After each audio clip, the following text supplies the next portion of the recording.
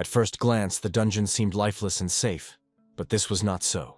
All sorts of creatures lived in it, and some of them were green, sticky goblins. Kai was able to destroy a dozen of these creatures without fear. He shouted for Castle to finish off the remaining monsters quickly. He replied that there was no need to rush him. There was only one goblin left. Castle swung and cut the creature's body in half. Kai said he didn't think they would spend so much time on these monsters. The next moment, the earth shook and a huge orc with glowing eyes appeared in front of them. Kai shouted that they needed to retreat and find the master. But Castle rushed at the orc and shouted that he could handle him himself. And then someone shouted for Kai and Castle to immediately step back. Kim Hyun-bo extended his hand forward, holding a golden card. The next second, a large fireball appeared above his head. The ball flew quickly towards the orc and immediately swallowed him. Kai asked the owner how he felt. Hyun-bo replied that he had spent almost all his mana on the orc. Once upon a time, he could only dream of such a level. Once upon a time, the guy did nothing but sit under the blanket, hiding from the whole world. But 3 months ago, the door to his apartment turned into a portal leading to a dungeon. At first, it all seemed a little curious. And, having entered the dungeon, Hyun-bo even felt like a fantasy hero. But this mood immediately passed at the sight of the first goblins. These monsters wanted only one thing: to kill him. Their poison got into the blood, and the guy was on the verge of life and death for several days. But he survived and received the rank of Dungeon Explorer. After that incident, Hyun-bo hesitated for a long time to return to the dungeon, and even looked for answers on the internet. Finally, he managed to find a site where people like him discussed the walkthrough, weapons, and shared tips. And then he saw quests. One of them had the number of the very dungeon that was in his apartment, which simply needed to be cleared out together with other players. The guy was scared. Maybe the players could cope without him. But he had to go hunting because he needed money. Now he knew that the further he went into the dungeon, the more terrible the monsters were. Hyun-bo decided to kill ordinary goblins, and after some time the system reported that there were only 5 people left. But he couldn't shake the thought that these monsters themselves might come to him. And then the guy found a man who received the same quest as him, and was ready to fight him tomorrow. He was glad that he would not die, and that there were still those who were able to fight. Wrapping himself in a blanket to remain unnoticed, Hyun-bo tracked down the 3 goblins. And so, choosing the moment, he attacked one of them, waving his club. One blow was enough to knock him out in one go. A shield flew at the second one, knocking the goblin off his feet. And the third monster grabbed the wounded man and decided to run away. But the guy caught up with them. He threw the card onto the lying man's chest and exhaled. Taking out a stationary knife, Hyun-bo hoped that everything would work out. He made a small puncture and blood began to drip from his finger. The guy raised his hand over the map, and when everything around was illuminated by a blue glow, he realized that he had succeeded. Suddenly, Hyun-bo felt his stomach spin. As a result, he was left alone and tried to ignore what was happening, trying to find at least something on the site that could help him. But there were only comments about how there was no point in clinging to life. The only thing left was to die. There was no choice. I had to fight alone, or stay with the dungeon forever. In the meantime, it was possible to evaluate one's skills.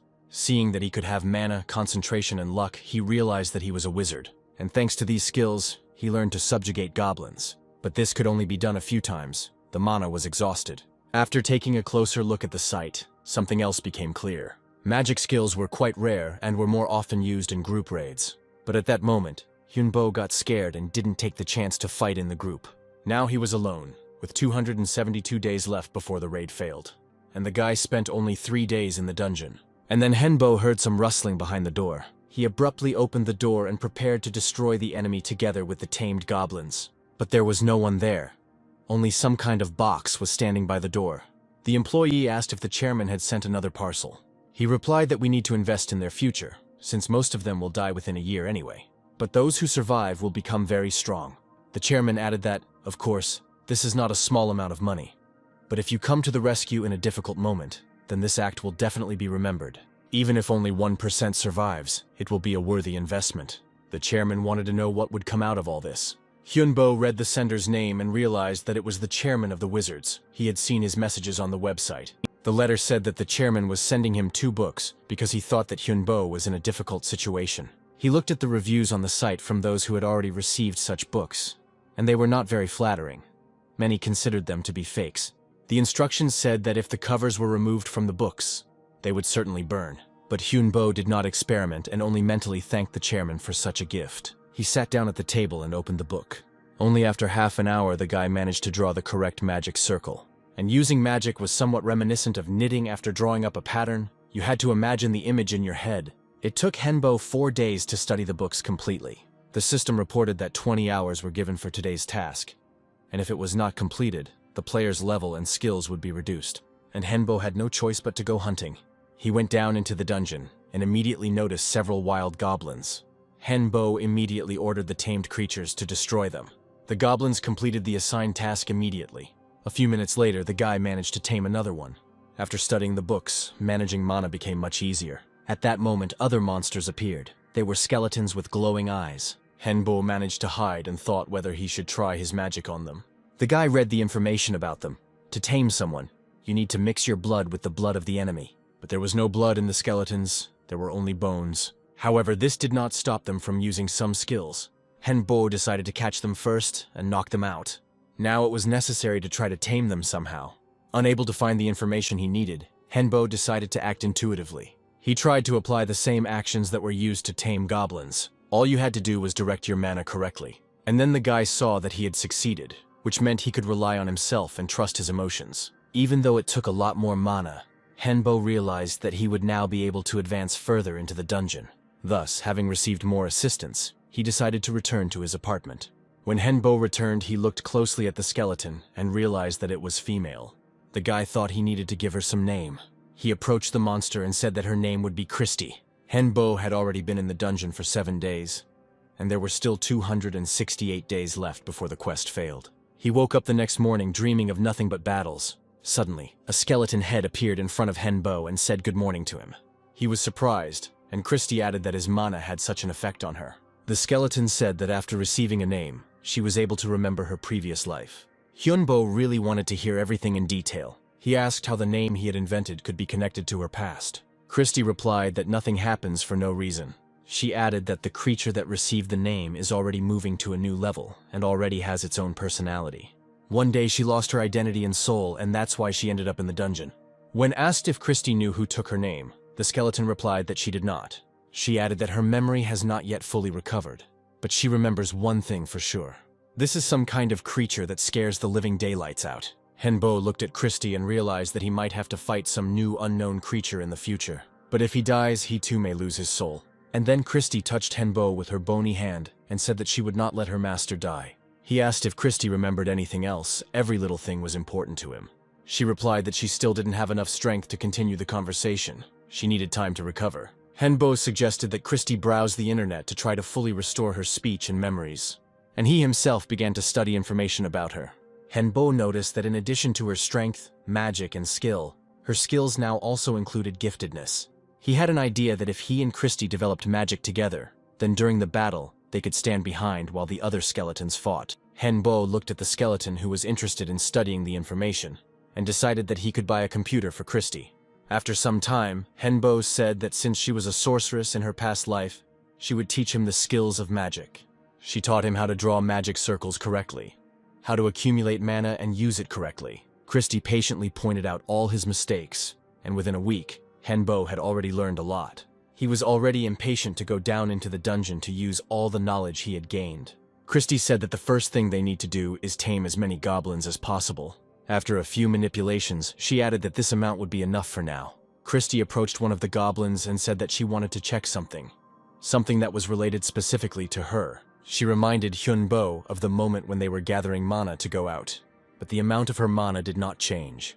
The next second, Chris grabbed one of the goblins and began to absorb his energy. The guy didn't understand what all this meant, but he didn't interfere. A minute later, Chris reminded her that she was undead. She added that after death one wants to live even more. Chris said that she can't store mana because she's already dead, and in order for the undead to be stronger, they need to take other people's lives. To survive, she needs to kill other creatures, and this is monstrous. Hyunbo gave Chris permission to kill others to become stronger.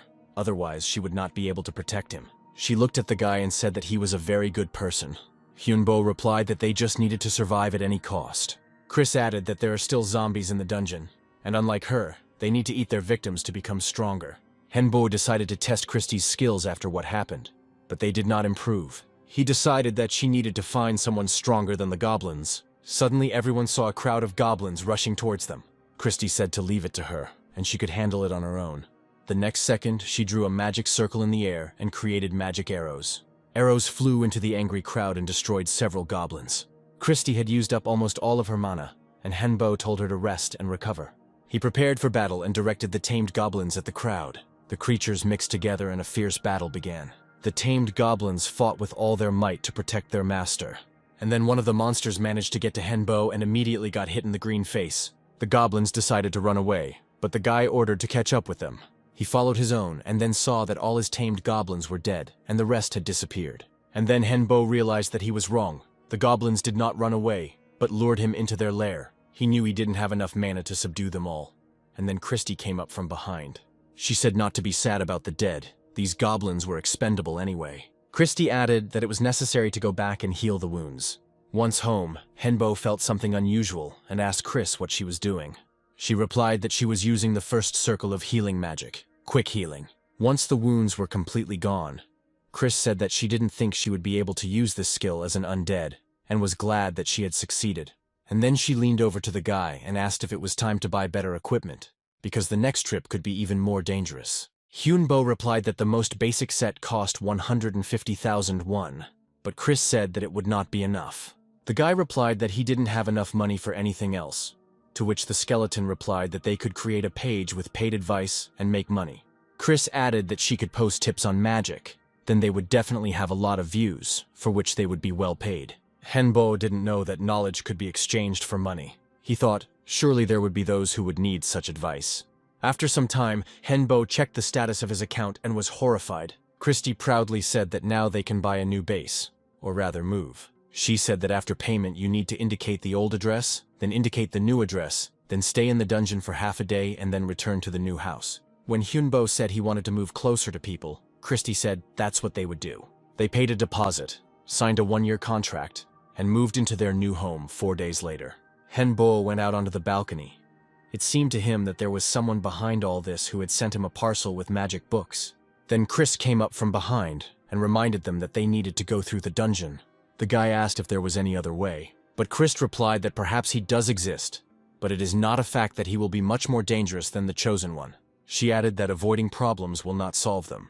Hyunbo shouted that he just wanted to get out, and he would definitely manage it. The next second, everything around was illuminated by a bright blue glow, and Christy realized that this was what the owner's mana looked like. Now Henbo has another weapon, a mace, and it has become much easier to deal with enemies. In addition, his body's own mana awakened. Returning home, Christy explained that her owner got her for being able to overcome himself. She added that now he can definitely be called a wizard. From now on, Henbo was a magician of the first magic circle. He began to manipulate the magic circle. This was necessary in order to successfully complete the subjugation of the 2 captive skeletons. Henbo gave them the names Castle and Kai, but Christy suggested taking it slow. She added that it was not a fact that these 2 would be as obedient as she was. After all, the memories of life and death that appear in the body of the undead can affect them in unpredictable ways. A couple of hours later, they returned to the closet where the skeletons were locked. Henbo came closer and opened it. Christy touched one of the skeletons and said that their memories had returned. The guy replied that they seemed to understand him, but they couldn't answer anything. Christy said that they lack vocal cords, and she is an exception. She turned to the skeletons and said that today they had another chance. Christy pointed to Henbo and added that this was their new owner who saved them and gave them new names. She said that now Hyunbo is in danger, just as their world was once in danger. And so Kai and Castle must do what they failed to do in their past lives. Christy told the skeletons to swear allegiance to their master, and if they did not, they would die on the spot. Without saying a word, Kai and Casly telepathically swore an oath of allegiance to their master. And then one of them said that now they could talk, and they became one united team to take revenge. Hyunbo asked what kind of revenge they were talking about. Castle replied that he had not yet fully remembered who and for what he wanted to take revenge. But he must find the bastard who killed him. Kai remembered that his family once had a family heirloom, but it was lost in the dungeon. But when his older brother went there, they lost contact with him. And now his goal is to find this thing and defend the honor of the family. Christy told them that in her past life she was a sorceress, and now she wants to continue studying magic to become stronger. Hyunbo realized that he had to say something too, so he said his name and added that his goal was to survive. He was once on the verge of death, and he doesn't want to experience that fear and pain anymore. Hyunbo added that each of them, by going towards their own goal, helps him achieve his goal. Christy, Kai, and Kazli responded that they were ready to help the owner and follow him. Having gone into the dungeon, Henbo was already eager to see his skeletons in action. Kai remembered the oath he had given and wanted to live up to his master's expectations. Kazli was very resilient and fearlessly rushed into the crowd of monsters. Thanks to their combined efforts this time, Hyunbo managed to go much further and reach the boss's gate. Someone who has reached this place wrote on the site that behind these doors, there is one goblin boss and 20 small goblins. Castle said it wouldn't be difficult, and they could do it in 5 minutes. But Kai replied that he was too self-confident, because the boss was much smarter than an ordinary monster. And Christy added that she would not trust websites at all and would better prepare for the upcoming fight. And Bo listened to Christy, and they all returned home together to prepare to fight the boss. A few minutes later, he reported that he had good news. Everyone's stats and skills had improved thanks to the battles they had fought. When he decided to look at information about himself, he saw that he had reached the highest level. But the guy thought that this was not enough. He needed to become even stronger. Kai said that they might need some magic crystal powder for the upcoming fight. Hyunbo went to the website and saw that 10 grams of the ingredient cost 1 million won. And when Christy added that they would need a whole kilogram, the guy replied that he didn't have that kind of money. Christy insisted, saying that they could buy what they needed on an installment plan. A few hours later, the package was delivered. Christy said mysteriously that she needed to create something and asked not to interfere. When she added that it could take several hours, the others decided to go down into the dungeon without her. Almost 300 units were destroyed. Kai said that the enemy was weak today. Kazli replied that they had squandered almost all their luck. And then Hyunbo remembered that he had a skill called luck, which should help in difficult situations. But Kai replied that luck doesn't come easy, and if luck is on his side here, then in life it's most likely the other way around. Kazli reminded them that perhaps they had not encountered suitable skeletons precisely because the owner had spent all his luck on them. They returned home. Everyone was eager to know what Chris had been doing without them. But she replied that she had not finished yet. Christy has tried several times to create the required ingredient, but it seems that luck is not on her side today. Hyunbo replied that it could be because he had used up all his luck in the battle. Christy replied that the owner had nothing to do with it. It was only her fault. She decided to go back to the room and try again. Although Christy said it would be a pleasant surprise, the others were eager to find out what was going on behind closed doors. And then the door suddenly opened, and Christy said dissatisfiedly that he was terribly disturbing her too. 3 days later, Hyunbo said that he was already starting to worry about her. Kai and Kazli advised not to interfere and just wait. A few minutes later, Christy entered the room and said that she was back. She added that she had succeeded and showed some kind of map. It was a spell card. Anyone could use it. All they had to do was imagine the spell and use mana, and then direct it to the card. And using modern technology, Christy will be able to create as many of these cards as she wants. She said that the hardest part was making a magical piece of paper out of ordinary paper. Kai and Kazli asked if Christy had cast a spell for them too. Christy replied that she didn't have enough ingredients yet, but she would come up with something next time. Henbo was pleased and suggested that everyone go to the dungeon to increase their levels. It didn't take them long to reach the door where the boss was supposed to be. Now everyone was level 12, and they could confidently move forward. Henbo walked up to the door and opened it. He went first and told everyone to be extremely careful. And then a crowd of goblins appeared from behind the ruins. One of them was distinguished by a headdress. He roared, and the monsters began to advance on the uninvited guests. Henbo immediately noticed that there were many more goblins than the website said. But it seemed that Kai was not at all embarrassed by this, and he rushed to attack.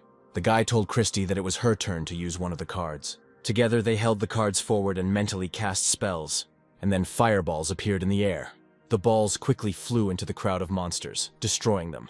Kazli rushed towards the survivors and shouted that they were finished. Once the regular goblins were dealt with, all that was left was to fight the main boss. Kazli shouted that he would deal with him himself, and in that same second, he realized that he needed better equipment. He retreated and decided that if he survived, he would definitely acquire it. Kazli rushed at the boss again and asked the owner for help. Henba drew another card in front of him and cast another spell. The boss, shrouded in lightning, wanted to run away, but Kazli grabbed him tightly by the head. A few seconds later, he was already standing over the lifeless body of the monster. Kai noticed the surviving and wounded goblins and said that they needed to be finished off. After some time, Henbo lay on the ground and understood only one thing. They had won. The system reported that a participant named Hyun Bo had cleared this dungeon quest first in 50 days and had received a reward of 1 million won. Tired and exhausted, they returned home alive. Henbo decided to lie down and rest for a while. He almost fell asleep, but when he opened his eyes, he saw a goblin's severed head in front of him. Henbo jumped up screaming and realized that he had fallen asleep right in the dungeon. He looked around and said that it was time for them to go back. Henboy glanced at the app page and noticed a new feature, Quick Return. Christy said that she might appear after the boss is destroyed. The guy, without thinking, pressed it, and a door immediately appeared in front of them. He was just about to grab the handle when Christy got ahead of him. She suggested not to take any risks until she had fully examined the door. Henbo sat down on a rock and decided not to disturb Christy. He added that it was better to wait than to take risks. When Henbo woke up, he heard an argument about whether anyone had bought anything from the website. Someone sent them a package again, but everyone denied any involvement. Henbo carefully opened the box and saw chainmail inside.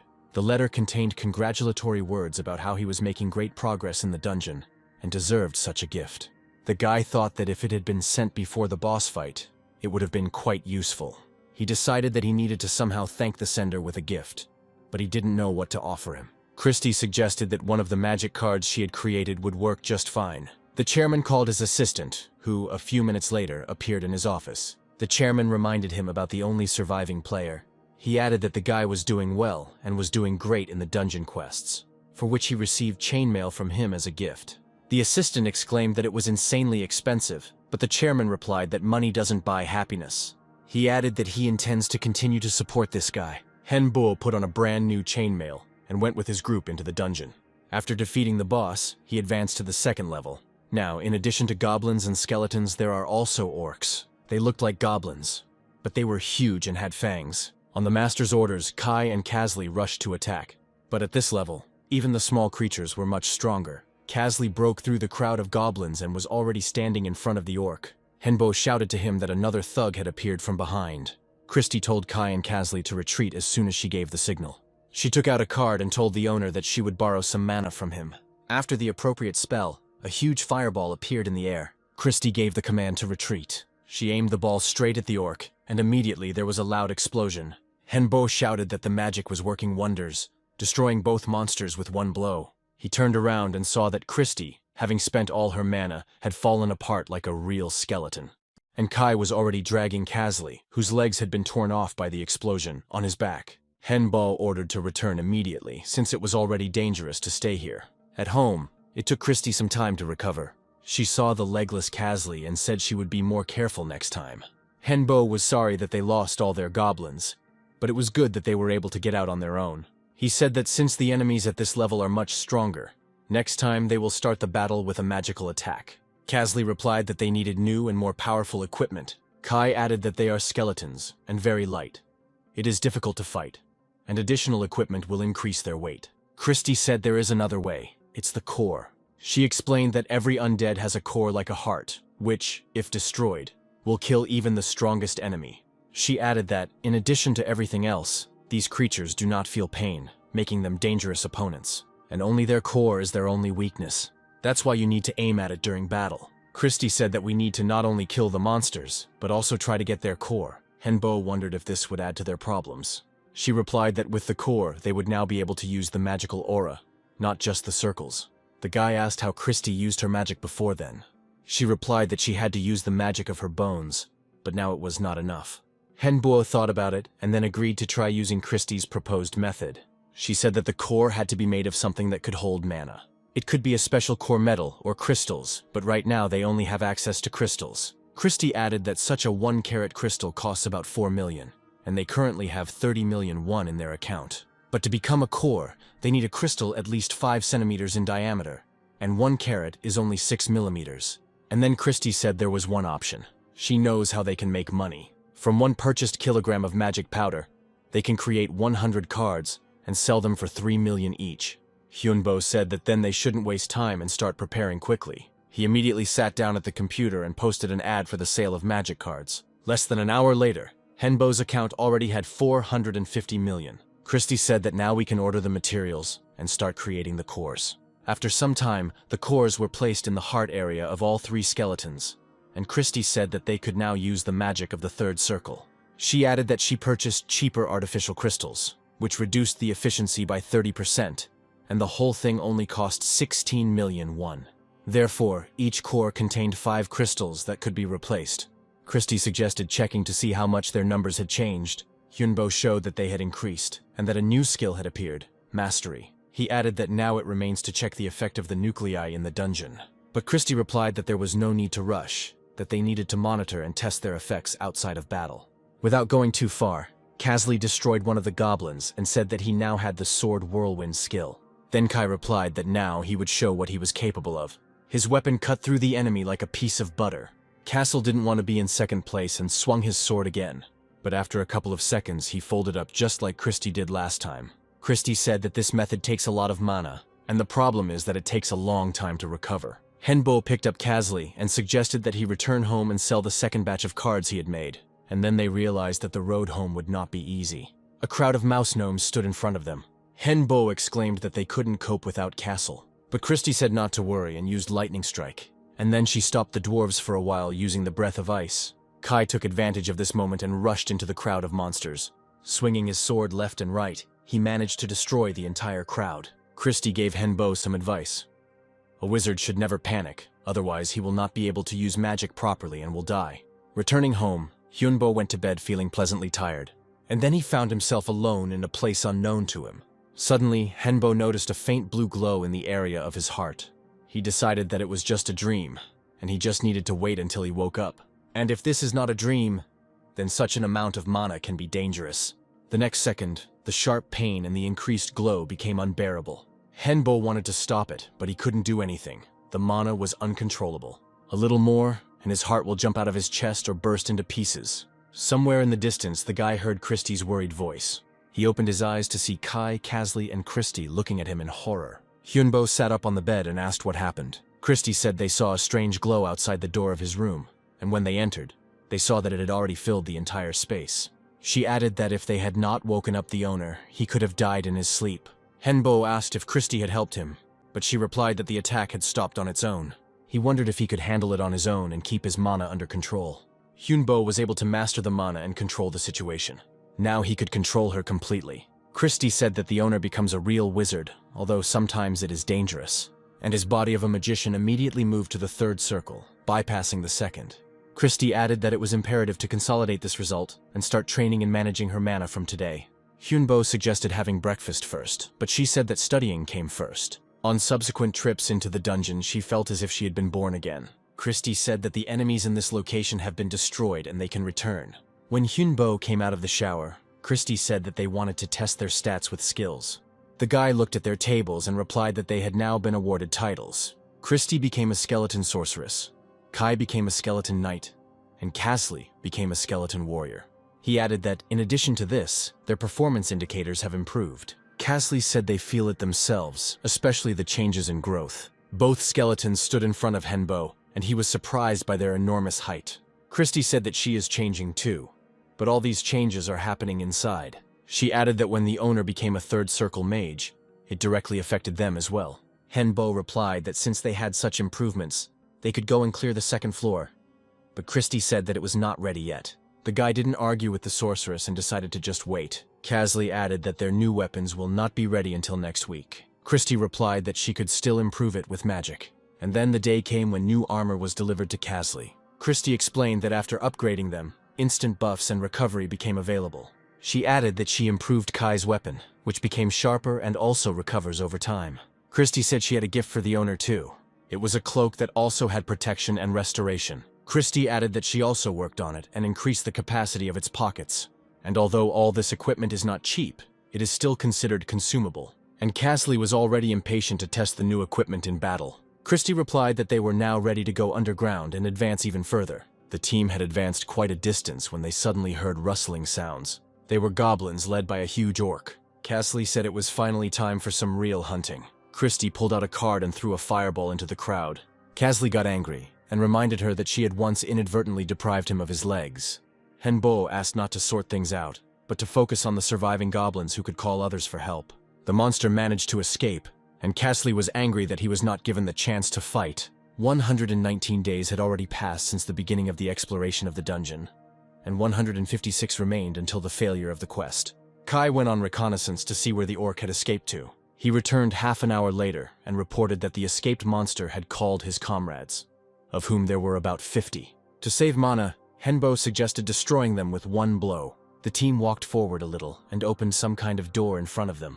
It looked like there was another monster lair here. Christie cast a spell and Henbo released a fireball forward. Some were destroyed, but the rest were enveloped in acrid clouds of smoke. And then a mouse gnome rushed towards them. Henbo didn't lose his composure and launched a magic arrow at him, and spears and swords flew after her. But despite the fact that the monster was not alone, some were still neutralized. Casley shouted that it was his turn and rushed into the angry crowd. Kai, brandishing his sword, rushed to his aid. The goblins, realizing that they were facing a strong enemy, began to run, saving themselves by flight.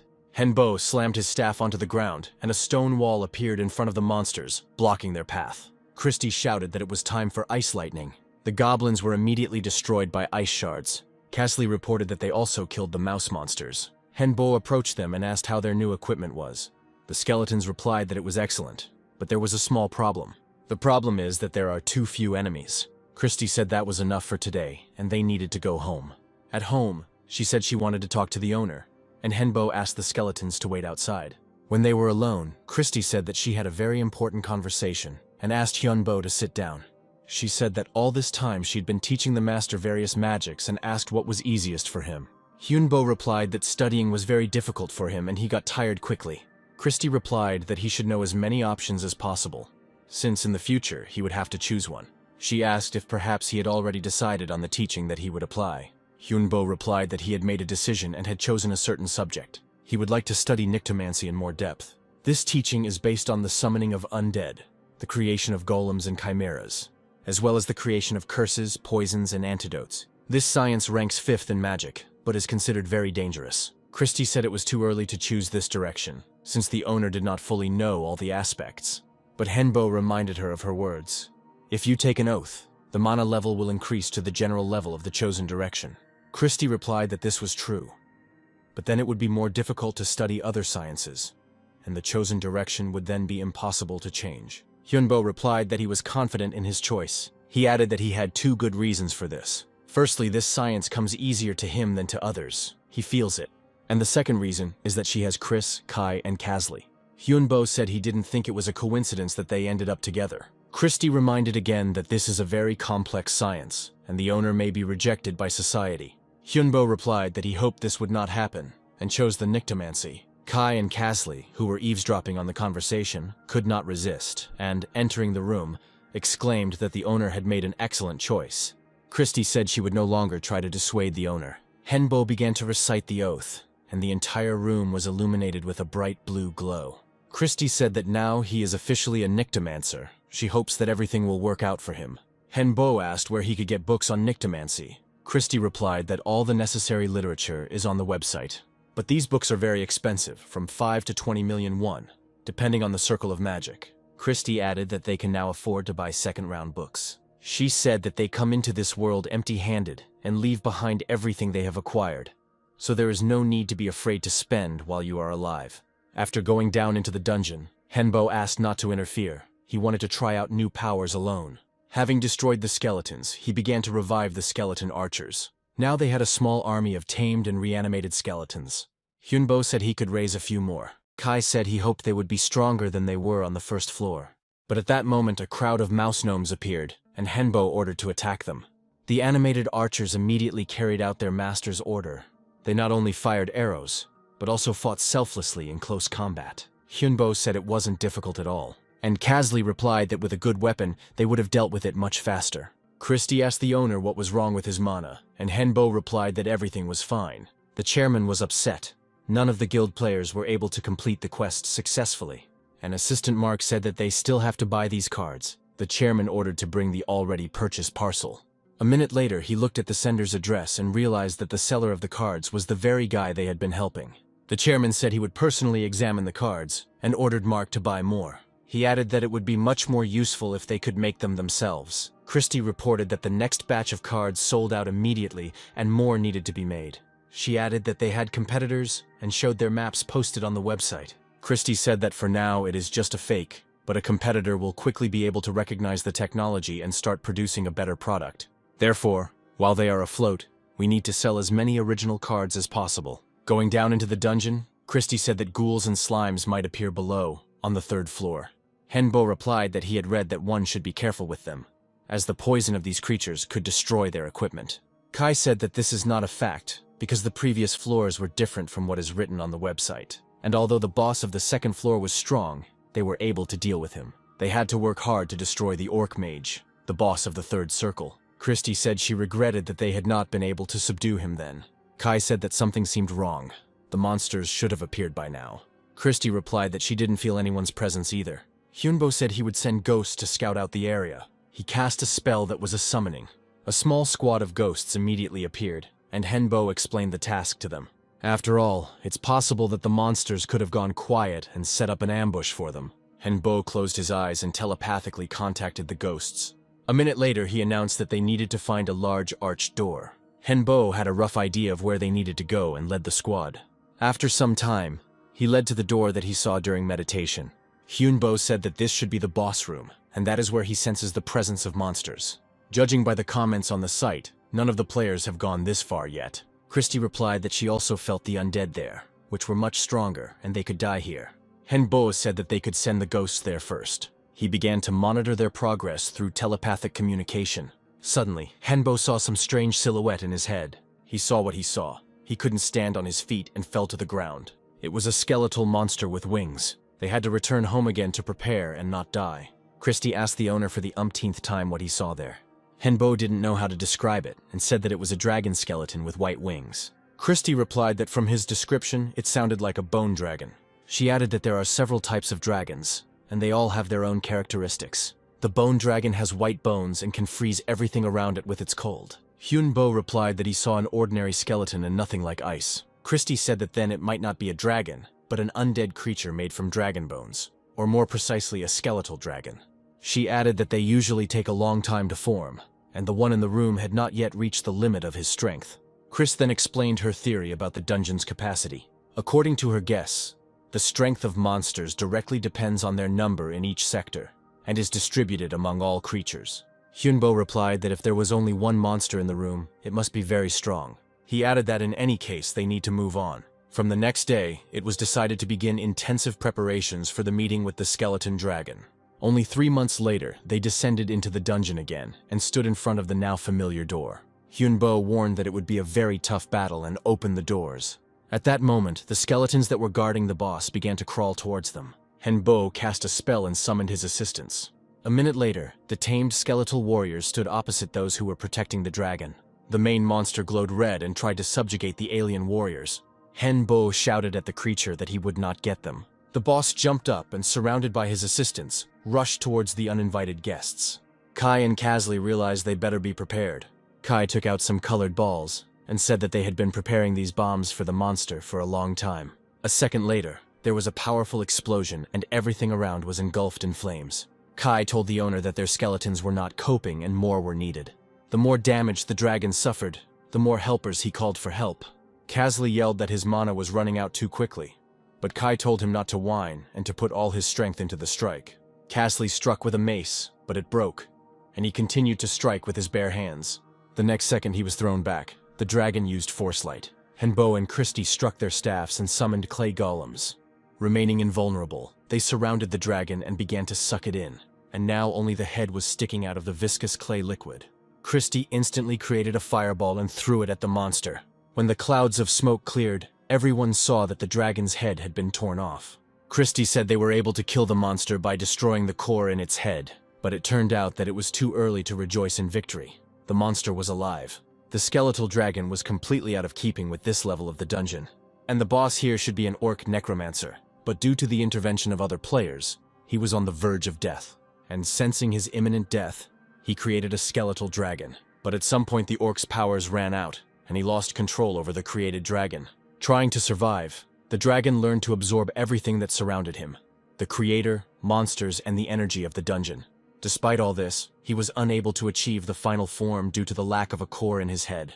But this did not stop the dragon from restoring his skeletal body. Henbo told Christy to get ready to attack the monster, and they would try to buy her time. He added that his mana was almost running out, and then Kasley, all broken, shouted that the owner could take mana from him. Henbo agreed, but the mana was still not enough. There was one last and only way to restore strength. Use your own blood. Filled with mana, Henbo felt as if he had lost something important. He knew that his life was now shortened. But what was the point of the future if the present was gone? Kai shouted that he still had bombs left and threw them at the dragon. The explosion did not help, and the clay golems began to advance on the monster again. And then Chris told everyone to dodge. The monster released the dragon's breath. Henbo covered himself with his protective cloak as soon as he could. A minute later, he opened his eyes and saw that all his friends were dead. And seeing a skeletal dragon in front of him, he realized that this was the end. But then Henbo remembered his ability of telekinesis and rose into the air. He had almost no mana left and there was no room for error. Henbo extended his hand forward and commanded the dragon to surrender, bow before him, and acknowledge him as its master. And suddenly the monster replied that he would never recognize a pathetic little man as his master. Henbo shouted that he was just a pile of bones and a pathetic fake. But despite this, it gives him the opportunity to become stronger than any real dragon. Otherwise, they both will have to die. Henbo quickly flew up close to the monster and touched its head. Using up the last drops of mana, he lost consciousness and fell to the ground. Henbo came to his senses and saw that he was lying in the bony clutches of a monster. The dragon's eyes changed color, and he said that the master must keep his promise and make him stronger than real dragons. Henbo didn't believe that he was still alive, and he succeeded. He managed to complete the quest in 329 days. It looked like an ordinary high-rise building in Gangnam, but in reality it housed a secret organization that supported underground explorers. Henbo reported that he had arrived with a report on the completed quest. The manager replied that this quest was quite easy and did not require a report. But Henbo said the run was quite unusual, and his report was worth checking out. The manager took a huge stack of sheets and wondered what could have happened there. After reviewing the documents, he couldn't understand how the guy had gone through alone and managed to subdue the skeletal dragon. And after looking through the file, the manager realized that in front of him was not just a necromancer magician, but also the very same seller of magic cards. He called his assistant and told him to give Henbo all the support he could. Henbo knew that he would be dead now if the dragon had not listened to him and used his breath. Christy said that it was all over now. She, Kai, and Kazli managed to recover, although it was very difficult. She added that they had to move their cores from the heart area to the center of the head, and then separate them from the body to avoid the monster's attack. But fortunately, everything worked out and everyone was alive and able to tame the dragon. And then Henbo heard the voice of the monster, who said that he was not tamed. He himself agreed. Christy told him that his name was now Godin, and the master would keep his promise by making him strong. The dragon replied that if the promise did not come true, he would kill Henbo. Henbo looked out the window. He really wanted to go outside, even if only for a little while. Christy replied that the owner could come out whenever he wanted, but it would still take him half a month to recover. At that moment, Kai and Kajisi came in and said that the owner was on the mend if he already wanted to go for a walk. Christy told the owner that she had some things to do, maps to make and equipment to repair. The next day, Hyunbo opened the door and walked out of the apartment. He hadn't been outside for almost a year. Henbo walked around the bustling city until the evening. The taxi driver said that it looked like the young man was new to Seoul. He added that there are many beautiful places here, but it is better not to go outside after sunset. The taxi driver said that recently a lot of people have been disappearing, and a lot of blood has been found at the place where they disappeared. Hyunbo wondered if this could have something to do with the monsters in the dungeons. Later, Christy said that their free time was over, but they managed to do something useful. They moved to a new house. Now these were spacious apartments on 2 floors. This house could also accommodate their dragon Godin. In addition, there was a river of mana flowing right under their house. Kai and Kazli came up and asked when they would be heading to the dungeon. Henbo looked at the app and said that there was a new quest to complete. The instructions said that it was given 400 days, and it was much more dangerous than the previous one. Kai replied that it would not be difficult for them, because now they had a dragon. Henbo said that you can't be so naive. There might be monsters even stronger than Godin. He added that one should not stop training, and one must be on guard all the time. Wan Chi was unable to cope with the monster and lost his arm in the battle, bleeding to death. And it all started when his apartment turned out to be connected to the dungeon. It was scary at first, but he was always surrounded by players like him. The friends even founded a guild, but many of them subsequently died. He once dreamed of the strongest guild in the world, and now Chi was lying on the ground next to a horned monster that was eating one of his friends. At that moment, someone quietly whispered if he needed help. The voice ordered him to speak more quietly and added that he would help the guy in exchange for information. Wan Chi said that he was new to the 3rd floor, and the monster was a wandering boss that there was little information about in the quest description. The voice replied that 10 minutes would be enough for him to destroy this creature. and the next second, skeletons began to advance towards the boss. Suddenly, the monster raised dust and disappeared from sight. Wan Chi saw a stranger with a mask on his face in front of him, who said with annoyance that he had let this creature go. And then Chi shouted to the guy that the monster was behind him. The next second, the boss was crushed to death by another monster that did not touch the stranger. Chai exclaimed that it was a bone dragon. The stranger approached him and replied that it was a skeleton dragon, which was still weak compared to the bone dragon. He added that the time will come when he will be stronger than all the monsters. The guy in the mask once again offered to help the poor, armless guy. He added that he was ready to make a deal with him. Wan Chi replied that he was ready to give him whatever he wanted. The stranger pointed his finger at him and said that his soul would be enough. He added that he could return the guy's hand if he agreed to sign a contract with him. Of course, it was hard to believe, so I had to prove it in practice. The stranger sat down next to the wounded man and used the skill of restoration and healing. Wan Chi looked at his hand and couldn't believe his eyes.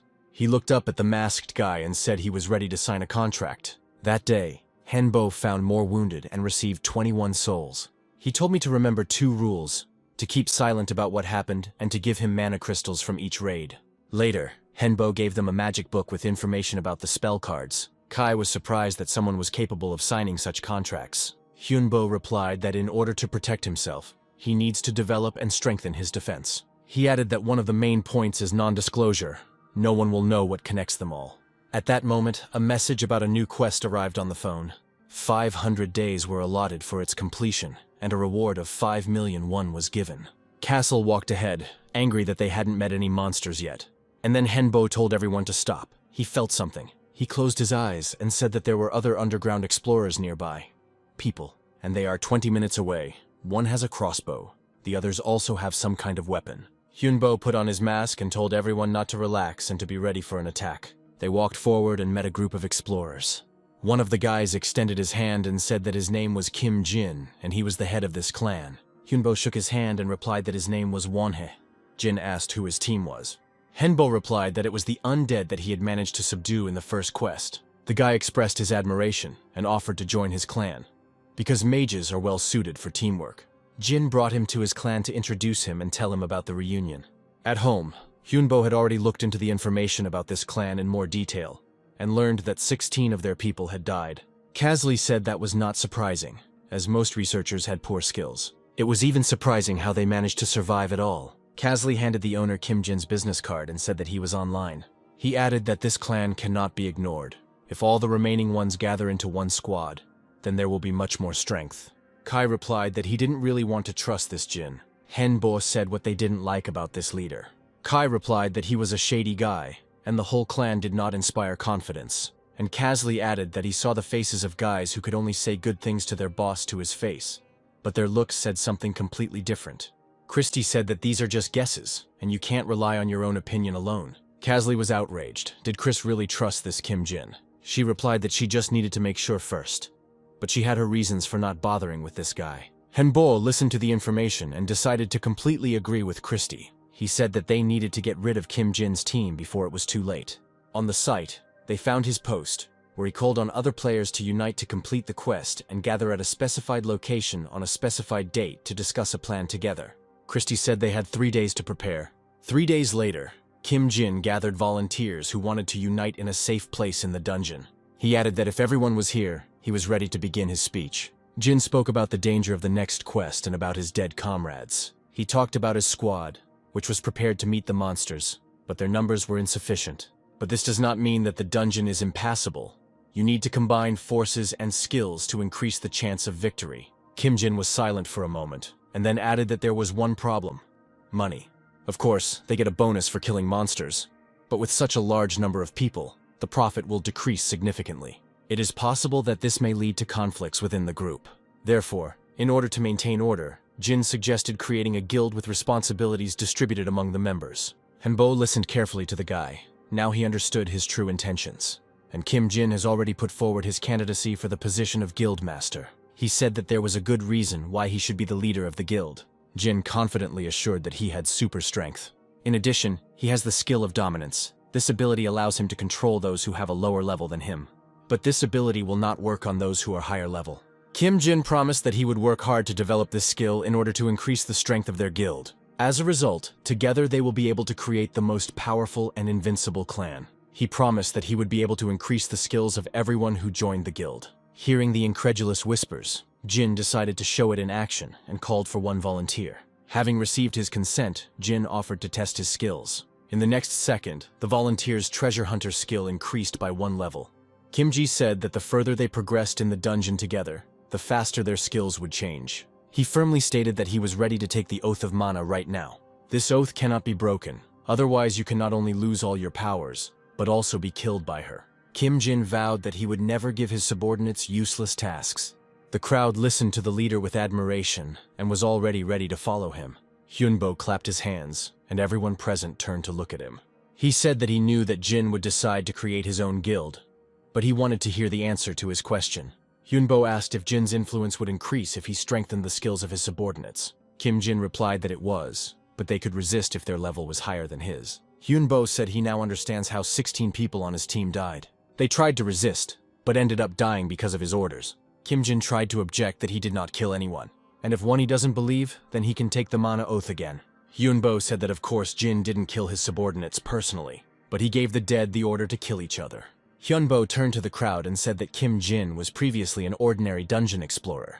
He was absolutely no different from the other players, but somehow Jin managed to gain superpower and subjugate those weaker than him. Kim Jin shouted that this was all nonsense and that Wonhai had no evidence. He began to accuse Hyunbo of wanting to assert himself at his expense, while he himself was afraid to even take off his mask. And then Hyunbo confidently replied that he had evidence. Kim Jin laughed and told the crowd that the guy was bluffing. His team members tried to stand up for their leader, saying that they were alive only thanks to him. Hyunbo replied that these were just misconceptions, and now he would prove it. He struck the ground with his staff and cast a spell to revive the dead. The next moment, all 16 dead people from the clan rose up. Hyunbo said that he is a necromancer wizard and has many options for using magic. Kim Jin shouted that these were just magical tricks, illusions, and a trick of the light. He claimed that Wonhee also wanted to become the guild leader and subjugate those present for his own benefit. But the people no longer trusted Kim Jin very much and were sure that he would do the same to them as he did to the dead. They started shouting that they would never choose him as guildmaster. Kim Jin couldn't stand it, pulled out his sword and rushed at Hyunbo. But then Castle came to the rescue and parried his blow. Kim Jin shouted to those who were still on his side to destroy Wonhee and his team. The subordinates rushed to help their leader. Kai shouted that they needed to be stopped, but in a way that would not harm them, since they were not guilty of anything. A minute later, he realized that the enemy was much stronger than he thought. Kim Jin laughed and said that they couldn't handle his people. Christie decided it was time to intervene and took out a magic card. Kim Jin's team was scattered across the ground. The leader shouted that now he would show all the power of submission. He raised his people and gave them even greater strength. Jin shouted that now Wonha's only option was to kill them if he could. Kai and Casly began to repel the enemy's attack again. Christie pulled out a second card and fired ice arrows. And Kim Jin swung his sword and shouted that now his bony toys would fight on his side. But Hyunbo replied that the guy had chosen the wrong opponent. And the next moment Godin appeared and grabbed Jin with his huge paw. An army of summoned skeletons grabbed Jin's men by the legs, preventing them from fighting. It took several minutes to neutralize the leader's men. Hyunbo said that if he hadn't guessed about Kim Jin's plan, then perhaps everything would have worked out for him. He raised his staff over the guy's head, and he begged him to stop. He understood everything. Hyunbo answered whether he had pardoned the dead people who asked him for mercy. With these words, he suddenly brought the staff down directly on Kim Jin's head. Hyunbo hadn't left the restroom for half an hour. He could not come to terms with the fact that he had killed a man. The guy couldn't help but think about it, much less forget it. From behind the door, he heard his team saying that the owner had done the right thing. Otherwise, many people would have suffered. Hyunbo believed that he was no better than Kim Jin, because he also subjugated the undead for profit. He opened the door and said that he would like to be alone today. The guy headed to his room and, closing the door behind him, collapsed onto the bed.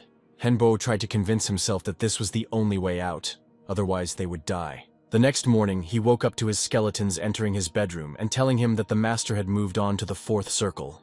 Hyunbo sat up in bed and didn't understand when this could have happened, because they weren't fighting monsters. Christie explained that yesterday his determination was able to improve the master's skills, and he became a 4th circle mage.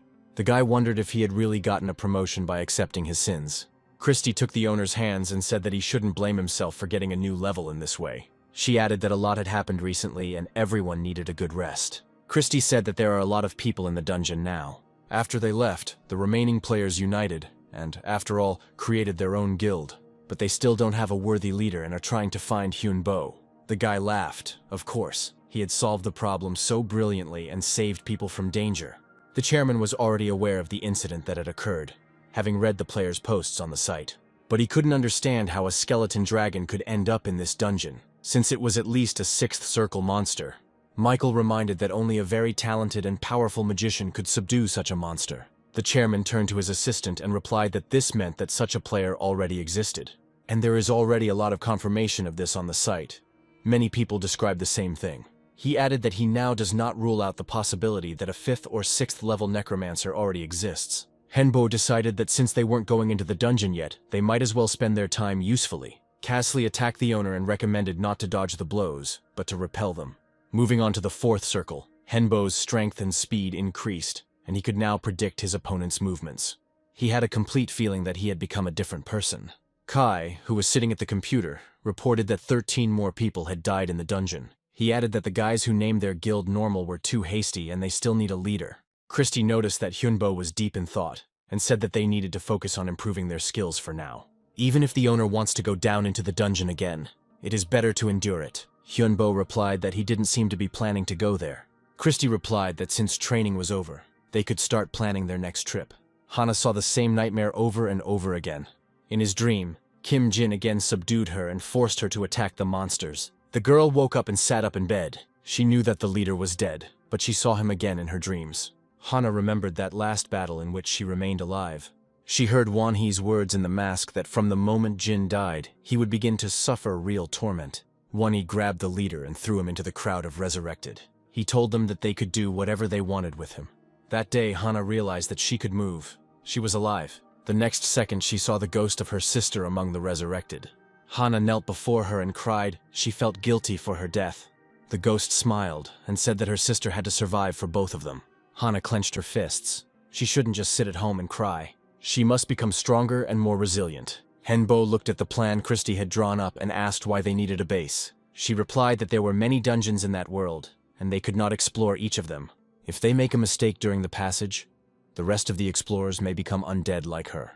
And it is possible that someday monsters from the dungeon will be able to penetrate this world. Hyunbo remembered the taxi driver's words that it was dangerous to go out in the evening. Many people were disappearing, and Christie continued, saying that the base was necessary to protect the survivors. It would be a safe place for researchers in need. Henbo replied that construction needed to begin as soon as possible, but Christie said there was another issue to consider. She explained that the cards are not selling very well now, and construction requires a lot of money. Christie added that most people continue to buy counterfeit cards at a lower price. She said they could start selling magical artifacts. Hengbo responded that competitors might again try to learn the technology behind their production. Christie said that with the cards it was easier, but with the artifacts, she will try to give it her all. She added that if the owner takes an active part, they will do it much faster. The next day, lessons on making magical artifacts began. Christie tried to be very patient, but from time to time she still punished Henbo. And the punishment was medicine, disgusting to the taste, but good for the body. It was sweet, salty, bitter, and spicy all at the same time. It took 3 months to complete the training. Christie said the owner is now ready to fight the new boss. Unable to find anyone more worthy, the researchers chose Hana as the guildmaster. She said that they wouldn't wait for anyone else and would handle it themselves. Hana stood in front of the crowd and gave a pep talk. And at that moment, footsteps were heard in the distance. It was Won-hee and his team. 108 days have passed since the start of the quest. All that remains is to defeat the boss. Hana greeted Won-hee and added that she didn't have time to introduce herself last time. She thanked the magician for helping her sister free herself. Hyunbo replied that he was not expecting any thanks. He just wanted to expose Kim Jin. Hana asked if Won-hee was ready to join the guild with his party to defeat the boss. She added that she was ready to pay him a reward for his help. Hana opened the case, which contained banknotes and magic crystals. She explained that there was 1,000,000 won and 5 mana crystals. Henbo replied that he had no need for such a small amount, and suggested dividing it among those present. He added that he was ready for long-term cooperation with the guild. Hana shook his hand and told him their plan. The melee fighters were supposed to become their shield, and the ranged ones were supposed to be their arrows. Hyunbo knew that Hana had chosen a simple and wrong plan. He said there was a huge werewolf and about 100 smaller monsters behind the door, so her plan wouldn't work. Henbo proposed his strategy, and within a few minutes, the guild and Henbo's squad were ready to enter the boss room. At the far end of the room sat a werewolf monster, and in front of him he was protected by a large army of all sorts of creatures. The werewolf let out a menacing roar, and the mouse monsters were the first to attack. Hana ordered a barrier of shields to be created. At her command, the first and second squads threw explosive flasks at the enemy, but the creatures managed to cover themselves with shields. The third and fourth squads immediately threw fireballs into the crowd, and then horned centaurs appeared from the flames.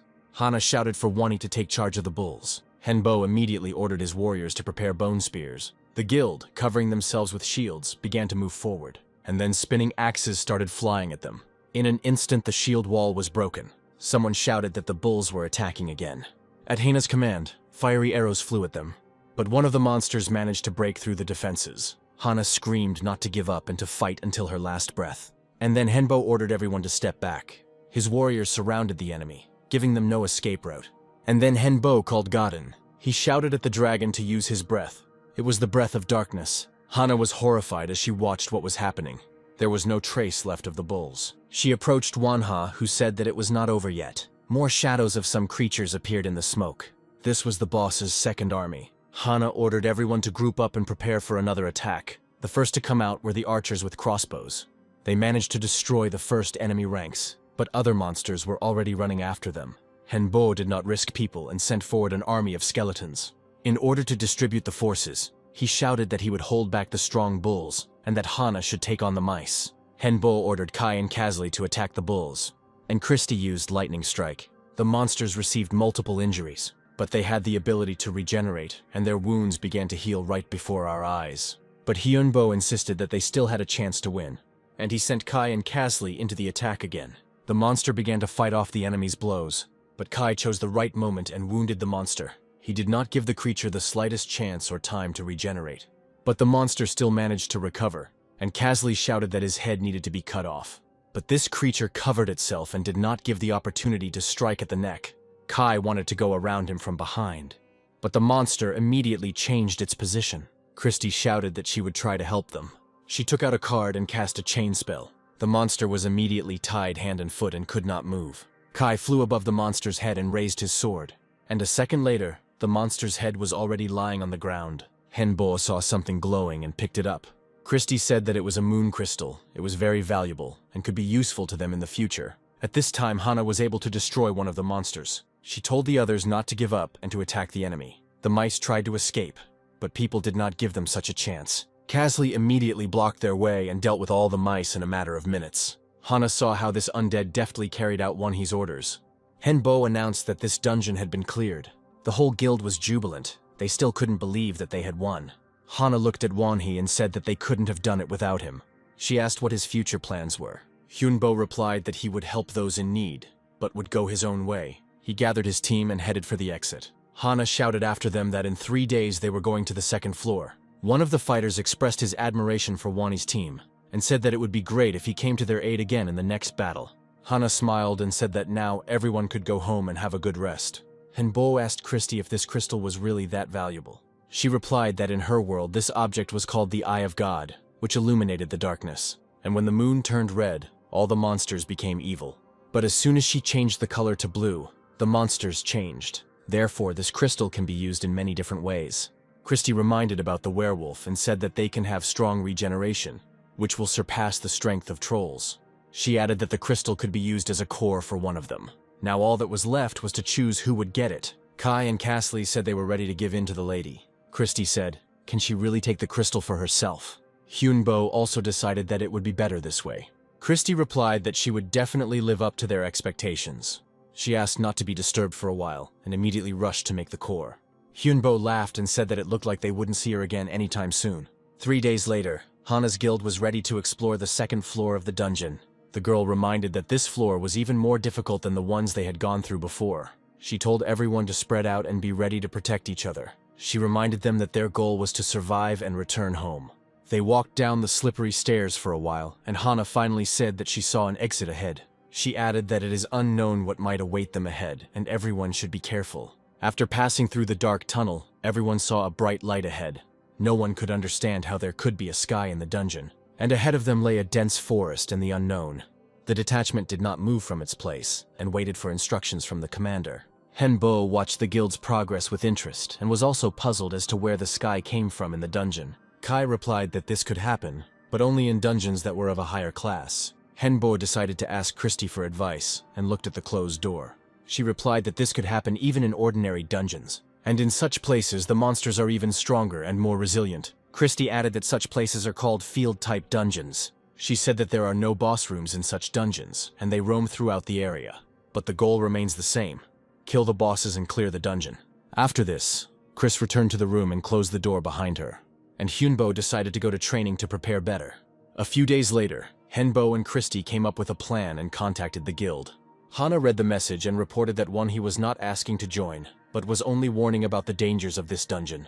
Kai said that we need to hurry up and dig faster. He said that if the wall was not strong, they would die first and become undead like him. Hyunbo said that thanks to the guild's help, the work was going much faster. This time he asked for help, and in return offered to conduct training and teach magic. Thus a good defensive camp was built. Casley reported after reconnaissance that they now knew of the existence of the great ape, the red ape, and the rhinoceros beetle.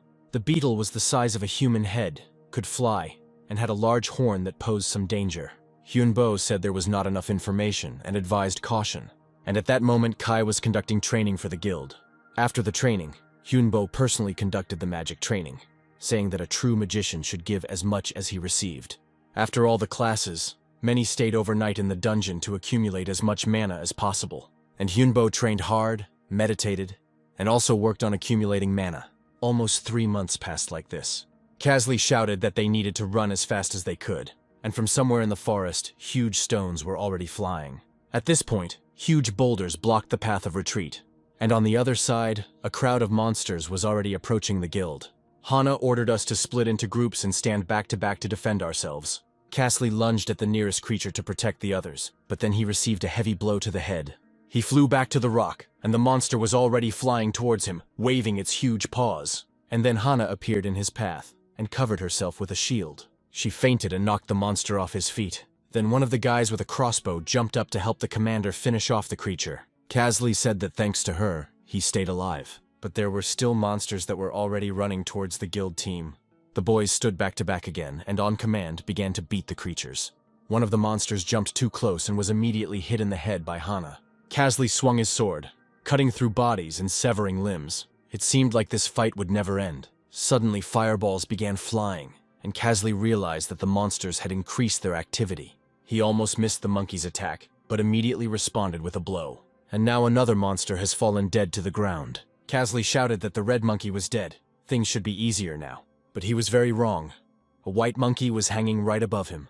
It was one of those wandering bosses. Casley managed to dodge, but some of the guys were not so lucky. He looked around and realized that he was left alone with this huge monster. Here the boss let out a menacing roar and looked somewhere to the side. In front of the monkey stood a monster of the master necromancer. It was a stone golem of the 4th circle. He arrived just in time. There was no one left to fight. The golem received the order and rushed at the monkey. Casley came to his senses and saw his owner. The monkey hesitated and did not advance, but the stone golem was in no hurry either. Kai told the owner to be careful. No one knows how this creature will behave. The monster stood up to its full height and let out a loud, inviting roar. The sound was so loud that Hyunbo had to cover his ears, but it was not just a roar. The monkey called his assistants. These were 2-headed blood wolves that, like the monkey, were wandering bosses. Christy managed to get around the wounded, using cards and a healing spell. Hana couldn't believe that she was alive now. The stone golem and the team were already ready for battle, and opposite them stood several bosses that had to be destroyed at any cost. And then the first wolf rushed forward, and the golem had already raised its stone hand to strike. A second later, there was no trace left of the predatory face. Kai was also ready to cut these creatures into pieces. Henbo raised his staff and sent a pile of rocks towards the approaching monsters. The next second, he shouted a spell to modify the stone golem. The monster grew in size and swung at the monkey. One blow was enough to send the hairy creature to the ground. Henbo shouted that his mana would only last for 20 minutes, but they had to make it in time.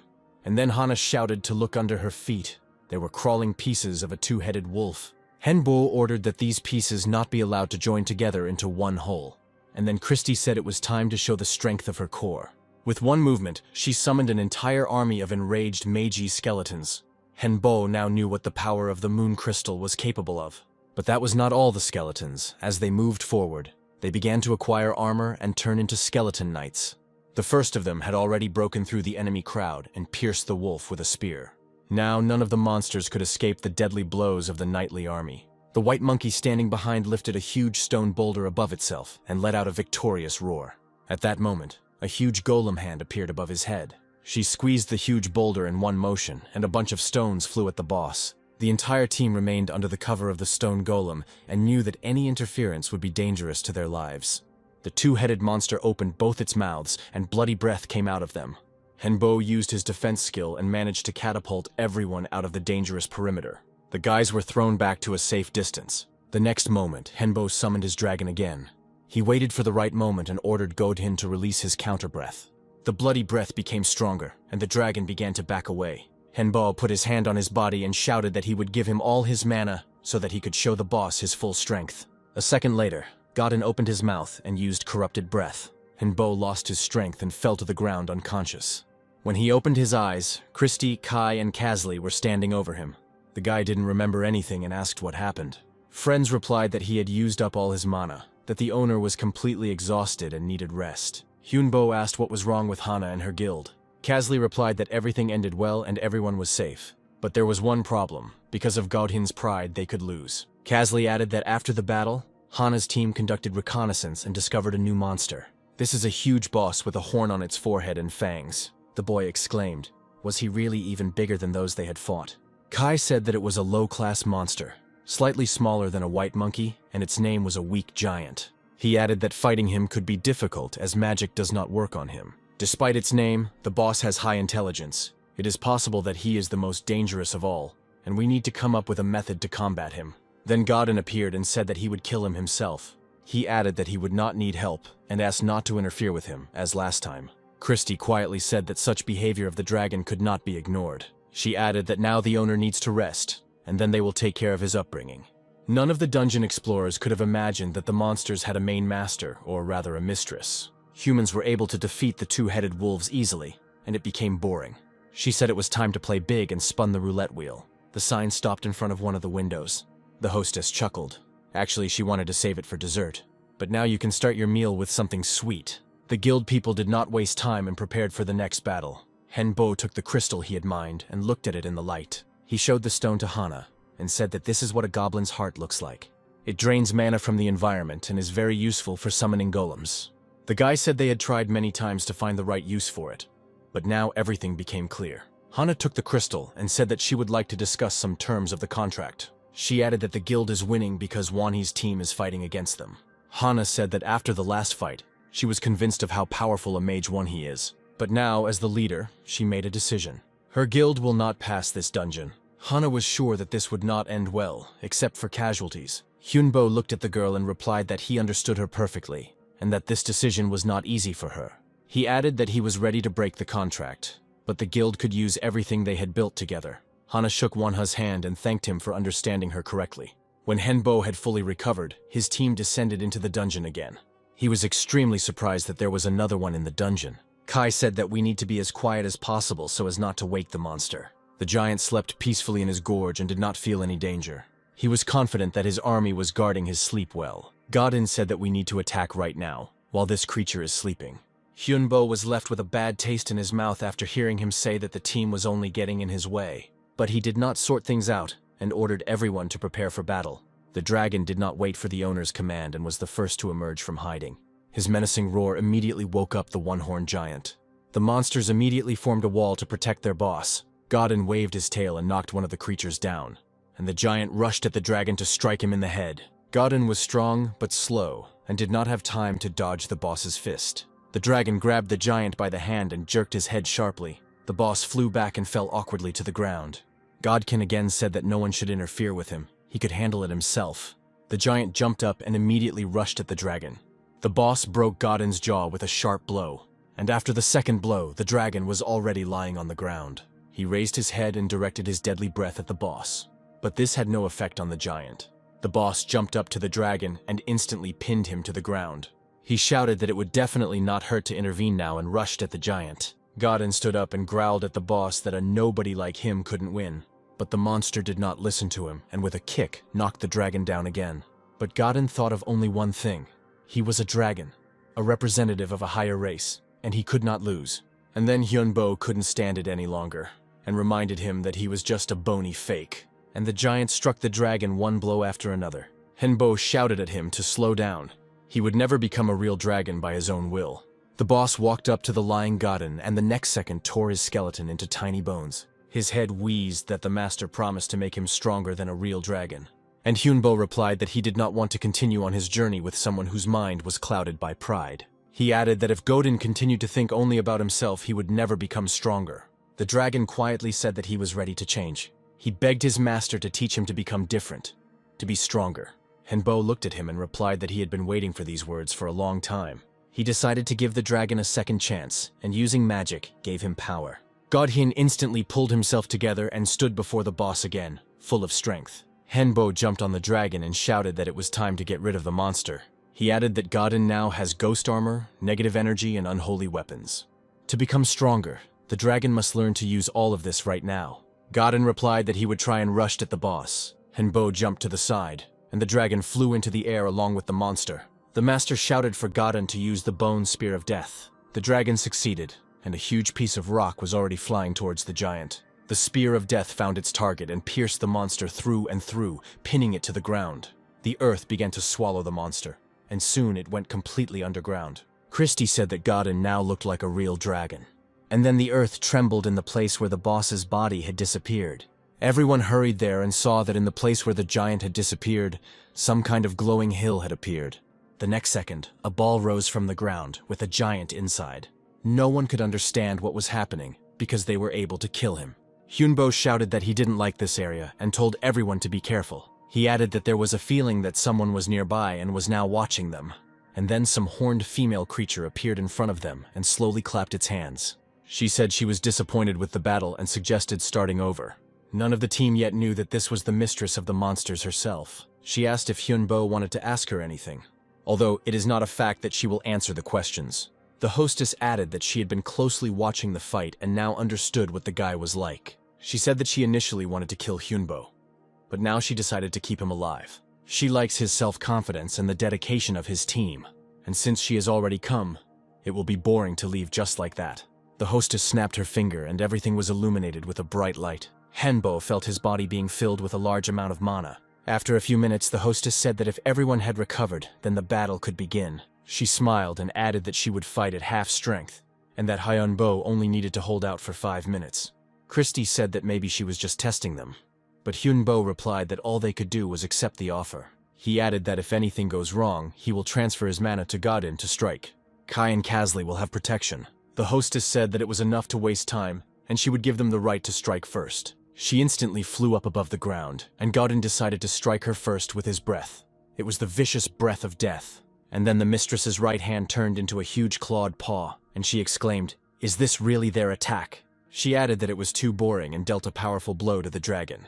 With one movement, the hostess was able to break Godkin into bones. She said that she might change her mind and just kill Hyunbo. No one could understand who she was or how to fight her. The hostess seemed to read their thoughts and replied that she was a creature from another world. The guy gave the dragon his mana and managed to restore it. He ordered Godin to destroy the giant immediately. Then Hyunbo turned to Christie and said that he needed a magical explosion. The next second, everything around was illuminated by a bright, fiery light. The explosion destroyed the ball containing the monster, so that Godin could reach it. And then the giant boss began to come to life. Kai rushed towards the ball to finally smash it. Kasley rushed to help finish off the creature. The mistress chuckled, saying that Hyunbo had wasted almost all of his strength on some low-level giant. The guy replied that a creature like her could not have entered this world on her own. She must have had a guide. The owner said that he really was not like everyone else. She came down to earth and declared that she was leaving them alive. They had passed the test. Thanks to them, she at least managed to have some fun. The hostess said that she could even give them some kind of reward. She added that she could take Hyunbo and make him her disciple or servant. But now it's time for her, and there's a nice bonus for them. After disappearing, the owner said that her name was Gloria. She was a demon dragon. Finally, she added that perhaps they would meet again and play just as merrily. After returning home, Hyunbo could not stop thinking that Gloria could have taken him with her. Christie replied that it was possible that she might do so at their next meeting. Henbo said that who knows what other creatures and monsters they will encounter in the dungeon. Casley said that, in any case, we need to be prepared to fight Gloria. Hyunbo replied that he needed to become stronger in order to fight on the same level with her. Christy said that they are all ready to follow the owner to the end. Hyunbo replied that they had already come such a long way and had trusted each other all this time. And then someone rang the front doorbell. Hyunbo walked up to the camera and, seeing the girl, asked who she was. The stranger replied that she was from the dungeon site, worked in the operations bureau, and her name was Hee Kang-mi. Christy, Kai, and Casley were very surprised. They had no idea that there was a real company behind all this. The manager of the secret organization was furious. Where could strong monsters appear in a dungeon of such a level? 16 people had already died. The assistant replied that there were survivors, and that a certain young man was especially talented and had taken a swing at these creatures. He added that he could send an agent underground to investigate the deaths, but the manager suggested that the first step be to contact this promising researcher. Entering the room, Kanmi explained that their organization manages the site, sends out requested items using the technology of higher beings, and also deals with money turnover. Christy asked what kind of creatures these were, and if their organization could contact them at any time. Kanmi heard the talking skeleton and was speechless at first, but then she remembered that this was her job and continued. The girl replied that she didn't know for sure, but it seemed like they were both gods and demons at the same time. Henbo suggested getting to the point and explaining the purpose of her visit. Kangmi replied that while looking through the members' information, it was discovered that 16 people had already died in the dungeon. She asked if Hyunbo could tell her more about what was going on there and also offer him cooperation. The guy became interested and asked what the organization could give him. He added that he was not interested in money. He already had enough of it. Kangmi replied that if Hyunbo shared the information with them, they could sell him the mana crystals. She added that, unlike the dungeon, they have some fairly rare specimens. Christy quietly whispered that with the acquisition of such crystals, they would have even more opportunities. Hyunbo looked at the girl and replied that this was not enough. Kanmi asked in surprise if he was so sure about the value of his information. Hyunbo replied that he was ready to bet his life and he would stand by his words. The girl stood up abruptly, took out her phone and told someone that they had a small problem. She walked over to the window and continued the conversation for some time. A couple of minutes later, Kang-mi approached Hyunbo and, holding out the phone, said that the director wanted to talk to him personally. The director offered him to sell medicinal herbs, metals, and mana crystals cheaply. Hyunbo replied that he would agree if the discount was half the price. We had to bargain hard with the director, but he didn't want to give in. When the two came to a common opinion, Hyunbo asked for another 3-year contract. The director said that Hyunbo was asking for a lot, a discount would be quite enough. But the guy knew a lot, and also knew his own worth and his magical abilities. Henbo replied that otherwise he would find someone who would pay him for the information at his price. The director said he was willing to sign a 3-year contract, but Hyunbo had to work for the government the entire time. The guy categorically refused such cooperation. He explained this by saying that he does not want to be limited by the established framework of the government and act on someone's orders. The director offered a 2-year contract and freelance work. Hyunbo would like to hear more detailed conditions. The director replied that he would send him the contract, and the guy would be able to familiarize himself with all the terms. Chris said that now they will have a lot of necessary items. The director said that there would be one more condition. You would need to pass a certain test. Their organization is a government one, and he cannot personally enter into a contract. Other organizations may be against it, and he wouldn't want other people to control the researchers. Hyunbo didn't really like this proposal, but he asked what should be done. The director said that they needed to go through a dungeon that was sealed, and none of the participants had been able to go through it before.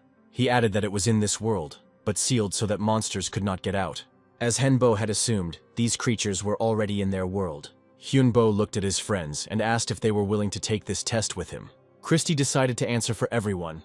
They need to go through the dungeon, become stronger, to return to Gloria. Henbo understood that this monster would not leave them alone anyway, and sooner or later, another battle would occur. He put the phone to his ear and replied that he agreed, but he needed all the information he could about the sealed dungeon.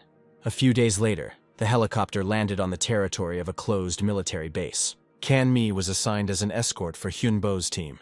They approached a group of military men, and the girl introduced the team that had arrived. The commander looked at Henbo and said that he did not really believe that he would be able to complete the task. Kan-mi replied that although he looked like an ordinary young man, he had already managed to clear more than one dungeon. The commander said that if the guy retreated, they were not going to be held responsible for the consequences. He silently gave a sign to follow him, and Henbo's team proceeded to the base, where there was a lot of equipment and military personnel. Having reached some door, the commander ordered to stay there and wait. Later the door was opened, and behind it there was another one. It was behind it that the dungeon was located. And then the door opened, and goblins crawled out. Commander, immediately block the first door and destroy these monsters so that they do not break out. But the door wouldn't close, something was jammed in the hinges. The commander ordered the soldiers to go on the offensive and not miss a single creature. The next order was given, and the military opened fire. And then another goblin came out after the goblins and hit the staff with the skulls. The entire passage was engulfed in flames. The commander ordered that doctors be called to provide assistance to the victims. Henbo summoned Godin and ordered him to destroy the monsters. The dragon began to mercilessly crush the green creatures. The commander was shocked when, after a few minutes, everything around became quiet, and Hyunbo calmly replied that he was ready to enter the dungeon. It took only 30 hours to complete the quest. Henbo's team remained alive and unharmed. After completing the test, Henbo signed the contract and handed over all the information he knew about the dungeons, the dead, and also told about Gloria. The manager did not yet understand how to eliminate this problem. He decided that it was necessary to join forces and ordered his assistant to send the information he had received to other countries, but secretly, to avoid panic and leaks. In addition, he gave some note and told who it should be delivered to. Christie opened the secret section of the site and asked the owner what could be purchased from the materials presented. Hyunbo replied that even with the discount provided, everything was still very expensive. But Christie would like to buy almost everything. Many useful things can be made from this material. Recently, Hyunbo and his team moved house again, and now had a full-fledged office for Christie on the second floor. On the first floor there were bedrooms with a living room, and on the third there was a training room. The house also had passages into the dungeon, and Kai decided to apply magic circles to the walls to protect them from possible penetration by monsters. Kanmi came to them again and praised their choice of a beautiful house. Hyunbo asked with displeasure why the girl had not informed him of the visit. Kanmi reminded them that today was their last free day, and tomorrow their house would turn into a portal to the dungeon. She added that she already has information about which dungeon will go to Hyunbo. The girl said that besides him, there would be 35 more researchers in the dungeon. Together with them, the guy will need to explore the Cave of Doubts, and then Hyunbo said that he refused. He explained that he would not be able to protect such a large crowd of people, and that conflicts were possible, and he could only gather information about the dungeon. The girl handed Henbo a flash drive, saying that it contained information about upcoming quests, general and additional, after completing which the player would receive points. After going down into the dungeon, Henbo said that from this point on, the dungeons now had names, and they needed to get into the Cave of Doubt. Kai said that it was very dark here and the owner could practice seeing in the dark. He suggested that Henbo go down a little lower than he usually walked and observe the movement of the air. Kai added that the owner can use magic to replace the missing feelings. Henbo concentrated and felt everything that Mana touched, and then Christie exclaimed that these people from the company had deceived them. She handed the owner a phone, where there was information that with the points received, she could buy herself freedom for a day. But there was a limit. Only 30 people. Christie panicked. If they had known about this earlier, they would have accumulated more points. When they tried to calm her down, she said that they needed to buy something for Godin. She explained that his bones were held together by mana, but he had no organ to close the mana control circle. In simple terms, Godin does not have a dragon heart. To become a real dragon, it needs a core. But there are downsides here too. Now his body is a vessel for the soul. If the body dies, the soul will remain. But if the core is destroyed, Godin will die. The dragon was upset and replied that he didn't care. He was and would remain a fake. Henbo noticed that after meeting and fighting Gloria, Godin had changed a lot. Kasley reported that while they were talking, he decided to look around and noticed signs of an ambush.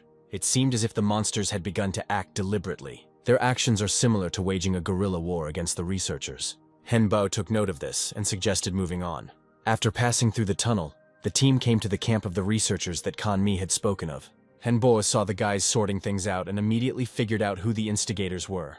It was Kim Tae-han, the guildmaster appointed by the central office. The second one was named Kim Ji-ho, the master of the Kanjin Guild. Then Park Guk-han, the master of the Tamo Guild, approached them and suggested that they stop fighting, and behind them walked Seo Jin-won, the master of the Haimosu Guild, who was carrying a wounded man. And then Guk-han saw how some girl injured a tamed monster, mistaking it for an enemy. It was Choi Mi-yeon, the master of the Survivors Guild, who claimed that he could attack them at any moment. At that moment, the earth shook. The guild members became alarmed and grabbed their weapons. Jin-won shouted to check the situation immediately. The girl found herself on the roof of the tallest building in a few jumps. Her name was Lee So-ri. She was the deputy and second in command of the Himosu Guild. The girl looked down into the distance and was horrified. She shouted to prepare for attack immediately. A whole army of skeletons was approaching the camp. The monsters appeared in the researchers' territory in a matter of seconds, and Jin-won struck the nearest monster. And then he saw that his sword was melting from contact with the creature. Jin-won shouted that weapons couldn't kill the monsters. They had to be burned. Several guys grabbed the cylinders and threw them into the crowd of creatures. Several powerful explosions occurred immediately thereafter. Several roofs of buildings were engulfed in flames due to the intense fire. Burning debris fell down and the researchers tried to avoid it. At that moment, a horned creature appeared in the sky and spread an icy fog. Jiho shouted that noise had protected them from the flames. Lee So-ri ordered not to look back and continue attacking the monsters. The guys immediately brought another cylinder and prepared for the attack. Gik-kan ordered to try to gather all the creatures in one place, but the skeletons started to run. The team tried to cut off their escape route. Several cylinders flew into the air and the entire camp was engulfed in flames. And then everyone saw how monsters' riders on some green creatures emerged from the cave. It seemed that with the first attack, the monsters wanted to deprive the researchers of their weapons. Mi-yeon told some of the guys to give their mana to Noes. A minute later, ice spears were thrown at the monsters. Tae-hun rushed at the creatures with his bare hands and shouted that they would not give up so easily. The riders attacked the tamed monster and stabbed it with several spears. Someone shouted that they could not fight without weapons and that they would all die. The next second, some dragon appeared in the sky, and the man on it shouted to protect the wounded and leave this fight for him. Team Hyunbo realized it was their turn and rushed to attack. The boys exclaimed, "Could this really be the same necromancer Wonhei?" Godin hovered over the camp and tried to extinguish the flames. The monster riders looked at each other and decided to retreat. The army of monsters turned their green creatures and fled. Within minutes, the researchers were jubilant at their survival. After a short rest, it was decided to demolish the burnt buildings and begin new construction of the camp. Mi-yeon tried to purchase a recovery elixir for the wounded, but the system said that the service was unavailable. There were still monsters around, but people, perplexed, claimed that everything around was clean. Hyunbo said that they can't go back. There are probably monsters among them. One of the guild masters asked how they could tell the difference between a monster and a real person. Henbo replied that he didn't have an answer yet. Jin-won said that we could try sending people home in groups. If a group can't be sent, it means there is a monster in it, and this way, they can be identified. Jiho objected. In the end, there would be monsters and a small group of researchers left, and it was unlikely that anyone would agree to that. He suggested leaving at least a few trusted people for protection. The guild leaders got together and began to think about how best to solve this problem. Guk-han suggested either drawing lots or playing rock, paper, scissors. Kai told them that if they continued to perceive what was happening as a game, then by tomorrow they would all be dead. He added that they lacked concentration, observation, and toughness. Min-yeon asked if he was suggesting that they go home and sit there. Kai replied that he was. He looked at the girl and added that they would sort it out themselves. Kai said that their team will cope without losses, since they are already undead. Tae-hun asked Wonhei if they really didn't need the guild's help. Hyunbo replied that he had no choice, he would either cope or die. Kai later apologized for making the decision alone. He added that sometimes it is better to act spontaneously rather than spend time developing a strategy. Christy said that she agreed with Kai, because not all guild masters would be able to correctly understand his plan, and disagreements could begin. Hyunbo replied that next time they would still need to consult with him. He went to the exit and ordered to prepare for an attack. The first thing that was decided was to blow up the area so that the boss monster would start spending its energy on restoring its dungeon. At that moment, the ground shook under our feet again, and when a stone golem began to emerge from the ground, the remaining masters decided that it was Wonhei who had summoned it. Henbo shouted that it wasn't him. Perhaps this monster was a kind of home for the creatures. The golem slammed his stone fists into the ground with force, and the craftsman began to run. And then, from its stone depths, riders on green lizards appeared again. Kasley took out the traps and pressed the buttons. The traps worked, and one of the masters shouted that we needed to get rid of the monsters quickly. Henbo stood on Godin and shouted at the creatures that their end had come. The dragon used a vicious breath, and the monsters' corpses began to melt. But the next second, these bloody masses rushed towards the dragon. Henbo couldn't believe that these monsters were capable of such a thing. They thought and acted like rational people. This shapeless mass was a double, an incomplete copy of the Master of the Dungeon of Doubts. Henbo looked at the mass flying towards him, and realized that he would have to deal with this monster. Godin used the vicious flare and directed it at the bloody mass. Having broken the red liquid into separate fragments, Henbo knew that there was no time to hesitate. They could not be allowed to come together again. Henbo ordered Kai and Kazli to destroy the remains of the monster immediately. They threw spears, but it was to no avail. The mass was able to regain its shape. She started moving and Kai and Kazli had to run. And at this moment, the guild masters had already managed to destroy the stone golem. Christy pulled out her staff and used paralysis on the bloody mass. The boys heard an explosion and saw the mass shatter into pieces. One of the pieces fell right in front of Tai-Han and continued to move. Christy shouted at him to destroy the piece of the monster immediately. It was difficult. The creature was trying to gather itself into a single being again. The masters united and tried to destroy the creatures together. One of the pieces took the form of a bull and hissed that it would destroy the pathetic humans. Jiho ran too close and the mass swallowed his body. The master could not move and began to choke. Hyunbo threw a bone spear to try to free Jiho. The monster retreated, but the master was unconscious. Henbo ordered to collect the wounded and immediately run for cover. The bloody monster screamed that it was his turn to die. The guy was left alone with the monsters, and they surrounded him. Henbo cast a spell and summoned the skeleton knights. At his command, the tamed undead rushed to fight the creatures. Kazli, Kai, and Christy also rushed to help. Christy raised her staff and pointed it at one of the monsters. The bloody creature flew into pieces again. But after a few seconds, she stood unharmed again. It seemed like a vicious circle, and there was no end in sight to the battle. This bloody mess was stronger than the summoned skeletons. Hyunbo decided to use the last possible method. The pieces began to shrink in size and lose their strength. In Henbo's hands was a mana storage. It was a type of trap that took away mana from the enemy. The last remaining monster was still trying to fight with all its might. He said that even if a human destroyed his dungeon, the monster's mana would still be released. Henbo stretched out his hand, threw a spear at him and replied that this would not happen. He added that at the end of his spear is part of his mana, which can destroy the monster. Henbo shouted at Godin to finish off the bloody creature and the remaining doubles. The dragon soared into the sky and once again directed its vicious breath at the enemy. The next moment, the bloody monster changed its form and shouted, "If it weren't for them, it could have become perfection itself." The monster didn't have time to finish speaking and burned in the flames of Godin's breath. And then the monster's doubles began to melt before our eyes, losing their strength. Henbo sat on the ground. He had almost no mana left. Kai approached him and said that, thanks to the owner, they managed. Returning home, Hyunbo could neither eat nor sleep, realizing how close he was to death. Kazli entered the room and said that he had an unusual request for the owner. He said that he would like to leave the house and meet his friends. Henbo turned to Christy for help, and together they began to create a face for the skeleton so that it could go outside. Christy put her ear back and told Henbo that she wasn't capable of that yet. The guy chuckled and said he could add a skill to Kazli so he could taste food and alcohol at the meeting. When everything was ready, Kazli went out to see him off and told him to return before midnight. Back at the house, Christy suggested starting mass production of the doubles. Kazli returned cheerful and drunk, and Henbo noticed that if he didn't leave the house, his free time didn't decrease. And then an interesting idea popped into his head. You can use the images of doubles outside. Time until the quest stops and there is no need to fight. Henbo sat down at the computer and saw that a new feature had appeared on the website, a mercenary system. Kai said that things didn't seem to be going well in the dungeon. Hyunbo wondered why such a function existed. Christy assumed it was because mana from the dungeons was leaking into their world. Due to the number of explorers, the density of mana in the dungeon increases, and within a year, this amount can be equal in the dungeon and outside.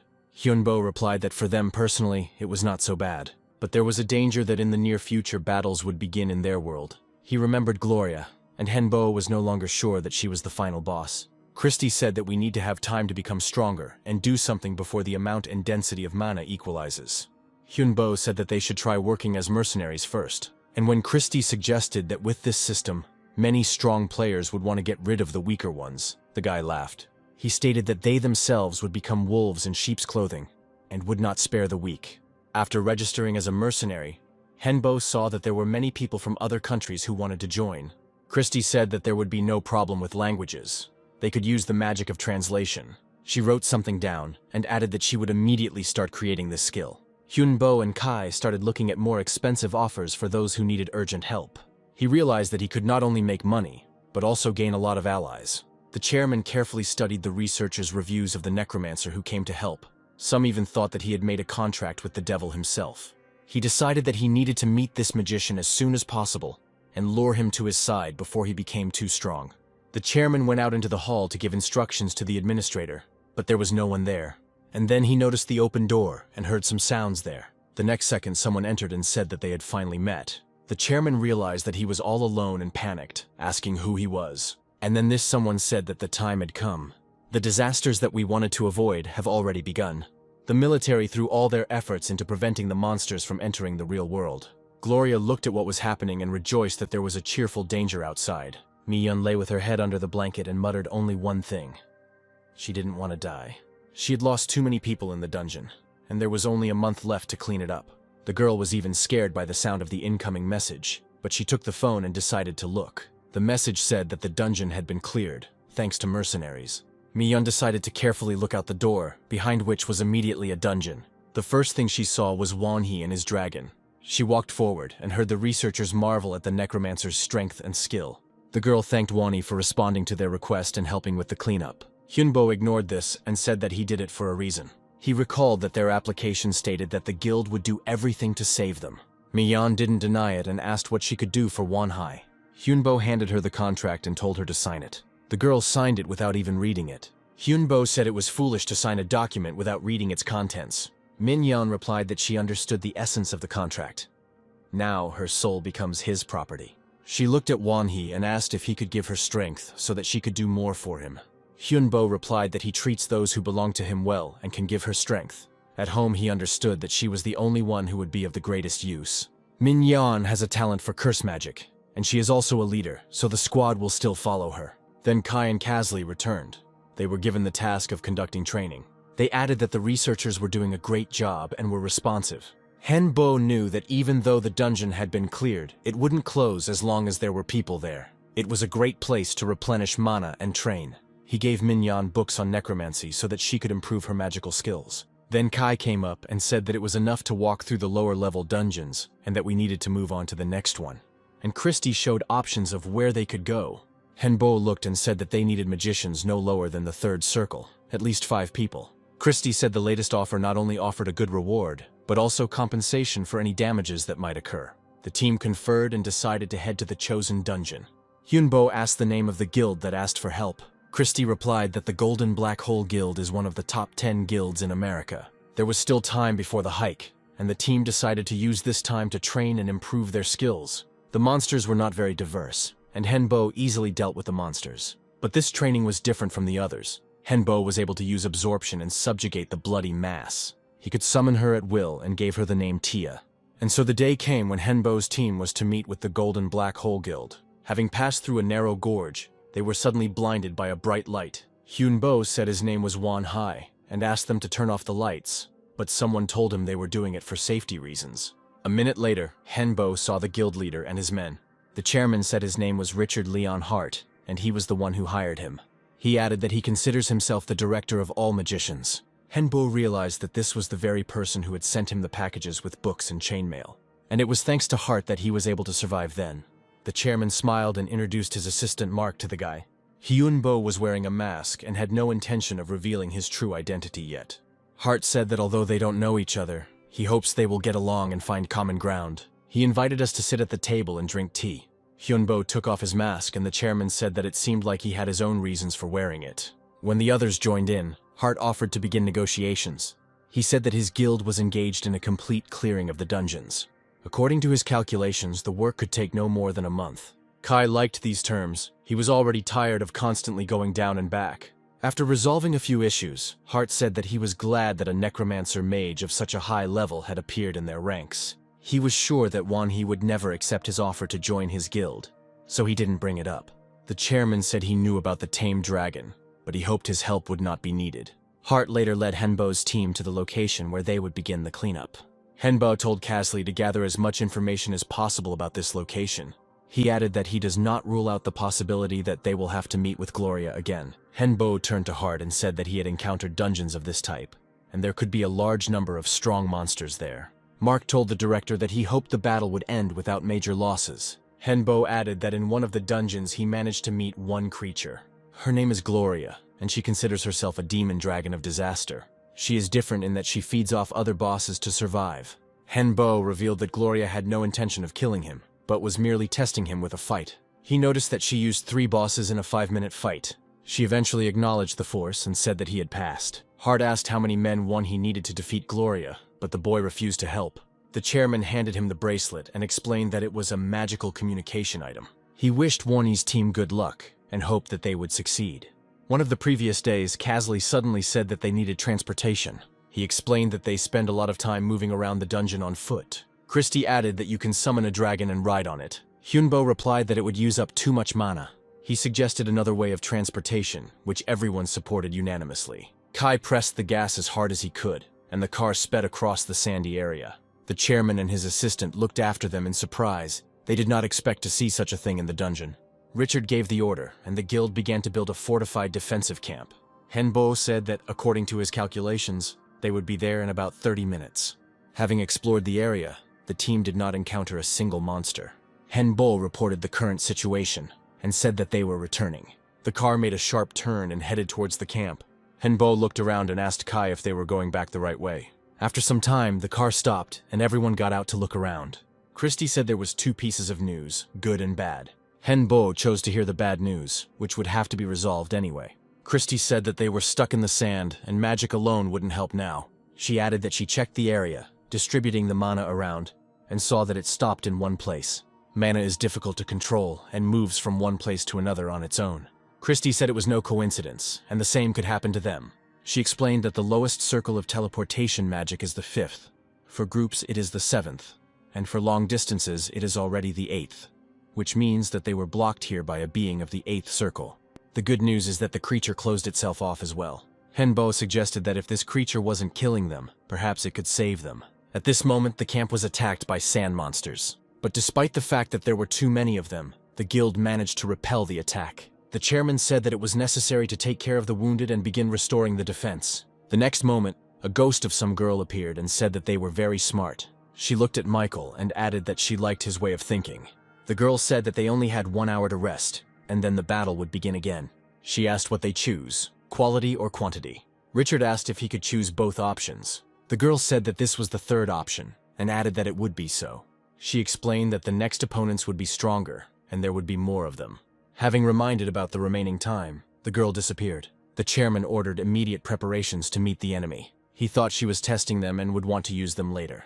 When everything was ready, the chairman said that with the appearance of the dungeons, strange creatures also began to appear. He reminded people of what he told Wanha about Gloria. It is possible that this girl is also one of the types of dragons here. She is testing them and may not attack herself, but you need to be prepared for anything. Richard said the battle would be difficult, and it was unknown how many people would die. He added that no one would be forgotten, and if he died, he asked that they remember him. The battle began at the appointed hour. The monsters were much larger and stronger than the previous ones. But thanks to excellent preparation, the guild won this battle with virtually no losses. The girl appeared again and asked what they wanted to increase this time. Quality, quantity, or emotions. Richard asked if it was possible to increase the defense instead of everything suggested, and the girl replied that the next battle was in 2 hours. Although the battle lasted much longer than the previous ones, the guild won it too. Before the next 3 battles, Richard called out other things. It seemed he understood the rules of the game. During the next break, the chairman said that they had already asked for more time off, but there were fewer and fewer options left. And after the 9th battle, the rules changed, and the girl made her own choice. During another battle, Richard said that the monsters had improved equipment, and they had become more intelligent. The girl clapped her hands and said that in honor of the 20th battle, she was ready to increase the rest time again. But then the chairman replied that he wanted to reduce the detachment. The girl looked at the chairman in surprise, and he explained that he wanted to send half of the people home. She agreed to save half and offered to choose the one who would remain alive. After giving her time to think, the girl said that the next battle was in 21 days and disappeared. Without looking at his assistant, Richard said that he was going home. He added that one of them must remain alive to rule the guild. The chairman said that the entire country was counting on the Golden Black Hole Guild, and they couldn't let them down. The team decided who should leave and who should stay, who had an important position in the battle, and who had a small child at home. Finally, the selection was made. Richard said that he would take care of everything here. The remaining 60 fighters could only gather strength and prepare for the upcoming battle. The chairman ordered everyone to undergo appropriate treatment and spend time on light training. In the last hour, Richard gave parting words and encouraged the fighters that there was always hope. He believed in them and in victory. After some time, monsters appeared, and the chairman ordered to prepare for an attack. The guild used all possible forces to defeat the enemy. But in the first minutes of the battle, it was not possible to destroy a single enemy. The monsters were invincible and attacked the squad of survivors again. There were many more of them. The forces were unequal. Richard donned a gas mask and rushed into the thick of the battle. He shouted that they must hold out as long as possible. The chairman watched with pain in his heart as his soldiers died and the ranks of his unit thinned. He heard the last cries of his men, asking for care for their loved ones and dying on the battlefield. Richard shouted to the remaining people that they must survive at any cost and destroy the monsters. And now there remains the last small group, surrounded by monsters on all sides. At that moment, a girl appeared and said that the commander had not made the best choice. He saved many lives by sending them home, but at the same time he signed the death warrant for those who remained. The girl said that now all he could do was watch the others die, and she disappeared. Richard realized his mistake, which could not be changed, and ordered to prepare for battle. But the battle was unequal. There were many more monsters full of strength, and the chairman lost his people again and again. Suddenly, Richard heard the voice of a girl who said that he could win if he took her power and became a monster. He decided he had no choice and raised his hand up. Suddenly Wani appeared, grabbed the chairman's hand, and said that once he became a monster, he would never be forgiven. Hyunbo tried to help the chairman by using his magic. Richard asked if Wani had heard about what had been offered to him. Hyunbo replied that he was a little late, but he realized that he had already begun to be brainwashed. The chairman said that they might be able to cope with his help now, but they needed to become stronger. Hyunbo replied that strength alone was not enough. Something else was needed. Richard said it seemed like he forgot to turn on his brain and lost a lot of people. Suddenly, one of the fighters dealt a powerful blow to the commander. He said that one must take responsibility for what one has done. The next second, the enraged fighters also rushed at the chairman, striking him. One of them said that they wanted to follow a man, not a monster. Henbo replied that they did not need to follow the monster and ordered his team to destroy the enemy. After a few minutes, Kai shouted that they were finished. And then the girl appeared again. She angrily told Hyunbo that everything worked out because of him. The girl added that she would not be able to defeat her, and asked which opponent he would choose this time. Hyunbo sharply replied that there was none. The girl said that this was not an answer, and he would soon say goodbye to his life.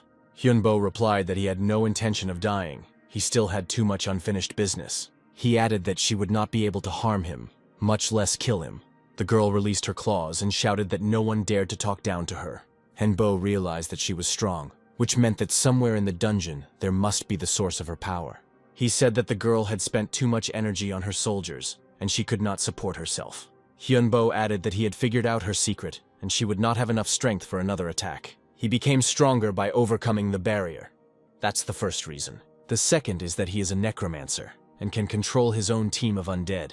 But she made a mistake by dividing her soul and power among the monsters of her army. And the job of a necromancer is to subjugate the soul and give it a physical shell. The necromancer has a choice, to subjugate the soul or destroy it. And, thanks to the fifth circle mage, Henbo can use these souls to create a powerful explosion. Thus, by destroying her soldiers, he was able to weaken her as well. So it is unlikely that she will be able to recover soon. The girl shouted that this was not their last meeting. She would definitely kill him, and immediately disappeared. The final battle ended, and the surviving fighters were able to leave the dungeon. A hospital was set up in the dungeon so that the wounded could recover faster, filling up with mana. Hyunbo stayed there to control the whole situation. At that moment, Richard came in and said that the guy had a great appetite. Hyunbo asked how he was feeling. The chairman replied that according to doctors, the recovery would be long. He added that the sand dungeon had disappeared, and they were unlikely to be able to return there. The guy replied that then they could agree to another mission. Richard asked if Wanhee would like to stay in America. It would be an honor for them to accept him into their guild. Hyunbo once again refused, and added that he was thinking about creating his own guild. The chairman said that he understood his decision. In any case, they could work together. The guy replied that the first thing he was going to do was return to Korea. Richard smiled and said that he was grateful to Wanhee. He did everything to ensure that the Golden Black Hole Guild remained alive. He added that he would definitely repay him for the help he provided. Hyunbo replied that he hoped for an additional reward, since he had done more than they had agreed on. Left alone, Henbo heard Kai say that if it weren't for the master, the guild wouldn't have survived. And Casley added that they need to try to become stronger. Henbo remembered the girl and suggested that she might be connected to the Legion. He said that the Legion is a top-class monster that is almost impossible to kill. In other words, the Legion is a ghost that controls other monsters. There are many similar ghosts, but only this one can control his dolls. But she is not undead, since she had a physical body. In any case, Hyunbo had no desire to meet her again. Then Godin appeared and said that it would be a good idea to absorb her soul to become stronger. Henbo replied that it was a great idea. If the dragon became stronger, it would be better for all of them. He said that while they were in America, they needed to gather as many souls as possible. When Henbo got better, he came to Richard's gym, who allowed him to train there. He was already on the 5th lap, but he still felt that he had not achieved what he wanted. Henbo could already use coordinates instead of points, which indicated his correct development. He managed to teach Godin to also use coordinates so that the vicious breath would be even more precise. Gloria looked at the girl and said that she looked like a tiny bug. The girl screamed why she left that guy alive and let them go. She added that she would not leave it like that. Gloria chuckled and replied that she too couldn't do what she wanted and retreated. She added that the girl is still very far from being a demon, even though she considers herself one. Gloria said that she was alive only because of her. The girl screamed that the time would come and she would kill both her and that guy. Henbo went out into the streets of Washington and said it was pretty nice here. The chairman noted that everything here was new to the guy. The guy said he was a necromancer and could see much more. If they could rise above the city, then Richard would understand what he meant. And within an hour, they were already sitting in the helicopter. Henbo cast a spell and used Deadeye. The chairman looked at the city from above in horror and was shocked. And the guy said that now Richard sees what happens to the dead. These were the souls of people who did not find peace after death. The chairman understood that all this was happening because of mana. Hyunbo added that these are not just souls, they can evolve. They can absorb other souls, and this is the law of survival of the undead. Richard grabbed his head and said that this was very bad news. But the guy calmed him down and replied that there was one way to stop this. At this time, the American president was going about his business in the White House office. In response to the news received from his assistant, the president said that he considered the ghost's attack on the city's residents to be complete nonsense. When persistently argued, he said that they were really asking him to buy crosses, silver bullets, and holy water. And then the walls of the office began to shake, throwing everyone into panic. The ghosts have entered and have already filled the entire room. The president was ordered to evacuate immediately. The next moment, some red substance blocked the road and the guards opened fire. And then one of the employees said that this is precisely why the president needs to pay more attention to what is happening in the country. The president shouted what all this meant. The army commander-in-chief explained that it was just a setup. But this can happen in the country quite realistically in just 1 year. The president saw strangers and asked who these people were.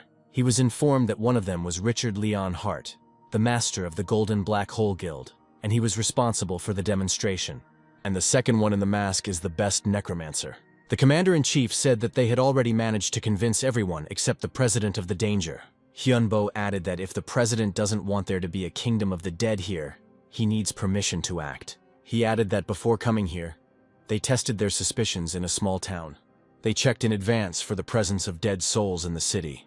The operation began with the necromancer launching his dragon into the sky. The necromancer always needs mana, so he found a way to restore it. He began to take mana from the undead for himself, and then transfer it to Godin for further accumulation. With the mana obtained, Henbo constantly monitored the dragon's overall condition. And the stronger Godin became, the stronger the necromancer became. To create a heart for the dragon, the boy asked Richard to get the appropriate crystal. Then the chairman arrived and saw that the trial ritual was over. Henbo asked why he brought the priest and nun. The priest said his name was Romeo. He needed to make sure that there was nothing in the necromancer's actions that would harm the city. Romeo added that he was now convinced that the necromancer could really drive out evil spirits. He asked what the necromancer intended to do next. Henbo replied that he wanted to rid the big metropolis of danger. The priest said he hoped everything would work out for him, and left with the nun. The chairman said he was confident that future rituals would be equally successful. Richard turned to the necromancer and said that he had managed to get the necessary crystal. It was a crystal of hope, also called a diamond of luck. In the car, Nun Victoria said that they needed to get rid of the guy before he became even stronger. The priest replied that he completely agreed with her and that they still had time. Before doing anything, they decided to observe the necromancer for a while. The chairman entered Hyunbo's room and asked what he was doing. The guy replied that he needed to create an undead that could restore his mana and fight for a long time, as well as use different weapons. Richard asked how difficult it was. Henbo replied that it was a long process, and he still didn't understand how to instill the necessary skills into the undead. The chairman thought for a moment and then suggested that the boys study robotics. He suggested that these processes are very similar. 2 more rituals were later performed, and over 1,000 undead were used to create mana for Godhin. One of the cities chosen for the ritual was Las Vegas. There were many events taking place here, and they managed to disguise their ritual as one of them, so as not to cause panic among the population. People were amazed by the event, not even suspecting what was really going on. The residents weren't even scared by the dragon that hovered over the city. Everyone thought that it cost a lot of money to create such a robot for the show. And Henbo himself was dressed as a magician and did not arouse any suspicion or fear. But most of all, the residents liked the fact that they themselves could take part in the festival of exorcism. They were given all sorts of weapons that looked like game weapons. Hyunbo was in control of the situation and was glad that he could test the weapon in a real situation in this way. Once the city was cleared, Henbo realized it was time to end this circus. He shouted to the crowd that they were all fools and were only helping his dragon feed on the energy of the dead, and now they are all useless and must die.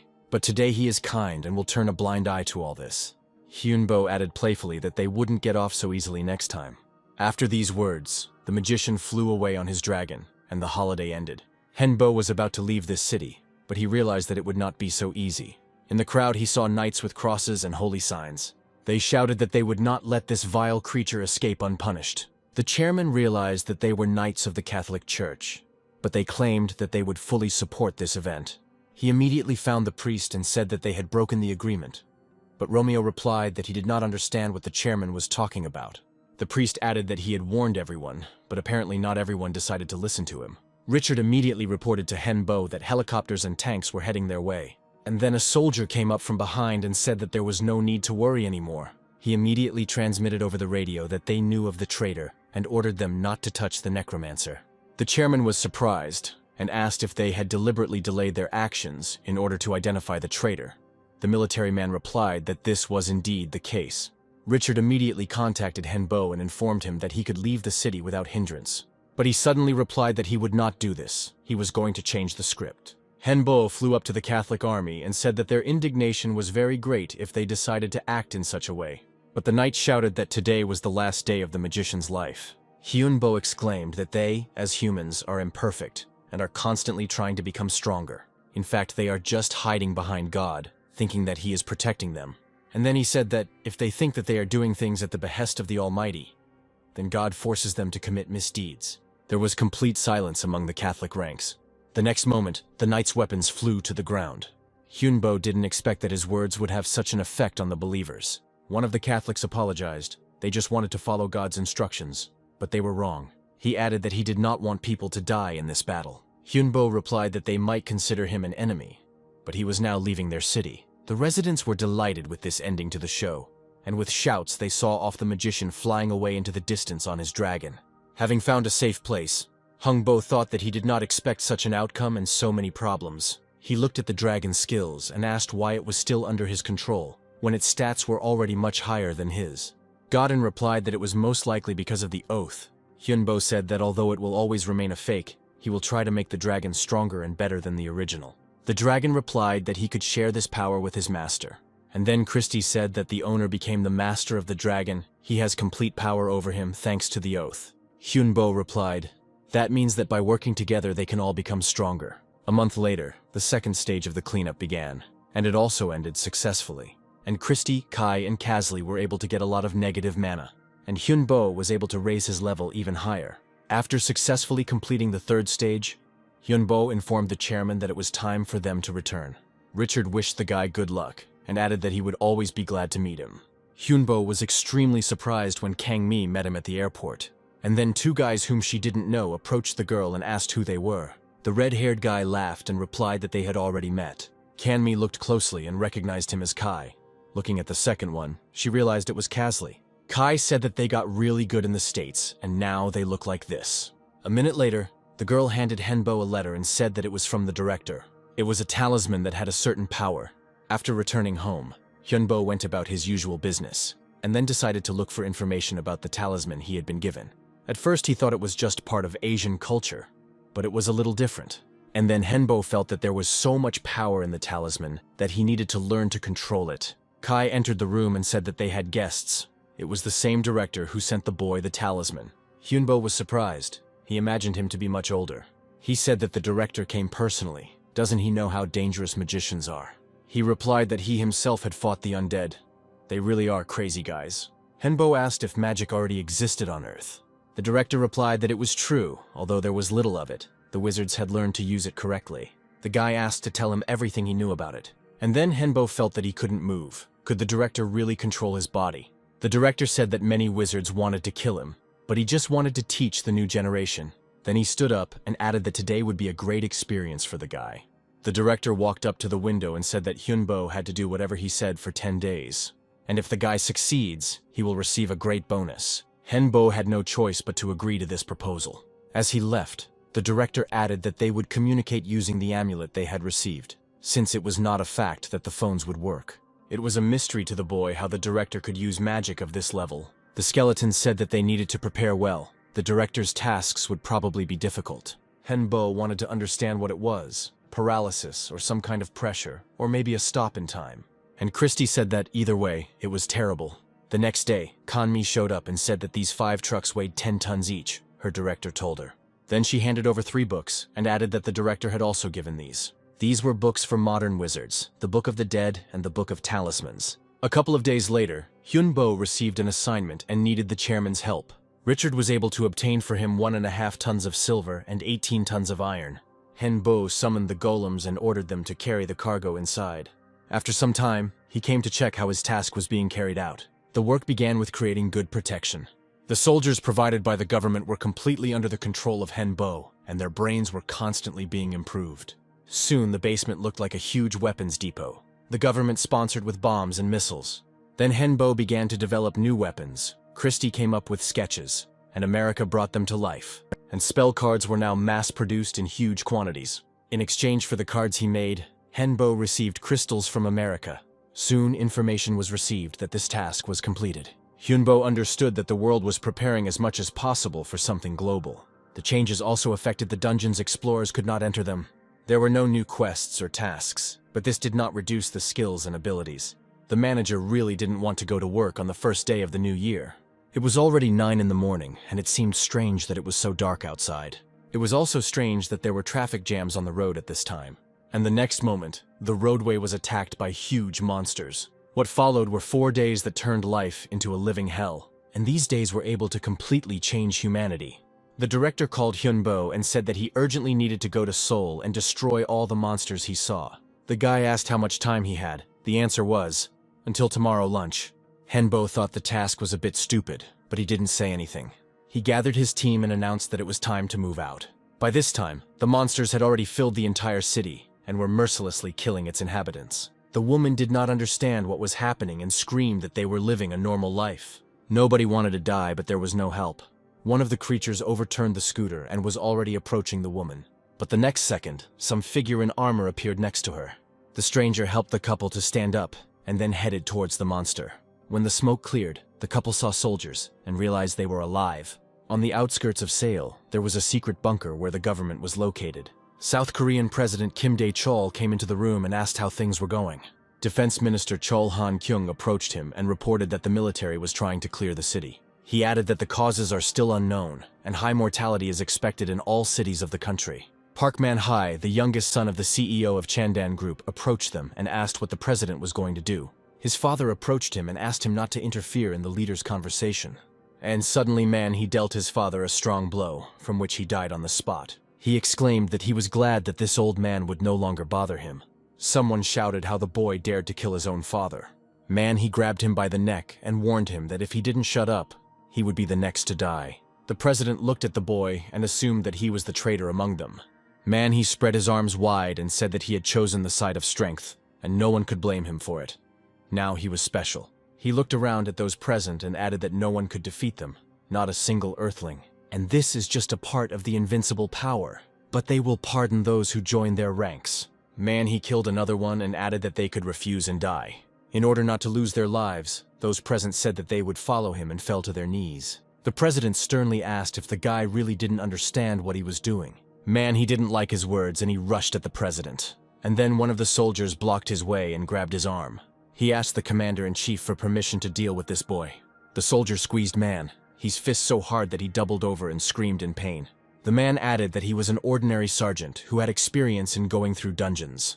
And as a soldier, he is obliged to destroy the traitor to humanity. He added that it was time to pay for his stupid choice. It was the first of 4 black days, but people were already aware that monsters were among them. Military units arrived at the site of the monsters' gathering and tried to destroy them. Someone advised to aim for the heart to kill for sure, but the creature turned out to be smarter. It grabbed a car from the roadway and used it as cover. One of the tanks turned its barrel towards the monster.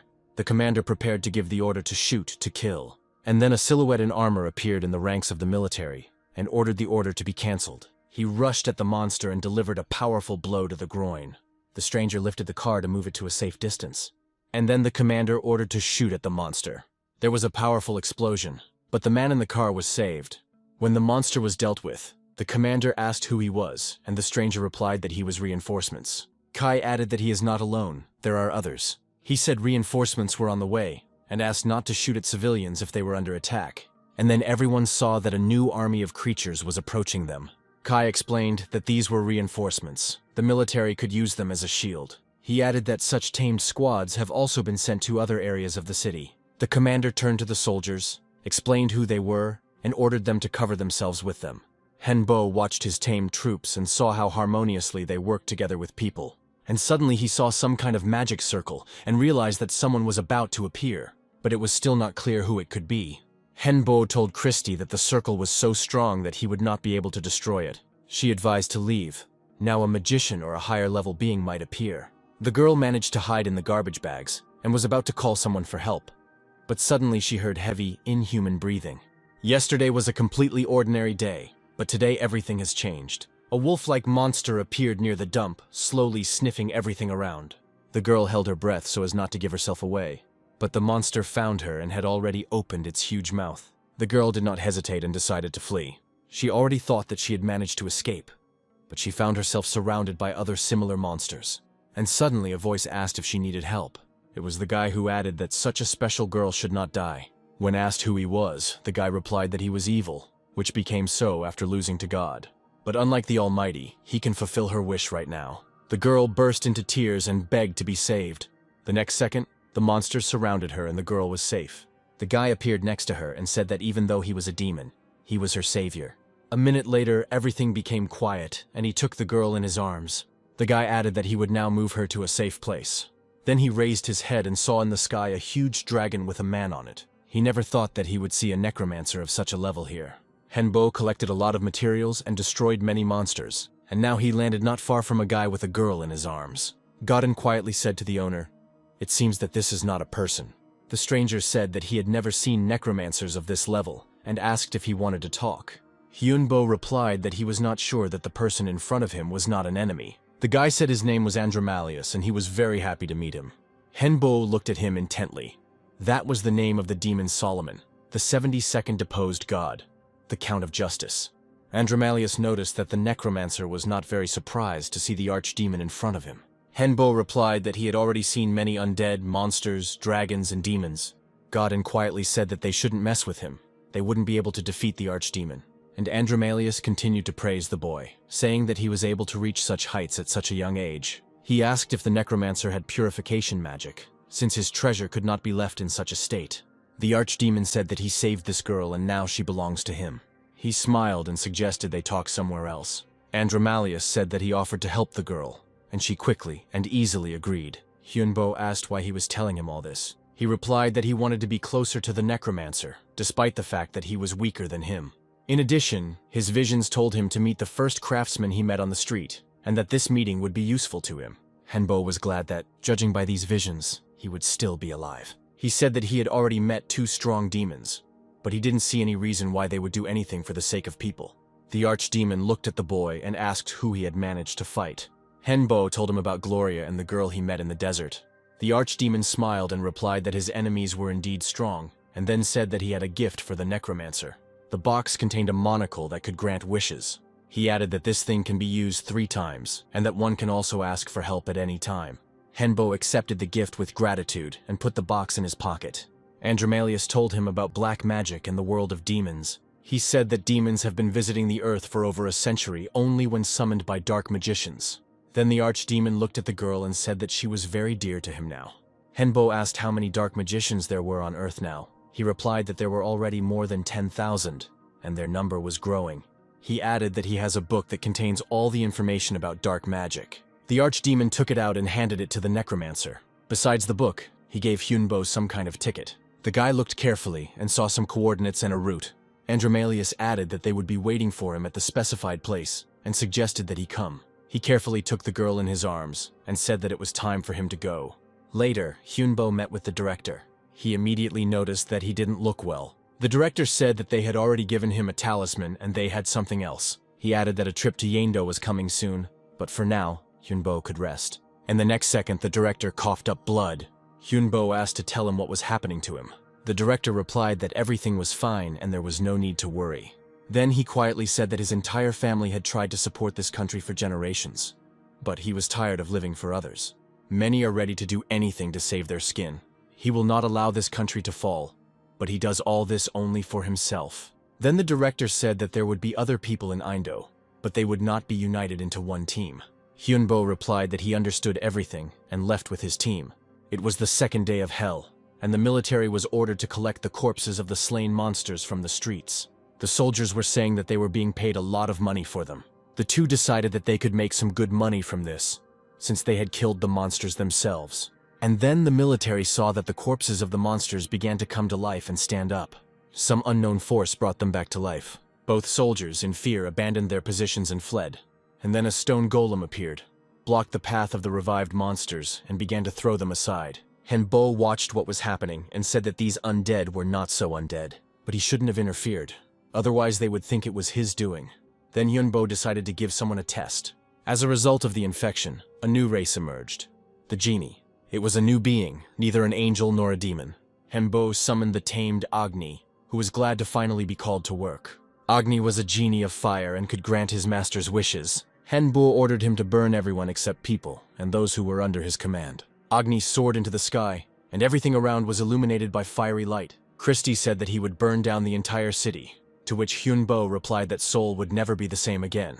The guy turned to Christie and reminded her that they were heading to Yendo tomorrow. Having completed the work, Agni returned to the owner and said that he wanted to see that very magic circle. Looking down, he guessed that this circle was calling someone.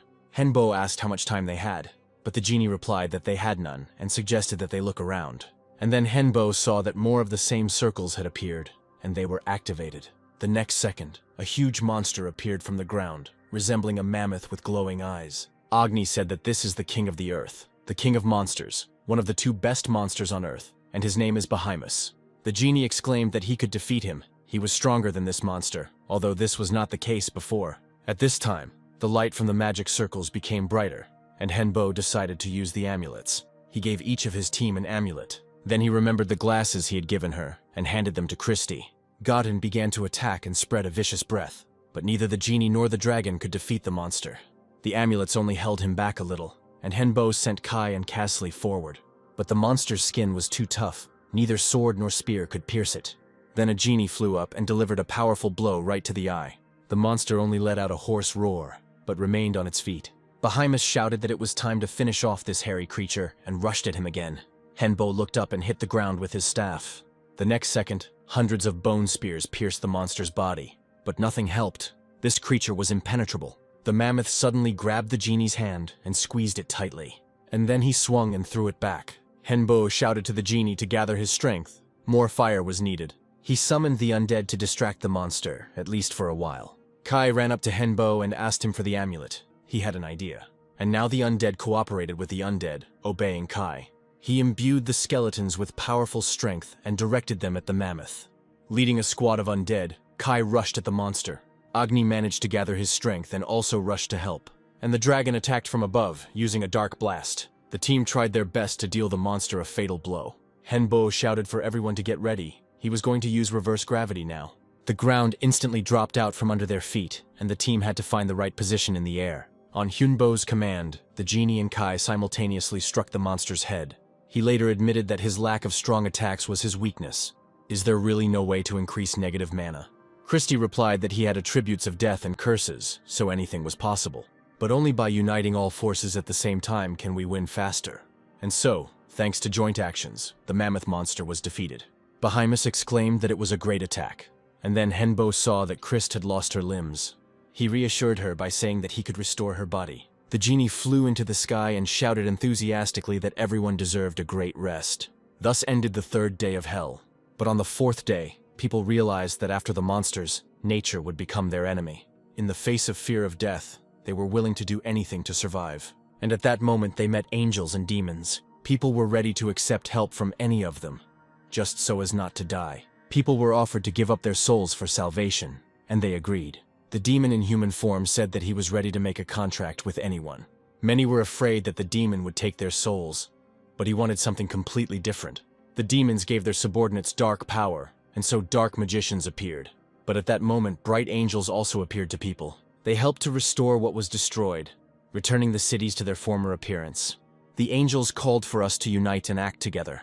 This is how people with sacred powers appeared. Dungeon explorer skills have also increased. The day the gods descended to Earth was the beginning of a new world. In order to protect humanity, people formed associations and called themselves defenders. The department whose chief gave Hyunbo the amulets was disbanded.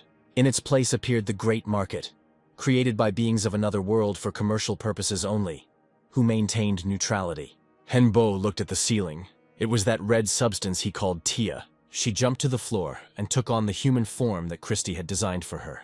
Tia reported that she was able to get into one office where people were talking about how her owner was a danger and needed to be gotten rid of. Hyunbo thought that they might be military or politicians, but he wouldn't be scared that easily, and Hyunbo went to their new home. Casley looked around and exclaimed that in such a big house, everyone would have their own room. Hyunbo lay down to rest and asked Christie to order something for dinner. He recalled the words of the director who predicted the coming chaos. Then Tuya came up and said that they had an important guest. Andromalius appeared on the threshold and said that the guy had settled in well. He pointed to his friend and said that this was Ser. He was also a demon. He was also called the Duke of the Underworld. Ser held out the box and politely said that he had heard a lot about the necromancer. He explained that it was the Horn of Baphomet, which might be useful to him. Andromalius said that he also had a gift, and handed Hyunbo a magic cloak. The guy thanked them for the gifts, and only now noticed the dark-haired girl with them. The archdemon explained that it was Lady Sue. This was the same girl whom Andromalius called his treasure. He asked Hyunbo to become her teacher. Hyunbo looked at the girl and was surprised by such a request. Andromalius announced that he was heading to China with the Asian Union. This union arose after the collapse of China into several states. Hyunbo guessed that because of the war, many people had made contracts with demons. The archdemon added that there were many monsters in Korea as well, and they still needed to deal with the creatures in Japan. He said that he could only entrust this treasure to Wanha. Hyunbo listened and said that he would have several conditions. Firstly, you need to be prepared for the fact that the girl may get injured during training. Sue looked at her master capriciously, but he replied that this was necessary so that she could become stronger. The girl sighed and agreed. Hyunbo continued and said that before training, some research needs to be done. This time, Sue replied that she herself would like to know more about herself. Third, Hyunbo needs her blood and hair. This is necessary to summon the great demon. There was no turning back, and the girl agreed. In conclusion of his demands, Hyunbo said that all tuition costs would have to be covered. Andromalius took out his phone and replied that he could transfer the specified amount right now. A few minutes later, he shook Hyunbo's hand and said that he hoped for a good result. 3 days passed, and Sue had no intention of starting her studies. To Hyunbo's displeasure, Sue replied that it was none of his business, but Hyunbo insisted that it was time for them to talk. He needs to learn how to properly develop her mana. To somehow motivate the girl to study, he said that if you drink her blood or eat her flesh, you can become stronger. Therefore, her body can become a target for monsters. But Hyunbo promised to protect her if she started studying, and she needs to learn to become stronger herself in order to be able to protect herself. When she started testing, Christie said the Sumana had 10 times more than the owner. The next test showed that with the help of dark magic or mana, she could keep coins in the air for up to 30 minutes. During the break, Christie noticed that the owner was unhappy about something. Hyunbo said that he was not afraid of anything in this world, but the fact that the girl existed made him nervous. Christie replied that anger and envy are not the best feelings. She once felt the same way when her master grew stronger every day. Christie was able to suppress them, realizing that she could still become stronger than she was. She added that one needs to learn to use these feelings correctly. Later, Sue tried to use the magical aura. When she failed, the girl said she needed to use another spell. Hyunbo replied that she did not come to learn spells, but to learn how to defend herself. He added that she needed a definite goal and not to give up, and then they will be able to choose the right workouts. At this time, a group of dark magicians did not sit idle and held a meeting at the Abyss headquarters. The director asked how things were going. Tantalion, the 71st demon, Archduke of Hell, said that everything was going according to plan, and they were ready to move on to the second phase. The director ordered the information to be spread that Lady Su was with Wonhee, and then added that he was looking forward to the moment when they would respond to the danger. In the Gangnam area of Seoul, there were communities: Guardians, Hunters, Abyss, and Necropolis. And they all obeyed one leader. The assistant reported that the demon Andomalius and the demon Sayer were spotted in the Asian Federation. In addition, the Abyss's informant said that a witch was spotted there. He added that Tantalion is responsible for the people of Japan and Korea who sign contracts with demons. The boss asked about Necropolis. The assistant replied that this information was not yet available. The boss said that we need to find a way to get rid of the demons and their followers. He asked what about the necromancer. The assistant replied that no traces of him had been found yet. The boss added that we need to find him and his followers, who are also not the last ones in this game. The assistant bowed and left the office. During one of the training sessions, Hyunbo told Su to use as much of his energy as possible. The girl concentrated, and the entire training room was illuminated with bright light. Su collapsed to the floor, exhausted, and Hyunbo reminded her that this was only the 9th day of training. When the girl came to, the guy said that she had become stronger, and now the training would be special. Henbo placed a goblin in front of her and ordered her to kill it using her power. Su had to do it without magic and mana, with her own hands. The girl took the knife and approached the goblin. And the next second, she plunged the knife into the monster's chest with all her might. The goblin fell to the floor dead. Hyunbo said that it was now time to start new training. He ordered the girl to attack him, and Su resolutely rushed at Henbo, but the guy immediately protected her with a dome, which began to hurt her. The girl screamed, "Why is he doing this to her?" Hyunbo replied that she should know how terrible it is to take someone else's life. She must be prepared to be hated for making a dark contract. A girl who agreed to cooperate with a demon will become a target for those with a holy attribute. Su exclaimed that she just wanted to live, and didn't know that things would turn out like this. God did not answer her requests, so she asked the demons for help. Hyunbo replied that the world was unfair, and they had two options. The first is to kill for the sake of survival, and the second is to give up and die. When the girl fell to her knees and began to sob, Hyunbo decided that training was over for the day. He sent her to rest, and Su fell asleep instantly. After some time, Tia reported that some people were constantly circling near their house. At first she thought they were ordinary people, but that turned out to be not the case. It seemed to Tai that their mana was of the holy attribute, and it was possible that they might start attacking. She also heard the military talking about some kind of offensive. Hyunbo asked Christy about the protection for Su. She replied that everything would be finished today. The guy added that it would be necessary to test it in a real battle. Henbo looked out the window. There were indeed some people standing near the house. During lunch, Su asked for a second serving of noodles. Hatem she asked for pizza, chicken, and hamburger.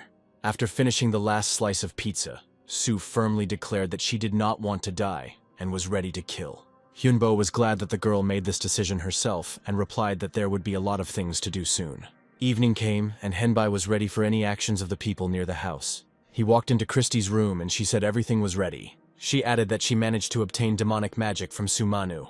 But the magic inside the girl has not yet fully formed, and everything will be like 2 dishes on 1 plate. Hyunbo wanted to know how different she was from the other contractors. If not demons, but gods had responded to her requests. Everything would have been different. Su could have become an incredibly powerful priestess. Andamalius said that 2 forces were fighting in her body. One was striving to rise upward, and the other wanted destruction. Henbo said that he wanted to ask the genie Agni about the girl. Jin replied that she was terribly strong. If you get her flesh and blood, you can become much stronger yourself. Hyunbo told Christy that he now understood why Su was entrusted to him. But before they could finish speaking, an attack began outside. The guy immediately rushed into the girl's room and saw that she was cowering in fear and lying on the floor. Henbo told her to calm down and run to the basement immediately. He shouted that he expected an attack, but did not think it would happen so soon. Looking out the window, Henbo saw that the house was surrounded. He said that they were all aimed at destroying contract soldiers. The girl replied that she understood perfectly well what was happening. Henbo looked at Su and ordered him to prepare for battle. The girl instantly transformed and was illuminated by the light of mana.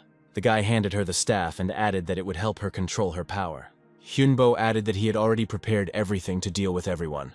The commander shouted to the soldiers that their target was a necromancer and a witch.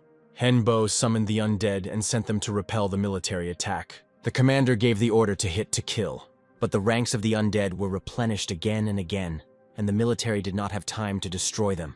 And then people with the holy attribute turned to God for help. The commander decided it was time to use the ammunition located underground. He quickly gave the order for all troops to retreat. And a few seconds later, combat missiles appeared from the ground. After the explosion, the commander ordered that no one had time to leave the building. Hyunbo held the girl's hand tightly and ran quickly through the corridors of the house. He understood that there was no way to escape in the basement, and that he needed to immediately leave the burning building. After escaping through the back door, Hyunbo said that he would not be able to protect the girl if he was attacked. He will try to do everything to protect her, but he only has one life. Sue was scared and asked not to leave her alone. Hyunbo replied that there was no need to count on him. The girl should pull herself together and not act like a child. He added that if Sue used her power correctly, she would be able to defend herself. The girl asked why they were following her and wanted to kill her. Hyunbo replied that the gods and their archbishops knew that she had made a contract with a demon. He added that Christy, Kai, and Casley will try to stall for time. Hyunbo said Sue had 3 options. This is to be killed, to become a test subject, to be captured, or to die by accident. And the 4th is to commit suicide by killing yourself. At that moment, people with a holy attribute appeared and shouted that the enemy had been discovered. Hyunbo tried to delay them to buy time to escape, and the saints shouted after them that the witch would be dead. When they started shooting at Sue and Hyunbo, the girl realized how strong their desire to kill her was. To protect the girl and himself from the bullets, Hyunbo put up a bone shield, a ghost shield, and then a firewall. They had already decided that they had managed to escape, but suddenly an army of saints appeared before them. One of them said that now this place will become a grave for the witch and the demonic minion. The boss's assistant came out of the crowd and ordered that both of them be burned. Sue shouted why they wanted to kill her. She didn't do anything. She didn't kill a single person. She just wants to live. The girl added that she asked them for help, but they remained silent and did nothing. The assistant told her to surrender. He would cut off her head, and the witch would go to God in heaven. He added that the girl made a mistake by signing a dark contract, but he gives her a chance to correct it. The girl shouted that she did not believe in any of the saints. She gathered all her hatred and threw one of the saints into the air. The squad rushed at the witch to destroy her, but Sue began to kill one after another. She did not pity them and shouted that they were not people, but experimental subjects of their selfish god. After a few minutes, Sue stopped and said that she made a contract with a demon in order to survive, and they called her a sinner for not wanting to die. That's why she doesn't feel guilty. She has no doubts. They are worse than monsters. After these words, Sue scattered several more people. The assistant became angry and shouted that the witch had shown her true face. The girl looked at Hyunbo and asked him to protect her. She raised her index finger and cast a spell. Sue remembered one of the lessons, using the strength of a weaker opponent against himself. The entire squad fell to the ground to stay alive. And then the assistant shouted that he was ready to bet his life to prove his faith. He stood up to his full height and looked intently at the girl. And then the squad began to pray, ready to make a great sacrifice, which caused the resurrection of their people. A bright beam appeared, emanating from their ranks. Hyunbo said that they had put up protection against her spells. He added that they use resurrection magic and reflect her attacks. The guy reminded the girl that their goal was her death. There is only one way to survive, to absorb them.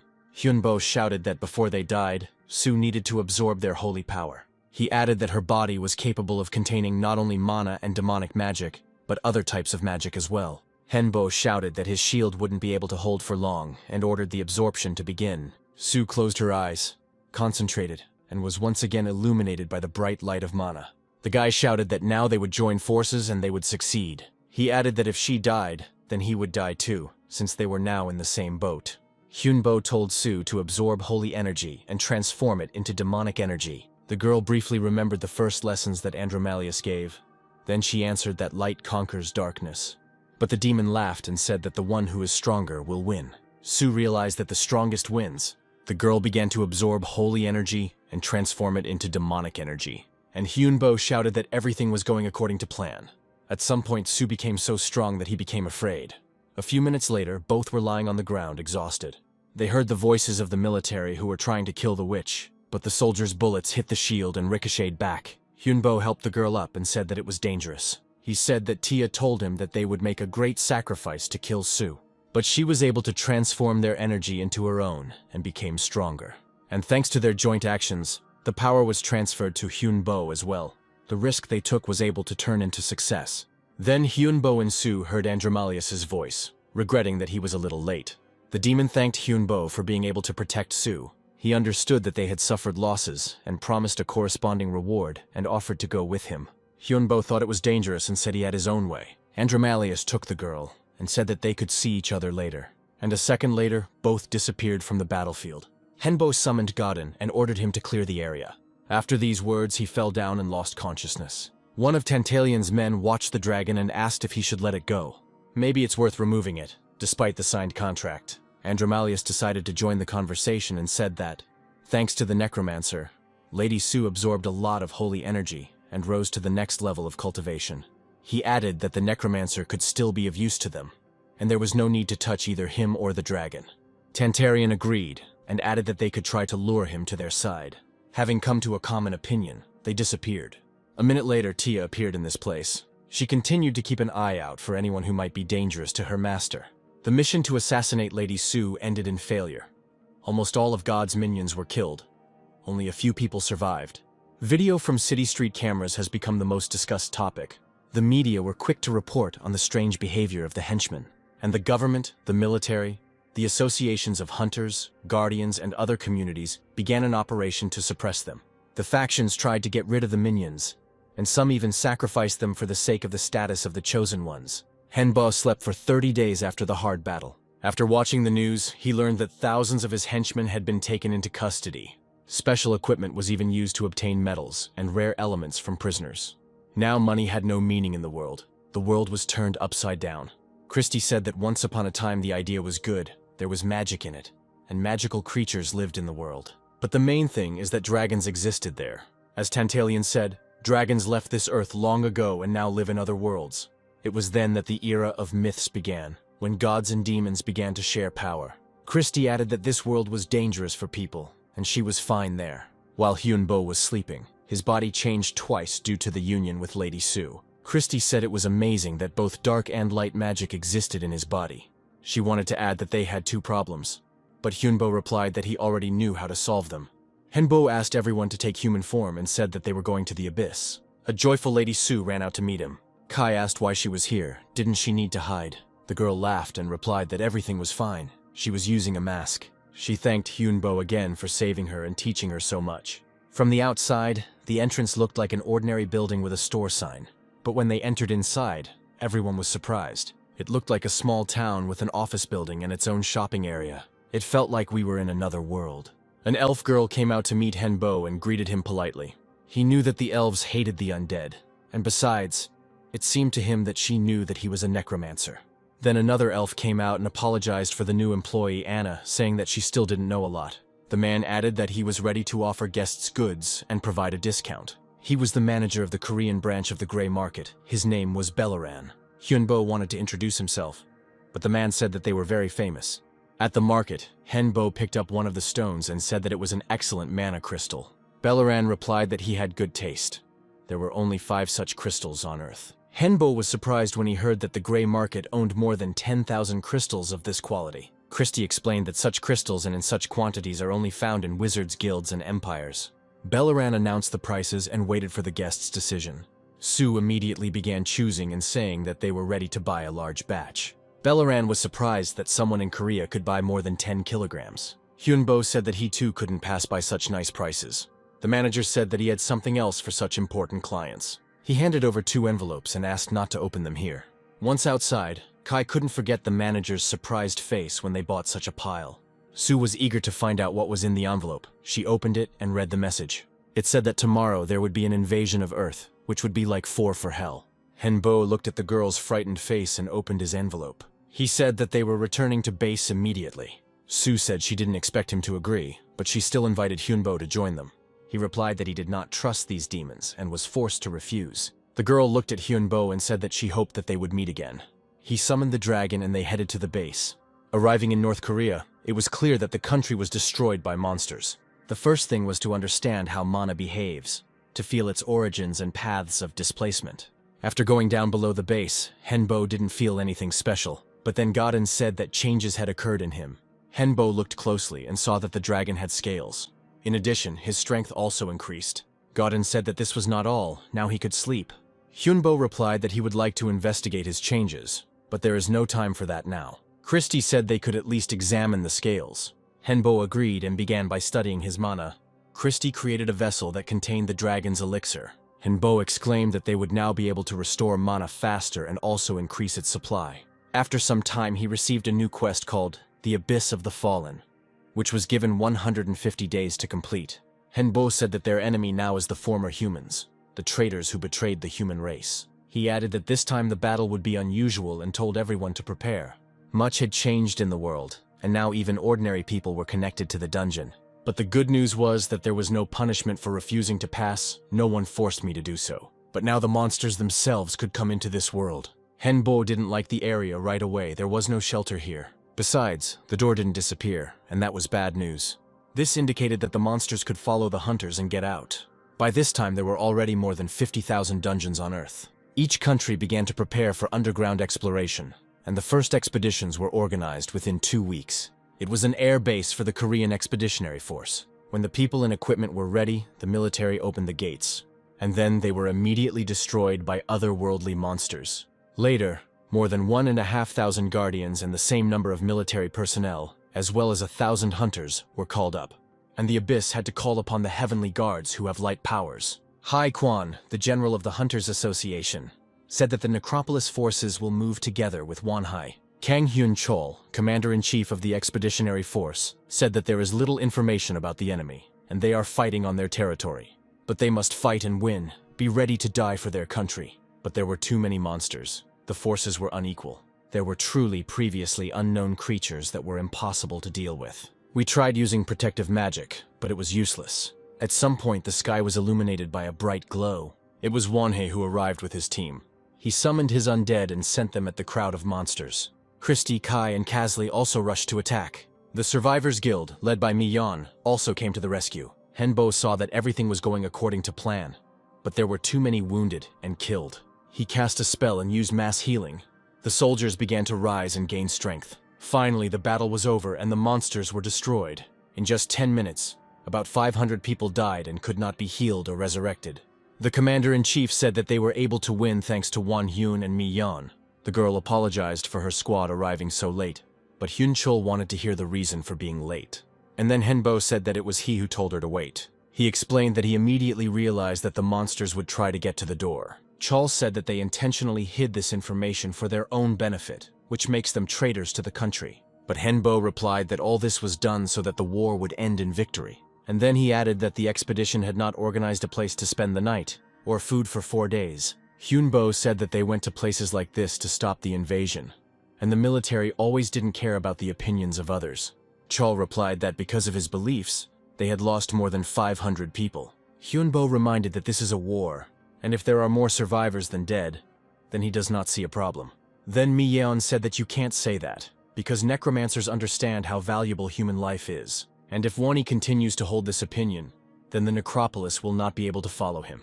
She reminded them of the first rule: as long as there is hope, they will try to save every life. Hyunbo replied that he was not a member of the necropolis and this was not his rule. Mi Yeon looked at the necromancer and declared that from now on the necropolis would not follow Wanhei.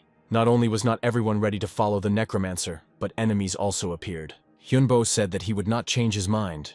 He would kill anyone who attempted to take his life. The commander-in-chief replied that more soldiers would arrive tomorrow, and almost all of them would be from the necropolis. Henbo didn't pay attention to his words, but only handed over a paper with information about the dungeon, as well as a map of the area around the door. Chol looked at the documents carefully, and Hyunbo added that he would contact him if he found out anything else. Hyunbo returned to his team and announced that there would be a new attack tomorrow. In the meantime, it was necessary to walk around and look around. Godin said that he knows that this dungeon is of space class. Hyunbo replied that he had not encountered this yet and had no idea how they should act. He scanned the area and felt something alive. There were no more than 500 meters left to fly. Henbo assumed that if they were destroyed, they would be able to avoid being attacked tomorrow. And the next moment he couldn't believe his eyes. Henbo couldn't understand how two such different places could exist in one dungeon. And the strangest thing was that they turned out to be not monsters, but people. Yes, they were just ordinary people trying to survive. And then Henbo noticed another oddity: there were only old people and children here. He decided to observe for now to understand why they built a city in such a place. But the next minute, monsters appeared, and the residents grabbed their homemade weapons. Someone in the crowd gave the command to protect the women and children, and the monsters were already advancing closer and closer. The old man who tried to take the children away realized that they could not escape. He turned sharply and rushed at the nearest creature with his bare hands, but the next second he was grabbed by the monster's huge paw. The creature had already opened its mouth to devour the poor old man, but then a strong blow fell on her face. Henbo realized that he had to intervene and ordered the dragon to destroy the monsters. A minute later, the residents saw how the creatures began to fall dead to the ground. Henbo cast the healing spell again, spreading it to all the city's inhabitants. People fell to their knees before Henbo and began to thank him for saving them. Henbo called on the people to follow him since they were not fallen, and the people agreed. Rumors quickly spread throughout the expedition camp that Wonhee had prevented the monster invasion, and those who had considered him their enemy changed their minds and were ready to follow him. The rescued residents sat around the fires and discussed the recent battle. After some time, the elder of the city came to Henbo to thank the savior. He then asked why Wonhee helped them since he was not interested in the general welfare. Hyunbo replied that he had his own benefit in doing so. He added that if an elder seeks a god, he can give him power instead, and in return he demanded his faith and soul.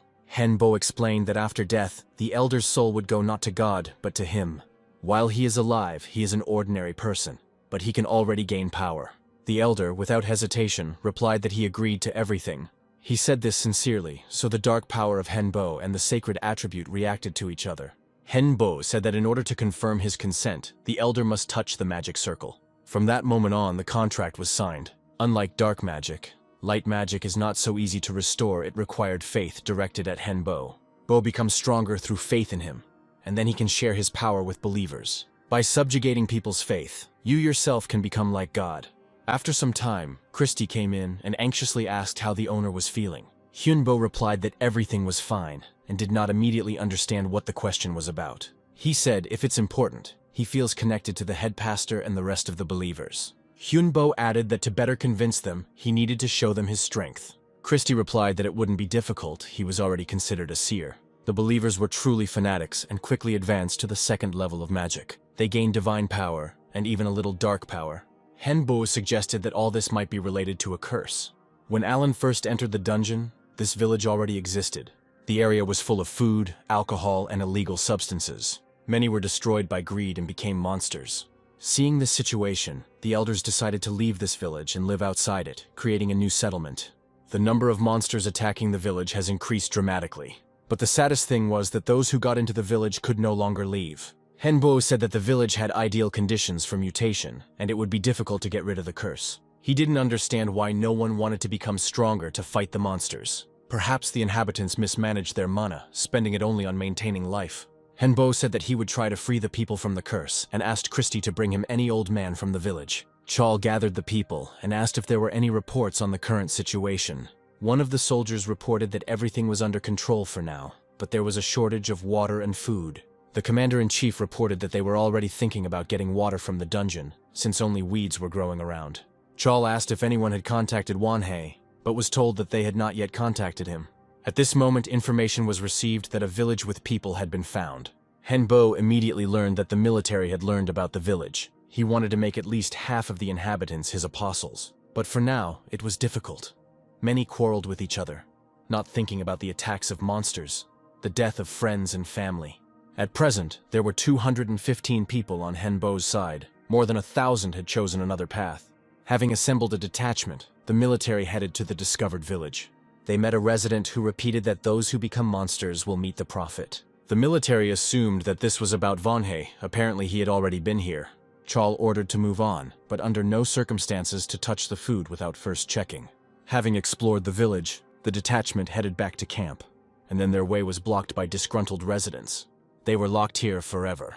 The next second, the inhabitants took the form of monsters to destroy the uninvited guests. The commander-in-chief ordered an immediate retreat and preparation for an attack, and then Chal heard Wonhee's voice from behind. He turned around and asked if he was the prophet, and Henbo replied that he was. Chal said they would talk about it later, and ordered the soldiers to go on the offensive. But then Henbo raised his hand and ordered his men to listen to his commands. Chal exclaimed.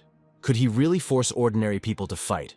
Henbo replied that now the commander-in-chief would see everything with his own eyes. The next moment, the inhabitants were illuminated by a bright light. There was dark magic in them.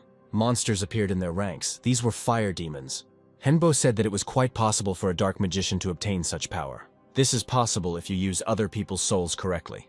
The Chol squad did not understand how it was possible to use dark and holy powers at the same time. Henbo replied that the power of the god of life and the god of death was not yet capable of such a thing. He raised his hand to the sky and used Chaos Strike. Everything around was illuminated by a blindingly bright light. Within a minute, the monster inhabitants were finished. The commander-in-chief approached Wanha to thank her for her help and wanted to say something else, but Hyunbo interrupted him. Handing the papers to Chol, he said that this was a new map, although incomplete, but it showed the monster's lair. But the commander-in-chief couldn't help but ask where Wani got the strength to use dark and light magic. And what gods of death and life did he talk about? Henbo replied that he was a dark power mage who was chosen to be the one who was given the light power. And seeing his powers, people cannot help but believe him. And then Chol asked if something similar could happen to him. Hyunbo was pleasantly surprised. He could only dream of such a chance. He replied that several conditions were needed for this. The first thing is to make people believe in it. Second, you need to voluntarily receive their souls. Third, you need to be willing to give them your power. Chol replied that these demands were feasible, and asked if Wanhee could make him a god too. Hyunbo said that it was possible, you just need to sign the contract. The commander-in-chief, without hesitation, signed the contract in blood. From that moment on, he too became a seer, to whom he would give everything, even his life and soul. Now he could share his power with his followers. Chol felt this power, and it was incredible. Henbo said that the monsters were defeated, the contract was signed, and there was nothing else keeping him here. He prepared containers for transporting people and called Godin. And at that moment, when the military was watching Wanhee, a monster's head emerged from the ground behind them, and looking around, realized that a necromancer had just been there. Deciding that now was not the time, he went back underground. At that moment, Tia appeared and followed him. Henbo found a place where people could be accommodated. He told his team that they could rest for a whole week. He gave the former residents a day to rest, and then ordered them to return to training. There were 105 days left until the end of the quest, and Henbo had not yet fully figured out this dungeon. After some time, he decided to take Christy down to the basement laboratory. She showed her owner her new developments, robots with good protection. Christy said that upon returning, Henbo had not yet checked his stats and skills. Now he saw that the received dark power and holy magic were officially confirmed by the system, and the indicators showed that he was worthy of being called a prophet. But we cannot stop there. The weaker the prophet, the weaker his followers. Soon Tia returned and joyfully hugged her owner. Henbo looked at the map she made. He knew that this was the basement of a dungeon. Monsters like to build their lairs in places like this. Tia said that besides the monsters, there is a boss there and she can show him. At first, Tia regained her original liquid form, and then she transformed into the one she met in the basements of the dungeon. Looking at the created boss, Christy asked if Tia noticed anything unusual about him. Tia replied that those he had met were unable to defeat him. He also said that such attacks would not work on him. And then Kai said that only he should kill him. Hyunbo replied that one must always fight with a cool head. But Kai said that no one could dissuade him. He had already had to kill his master. To everyone's surprise, he said he wanted to be alone and went to his room. Kai had no memory of his homeland or his family, but he once had a wife and a son. He remembered his death and knew that the traitor had survived, but he had not. The traitor killed all his loved ones because they believed and followed Kai. Kai already wanted to forget about revenge, but now it appeared before him again. He told his story to Hyunbo, who came in and added that he had difficulty controlling himself. Hyunbo replied that he wanted to understand Kai so that he could try to help him. That same traitor asked how many people they had. The monster replied that there were almost 5,000 of them. He was told that their strongest were the necromancer, the undead, and the dragon. Necromancer Wanhee is already in the 6th circle, and he has knights. The master ordered his monsters to prepare for attack. But one of the creatures replied that the people they were watching had disappeared, and all their minions had disappeared as well. And then the traitor felt the entire dungeon tremble. Henbo shouted that he had destroyed the fortress and the dungeon and ordered the creatures to come out. Chol asked if it was possible to influence nature with the help of magic. Henbo replied that the magic of the 8th circle can cause earthquakes. The next moment, a crowd of monsters appeared from the ground in front of the troops. They had already received the order to attack and rushed at the military. Chol also gave the order to attack and destroy the monsters. People had already encountered such creatures and knew how to kill them, but no one expected to see an unknown creature with 6 dragon heads. The squad realized that this was the boss of this dungeon. The monster spewed out green lava and directed it at the enemy ranks. Henbai extended his hand and used Poison Eater. People looked on in surprise. Was Wani able to absorb the boss's attack? Henbo realized that he would need help and called on Angie. The genie that appeared said that the master had become stronger, and Agni would be able to have fun longer. He directed the devouring flame at the crowd of monsters, destroying them with his fire. The boss realized that his attack had failed and said that he would not allow himself to be ignored. Henbo foresaw what the boss would do in the next second. The monster released ice shards from all 6 of its mouths, directing them towards the enemy. But the detachment was able to fight back and was not harmed. The boss asked in surprise how they managed to repel his attacks. Hyunbo replied that they knew enough about him. They knew what he could use and with what power. The monster shouted that it was impossible. He was able to kill all his enemies. Hyunbo replied that the boss himself knew that he was weaker than them, so there was no need to waste time on a useless battle. He added that the monster did not come here on its own. There is someone who controls it, and they know it. Hyunbo said that one of his heads lives its own life, and the real personality moves through the dungeon to break out. The boss realized that it was time to move on to the next act and began to transform. Hyunbo called Kai and said that it was his turn now. The same traitor stood before him and was angry that his memories were returned to him after death. Kai said that the traitor is alive only to get what he deserves, and he exclaimed in response, was he really going to defend himself with his toys? Kai replied that he had not come to defend himself, but to kill him. He cast a spell and sent a pillar of fire towards the monsters. The traitor exclaimed that no one had the right to touch his servants. Kai replied that it was he who taught him that in order to win, you need to do everything. He added that he remembered his name. It was Glance, and now he had a disgusting feeling. The traitor replied that now he also understood who stood before him. He also remembered him. He became filled with anger and added that he was ready to kill him again, like last time. The next second he took the form of a huge lizard. Kai said that even now he looks like trash and raised his sword up. He sharply directed the beam at the enemy and said that this was light magic that the master had given him. Hyunbo added that the name of this gift is Judgment. The lizard hissed that he would now destroy his entire army. He started grabbing monsters and devouring them, but that was a big mistake. The undead were also filled with holy magic. The squad did not waste time and attacked the lizard. Kai jumped closer to the monster to strike him, and he tried to attack using all his strength. He didn't understand why his attacks weren't working. The lizard said that this was not the end, and red glowing pillars appeared around him. He said that they would pay for taking the inhabitants of his village. It turned out that this was the same Garan, and Kai remembered his name. The lizard swung its clawed paws, but Kai parried its attacks. And then Garen managed to deal Kai a powerful blow, and he fell to the ground. The lizard stood over his headless body, grinning and asking what losing and dying tasted like. But the next moment, I felt pain throughout my body, and did not immediately understand what had happened. Kai's head looked at the traitor and said it was checkmate.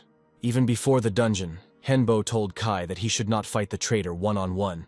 He can help by casting a death curse on him, which will cause an explosion. The resulting life force will meet the original. And then the traitor that Kai hates so much will definitely die. Garen didn't understand what was happening to his body, but it was a terrible state. He sank to the ground and looking at the Kai's head asked to spare him. Kai replied that he could do it, but Glance, who was inside him, would not allow it. He shouted that even his head alone could deal with the traitor. Kai used his last strength to strike with his head and fell to the ground. He heard Henbo's voice shouting at Kai not to give up. He must not die. Kai's head rose into the air and headed somewhere towards the thickets and disappeared behind the bushes. Without wasting a minute, Henbo headed in the direction where Kai's head had fallen. Christie warned that the owners should be prepared for what he might see there. Even from afar, Henbo saw that there was a man standing at the edge of the forest. When he landed on the ground, he couldn't believe it was Kai. Now Henbo knew that the undead could also become human. Kai said that if it weren't for the owner's help, he would no longer be alive. Noticing Christie's curious gaze, Kai added that he didn't want to be examined. He was human now. By this time, 36 dungeons had already been discovered, but only 28 were known. The news that South Korea had been successfully cleaned up shook the world. Commander-in-Chief Chol reported that the necromancer Wonhee had received help from God. He told the world that he could now use dark and light magic at the same time. Chol also told about the village found in the dungeon and its rescued inhabitants. All this news reached America. Chairman Richard Hart congratulated Wonhee on the successful completion of the mission. Henbao told him about the Goliaths and asked if it was possible to set up their production in America. The chairman replied that everything was possible with money, but it was not a fact that it would be as good as expected. The guy said that the Goliaths are different from his toys. Although they are not very developed, they are easier to control.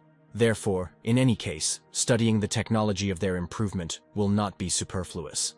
Richard responded that he was ready to cooperate and exchange any new technologies. Thus, Hyunbo began official cooperation with America, and the American government was ready to accept refugees from other worlds if they could prove their right to do so. And then one day, Henbo invited the chairman to show him his new development, a robot, but asked him not to touch it. Richard looked at those who apparently did not listen to Wonhei. He asked if they were okay, but Hyunbo only replied that curiosity was no good. It was the effect of a curse. He said that there are weak curses. These are nightmares and insomnia, and there are strong ones. This is the absorption of life force, infertility, and hair loss. One of those present felt a headache and said in Korean that Wonhei would answer for the curse. Richard told Alex to calm down. He explained to Wonha that this guy designed the Goliaths. He is simply a top-class genius. Alex said he was already fine thanks to his talent, retransmission. Henbo realized that he had managed to escape the curse by passing it on to others. Alex said that was enough talking and asked to show the new toy. The awning was thrown down and a huge robot appeared before everyone. Henbo handed Alex the bracelet and said that it could be controlled by inputting mana. The guy put on the bracelet and started making different movements. The robot repeated everything exactly after him. After testing, Alex said that remote control, mana input, and attack are all cool, of course, but he can make improvements if he has time and people. Kai said that he has memory lapses. Perhaps it's all due to spatial erosion.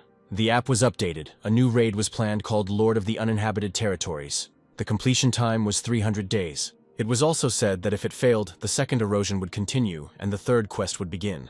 Henbo saw Michael, Richard's assistant, who was already hurrying towards them. He caught his breath and reported that they had received a new map of the landscape.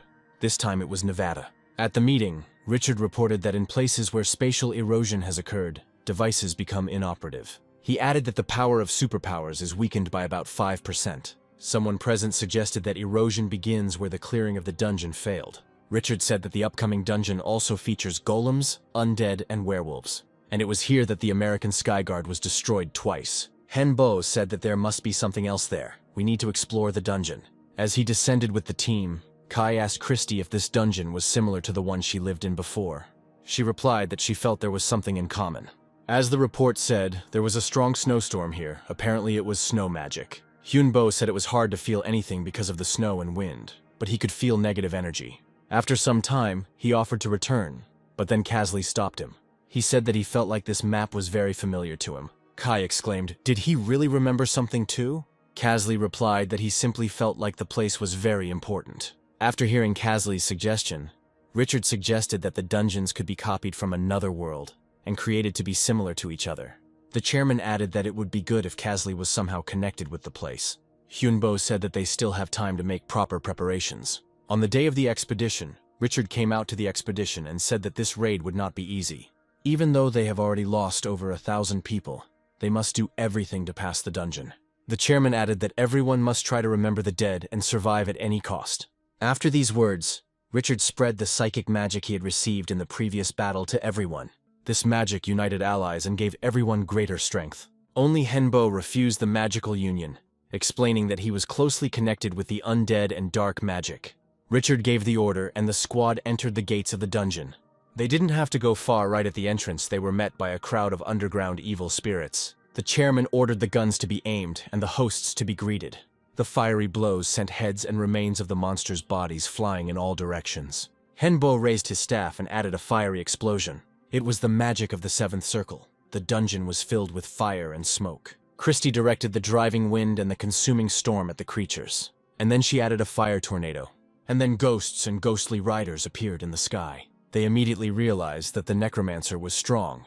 He used dark and light magic. They could not defeat him. After the riders left, the chairman saw that something was bothering Wonhei. Henbo felt that the connection with Kasley had been cut off. Kasley remembered that he was a nobleman who had lands and a large estate. The only thing he couldn't understand was how the dungeon became his home. Is it possible that the dungeon boss is part of his family who turned traitor? Kasley needed to check this out, and in the meantime he approached the rock. He came closer and put his hand to the dark silhouette of the bird. A cave full of coins and chests of stones opened up in front of Kasley. He heard footsteps and saw that Henbo, Kai, and Christy had been following him the whole time. Henbo said that if Kasley still considered him his master, he should return. Then horsemen appeared, and one of them sternly asked who had allowed him to come here. He immediately asked the second question, how he dared to go against the family. Kasley realized that the horsemen were ready to fight and prepared to attack. The next second, their swords crossed. The rider saw that the enemy was using their family technique. Kasley gritted his teeth and asked why his brother was doing this to him. And then the rider took off his helmet and said, "Is it really the younger brother Kairos in front of him?" Casley recalled that they were once called the secret sword of the royal family. He added that he was indeed the third son of Count Keon. Castle said his brother thought he was dead, but he's alive, and now he has a new name and some of his memories. He also took off his helmet and asked how Oranos could become the master of the dungeon. The brother stood for a while and did not answer his question. But the next second he ordered his subordinates to seize Kairos. The enemy surrounded Casley, and his brother jumped on his horse. Oranos' men released metal cables and tied Casley's hands and feet. Henbo shouted that he would free him now and rushed to help. The brother said that he was confident that Kairos would understand him. Henbo didn't make it in time. The people used teleportation and disappeared along with Casley. Christy said she could feel him moving, and Henbo looked at her questioningly. Christy said we needed to go to the Lord's estate. After some time, Casley stood in the throne room, and Oranos said that he did not want to lose him. The brother pointed at the sword with his gaze and added that Kairos could take it. Oranos added that it was their family's sword, and he was a criminal and not worthy of wielding it. The brother looked at Kairos and said that it seemed like he still wanted to know how he became a traitor and the master of the dungeon. A minute later, Oranos stood up and ordered them to follow him. They came to a door sealed with some kind of sign. The brother snapped his finger and the gate opened. In a large room there were crystals in which there were some people. Casley approached one of them and recognized their middle brother, Reynos. He exclaimed what was wrong with his brother and why he was in the dungeon. The elder brother said that all members of their family were alive. He led Kairos to one of the crystals and added that he froze everyone for the sake of his wife. It was Beatrice and the third child who was never born. Oranos said that by using the life force of the family, he could save his wife and son. When he was on the brink of life and death after a failed raid, he was saved by a vampire. In battles he was just a pawn, but she was always there. Oranos fell in love with her, but there was no chance to escape. So he decided to make the dungeon his own. But the previous owner warned them that they would never return to normal life and cursed them. To break this curse, blood was needed. It had to be a sacrifice of one blood, so the whole family is here. If he decides to leave the dungeon, the entire Keon family will be destroyed. Soon, the attackers were attacking not only the families of the survivors who had gone over to the invaders and become traitors. Their family could also be in danger, so he secretly met with their third brother, Rhinos. And later, after the meeting, Uranos learned that his brother and family had fallen. But he found Reynos, put him to sleep, and began to transfer life force to him. If he sacrifices the others, his brother will be able to wake up alive, as well as his wife and child. Auranos looked at Kairos and said that he had to help him, and for that they needed a necromancer. Casley realized that this was about betrayal of Henbo. But on the other hand, all the people dear to him will be able to return to life. Christy found the way, and Henbo entered the chambers of the Lord's castle. Casley came out to him and said that he didn't think the owner would find him so quickly. Hyunbo replied that he was worried about him and then asked why Casley was so gloomy. He replied that he was asked to make a choice. He added that he must always obey his master, but was a little confused. Hyunbo paused, then said he would like to give one piece of advice. Whatever choice he makes will lead to pain and loneliness, so he must choose what is more beneficial for him. Casley replied that it hurt, but he made a choice and drew his sword. Henbo said that in that case, he would not show mercy to his enemies. The next second, a whole army in Godin stood behind him. Casley said that his older brother helped him, so a battle was inevitable. Then Henbo felt something and turning around saw that someone was attacking his shadow. This meant only one thing: there was a vampire here. Casley took advantage of this moment, jumped up to his owner and sharply hit him in the stomach, causing Henbo to lose consciousness. Kai, not believing his eyes, rushed towards Henbo, but the monsters blocked the way for him and the squad, not allowing them to approach the owner. When Casley picked up Henbo and started to walk away, Kai realized that he couldn't do anything. He just called out to his partner. Casley paused for a moment, turned around and apologized. The next moment, both disappeared. Kai ran up to the dragon and shouted why he didn't protect his master. Christina told everyone to calm down and think about how they would save Hyunbo. Kai shouted that there was nothing to think about. We had to kill everyone. Kairos held the necromancer in his arms and stood in front of his older brother. The brother apologized for forcing him to make such a difficult choice. Casley replied that the necromancer still remained his master. He was a high-level magician, so the address to him should be appropriate. Auranos agreed and reminded that in any case, he could be very dangerous. He then suggested to Kairos that they go to the wine cellar and celebrate their victory. Within a couple of hours, Uranos was dead drunk. Casley stood up and silently left the room. He could have killed his older brother, but he didn't, which means he's definitely on the right side now. Henbo stood in front of Uranos and ordered him to answer why he was here. Casley, who was standing nearby, replied that he was there at the request of his older brother. Henbo looked at him and said that he does not talk to traitors. Uranos said he wanted to finish everything properly. Kazli asked if the master remembered the oath he had taken from him as an undead being. He added that this oath was not said in vain, and now it can become salvation for his family. Henbu said he had one last request and asked Kazli to come to him. But before he could approach, he received a powerful blow to the face. Hyunbo shouted that this was not the end and he would live. Uranos ordered that the necromancer be immediately seized and taken to his room. When Kazli came to, his brother offered him a drink, but he replied that he wanted to be alone. When he came out, Uranos said that there was no need to follow him anymore. And at that moment, the detachment had already approached the castle walls. Enemies immediately appeared in the sky, ready to defend their master. The chairman immediately gave the order to attack them, and then winged dragons flew in to help the riders. They dropped ice blocks from the sky to destroy the squad, but in response, sharp spears immediately flew. Uranos was surprised that it only took them 20 minutes to reach the castle walls. He looked at Henbo and said that he would help him fall asleep soon. Uranos took the sword and, heading toward the center of the hall, thanked the necromancer in advance for his body, soul, and magic. He slammed his sword down hard on the floor, right into the center of the magic circle. The entire castle was illuminated with a blood-red light. And then the squad didn't understand what was happening. Their mana began to fade. The chairman shouted that they needed to join forces and break into the castle. Uranos rejoiced. Did they really think they could defeat him? Henbo instantly jumped up from his knees and rushed at Uranos. The next second, the glow around the castle changed its color. Uranos turned around and screamed what he was doing. Hyunbo replied that he exchanged the energy of the living for the energy of the dead. Uranos became even more angry and swung his sword at the necromancer. But the next second, he came across the sword of Brother Kairos. The older brother shouted what was going on, because he was on his side. Kazli said his master told him to look for profit. He added that Uranos could still abandon his goal and side with the earth. Of course, Kazli understood how much mana and life energy were needed for his brother's wife and child. Henbo said that he absorbed the magical artifact and brought Tia so that she could recognize the energy of Uranos. And Kazli added that life energy also exists on Earth. The elder brother replied that he knew about it and had no intention of becoming a traitor. But they don't understand anything. He is just a grain of sand in this huge world. He cannot betray those who gave him strength. Kazli replied that they had already encountered demon dragons of this level.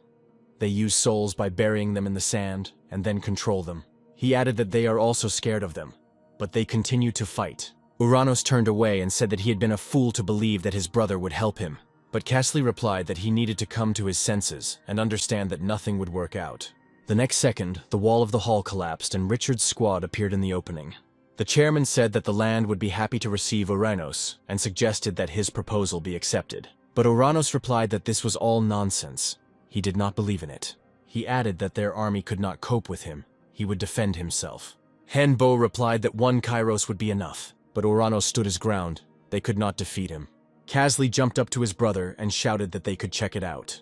And Henbo sat on the floor and concentrated on making Kazli stronger.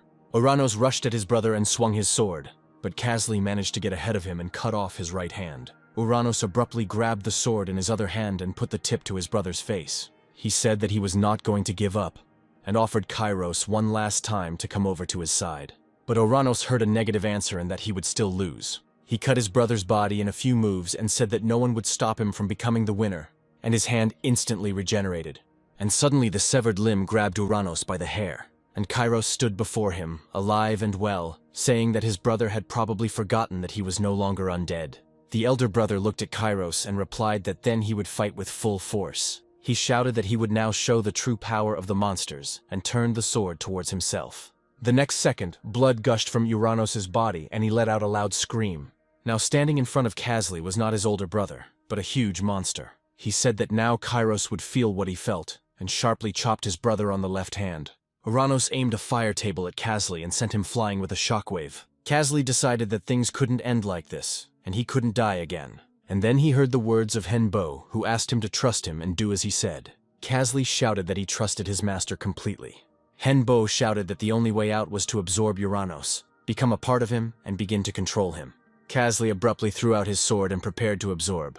As the owner said, this was the only way out, if only there was enough strength, mana, and energy for it. The next second, Uranos raised his hands to the sky and let out a sharp, piercing cry. The frightened people scattered in all directions, and only Henbo's detachment did not move from their place.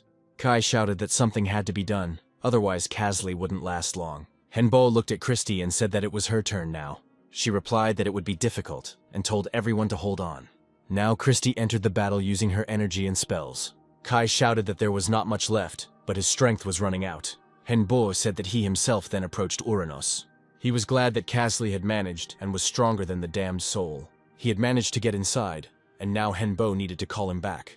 Uranos let out a final scream, and his shell shattered into pieces.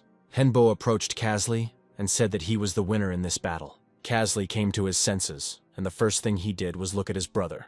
He told Hyunbo that something needed to be done, but he replied that he might already be dying. Casley exclaimed, "Was this all because he interfered?"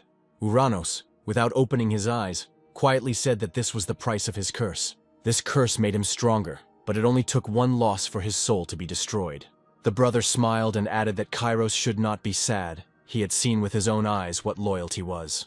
Uranos said he had one last request. He told his brother to take his soul and body to become stronger. Uranos asked Kairos to take care of his daughter. His last words were a wish for his brother to be happy. And the moment Uranos disappeared, the entire castle began to shake. And Bo saw that everything around him began to change. And suddenly Beatrice, the wife of Uranos, appeared before everyone. She fell to her knees and began to sob for her departed husband. Casley said he regretted what happened. The girl replied that she knew everything. She saw everything. Casley helped Beatrice up. She was barely able to stand on her feet. Henbo offered to examine the girl and came closer. But the next second, Beatrice made a sharp swing of her hand and cut off Henbo's head. She was jubilant that her clever trick had worked. Casley exclaimed, "Could this all be because of the child?" Beatrice looked slyly and said that she never needed him. She added that she was ready to kill him and everyone present. Suddenly the girl felt the baby in her belly move. Beatrice exclaimed that this could not be. He should not be born. And then she saw Henbo, whose head she had cut off a few minutes ago. He was alive, and even the wound on his neck healed, thanks to Tia. Hyunbo said it was strange that she couldn't give birth to a child all this time, but now he realized that she was using their power to level up. Beatrice clutched her stomach again, and Henbo said that he was a necromancer and felt that her child wanted to be born, and he would help with this. He used magic and the girl fainted. And after some time, Henbo held the newborn child Uranos in his arms. The next second, the castle shook and began to collapse. Henbo realized that he had to leave this place immediately. And then a dragon appeared at the main gate and said that he would now kill them all. Kairos asked Henbo for permission to deal with him himself. The necromancer wanted to warn him that it was dangerous to fight alone, but he had already taken to the sky. Kairos said that he had no intention of fighting alone. Kai asked Henbo what kind of ghosts were around him.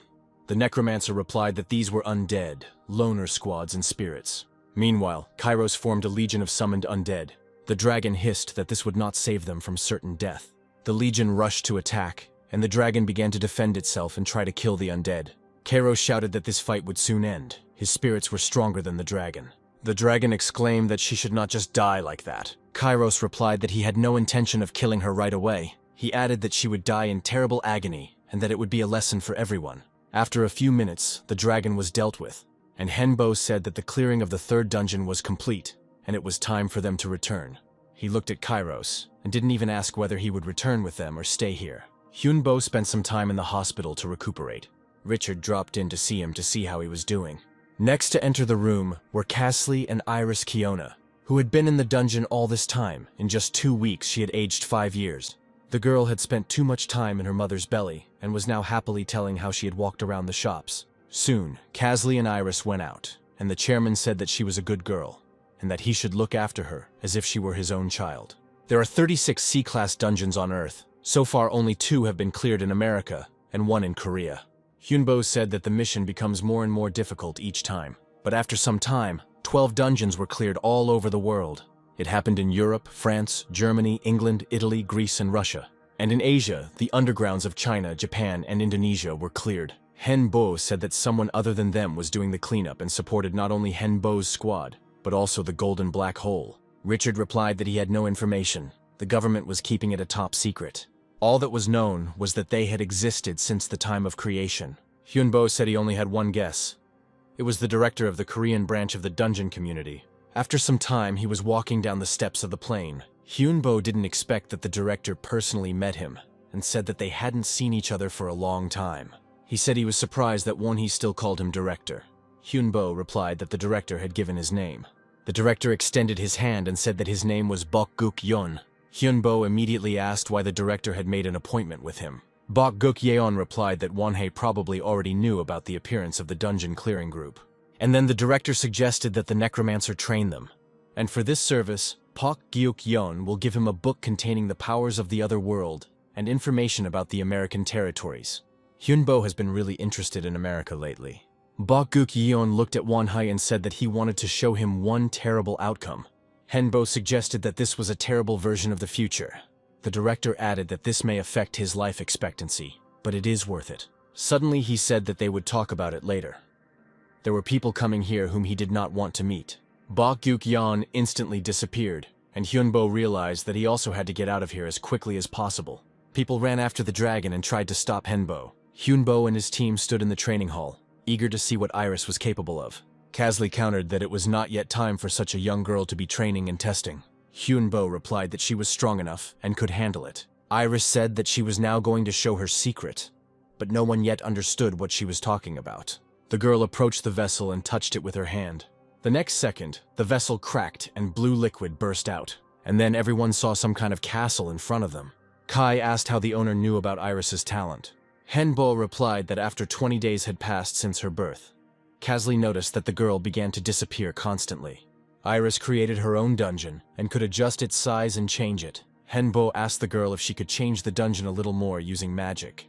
And then the dungeon really started to change. A second later, everyone was surrounded by a forest, and Iris said that she had invented a forest labyrinth and created her own monsters. Kasley didn't really like what was happening, and he offered to take Iris to Seoul under the pretext of showing her the real world. Hyunbo replied that he was sure that the girl would really like the city. A couple of days later, Kasley and Iros left, and the team sat in a cafe and talked about how the world had changed. Hyunbo turned halfway around and asked if Kang Hyun-chul agreed with their discussion. The commander-in-chief was surprised by Wonhye's insight and replied that he was already a general. He added that he had heard that the cleanup operation in America had been successful. Hyunbo replied that it was all thanks to his loyal comrades. He said he had a gift for Chol. Hyunbo took out a pouch of space expansion magic from his inner pocket and handed it to the general. Chol replied that he would probably need it. The commander-in-chief thanked Wonhye once again and left. And then a woman came up to the table. She said that she was under the command of the Red Lord, who ranks 9th in the Magic Association. The woman said her name was Helena Scarlet. She was from the Scarlet Witch family, and handed Hyunbo an envelope. Hen was surprised that the Magic Association approached him. Helena reported that this was an invitation to a grand banquet from the 6 High Lords of the association. Hyunbo replied that he accepted the invitation with gratitude. The girl added that the banquet will take place in a week at Buckingham Palace. Kai said that they would wait for him, and this girl seemed to be a very good magician. Those who had managed to conquer dungeons around the world, and who had played an important role in the cleansing, were invited to the banquet. Iris was delighted. It was her first time visiting such a place, and Bao didn't know what to expect here and asked the girl to stay by his side. The whole team hurried to the banquet. At the entrance, they met Mi Yeon, the master of the Survivors Guild, who also received an invitation. She greeted Hyunbo and added that the magicians could not ignore them. Andromalius was also invited to the banquet and came up to greet the necromancer. Mi Yeon said that she heard that Wonhye managed to conquer 2 C-class dungeons. When he replied that he almost died, the girl said that dungeons of that level did not seem too difficult to her. She also managed to destroy one dungeon in China called the Garden of the Fallen Giant King. The girl encountered huge bears, trolls, ogres, and storm giants, and they were all bosses. She said only the storm giants caused minor difficulties. Hyunbo asked in surprise, "Didn't these monsters attack from behind and set traps?" Mi Yeon replied that nothing like that happened. They walked calmly along the road until they saw the boss's castle. Hyunbo couldn't understand why there was such a difference in the difficulty of the passage. Richard joined in and said that it was typical for monsters to attack suddenly. When the girl replied that there was nothing like that in her dungeon, Hyunbo realized that their dungeons were special. Richard said that there was nothing surprising and the girl was just lucky. And then Aresta Crowley, the first of the magicians of the Magical Association, came out to the guests. He added that from tomorrow onwards, other high-ranking magicians will also be present at the reception. Hyunbo quietly told the chairman that this association was more like a group of monsters. Suddenly Iris felt ill, and Kasley managed to pick her up in his arms. Richard said that it seemed like it wasn't easy for the little girl to be around so many mages. Aresta walked up to Hyunbo's team with a smile and said that the baby seemed to be in shock. He apologized for any inconvenience this might have caused and, pricking his finger, offered his blood. The next second, a few drops fell into Iris's mouth. The girl instantly came to her senses and said that she felt something sweet. Hyunbo wanted to know how the mage knew that Iris was a vampire. The magician announced that he was leaving and wished everyone a good party. Hyunbo told Richard that today was not the last day of the reception, and that after attending the opening ceremony, they intended to leave. The banquet lasted for 6 days, and every evening a high-ranking mage of rank 1 to 6 would appear. On the second day, Tesla, the lightning magician, came. On the third day, Maha, the earth mage, arrived. On the fourth, Gaia is the tree mage. And on the fifth day there was Arya, the healing mage. On the sixth day, Arista came out to the guests and announced that he was ready to get to the point. He said their association has influence in Europe, the Middle East and Africa, which is currently occupied by invaders from another world. So, by the end of the reception, he had made a serious decision.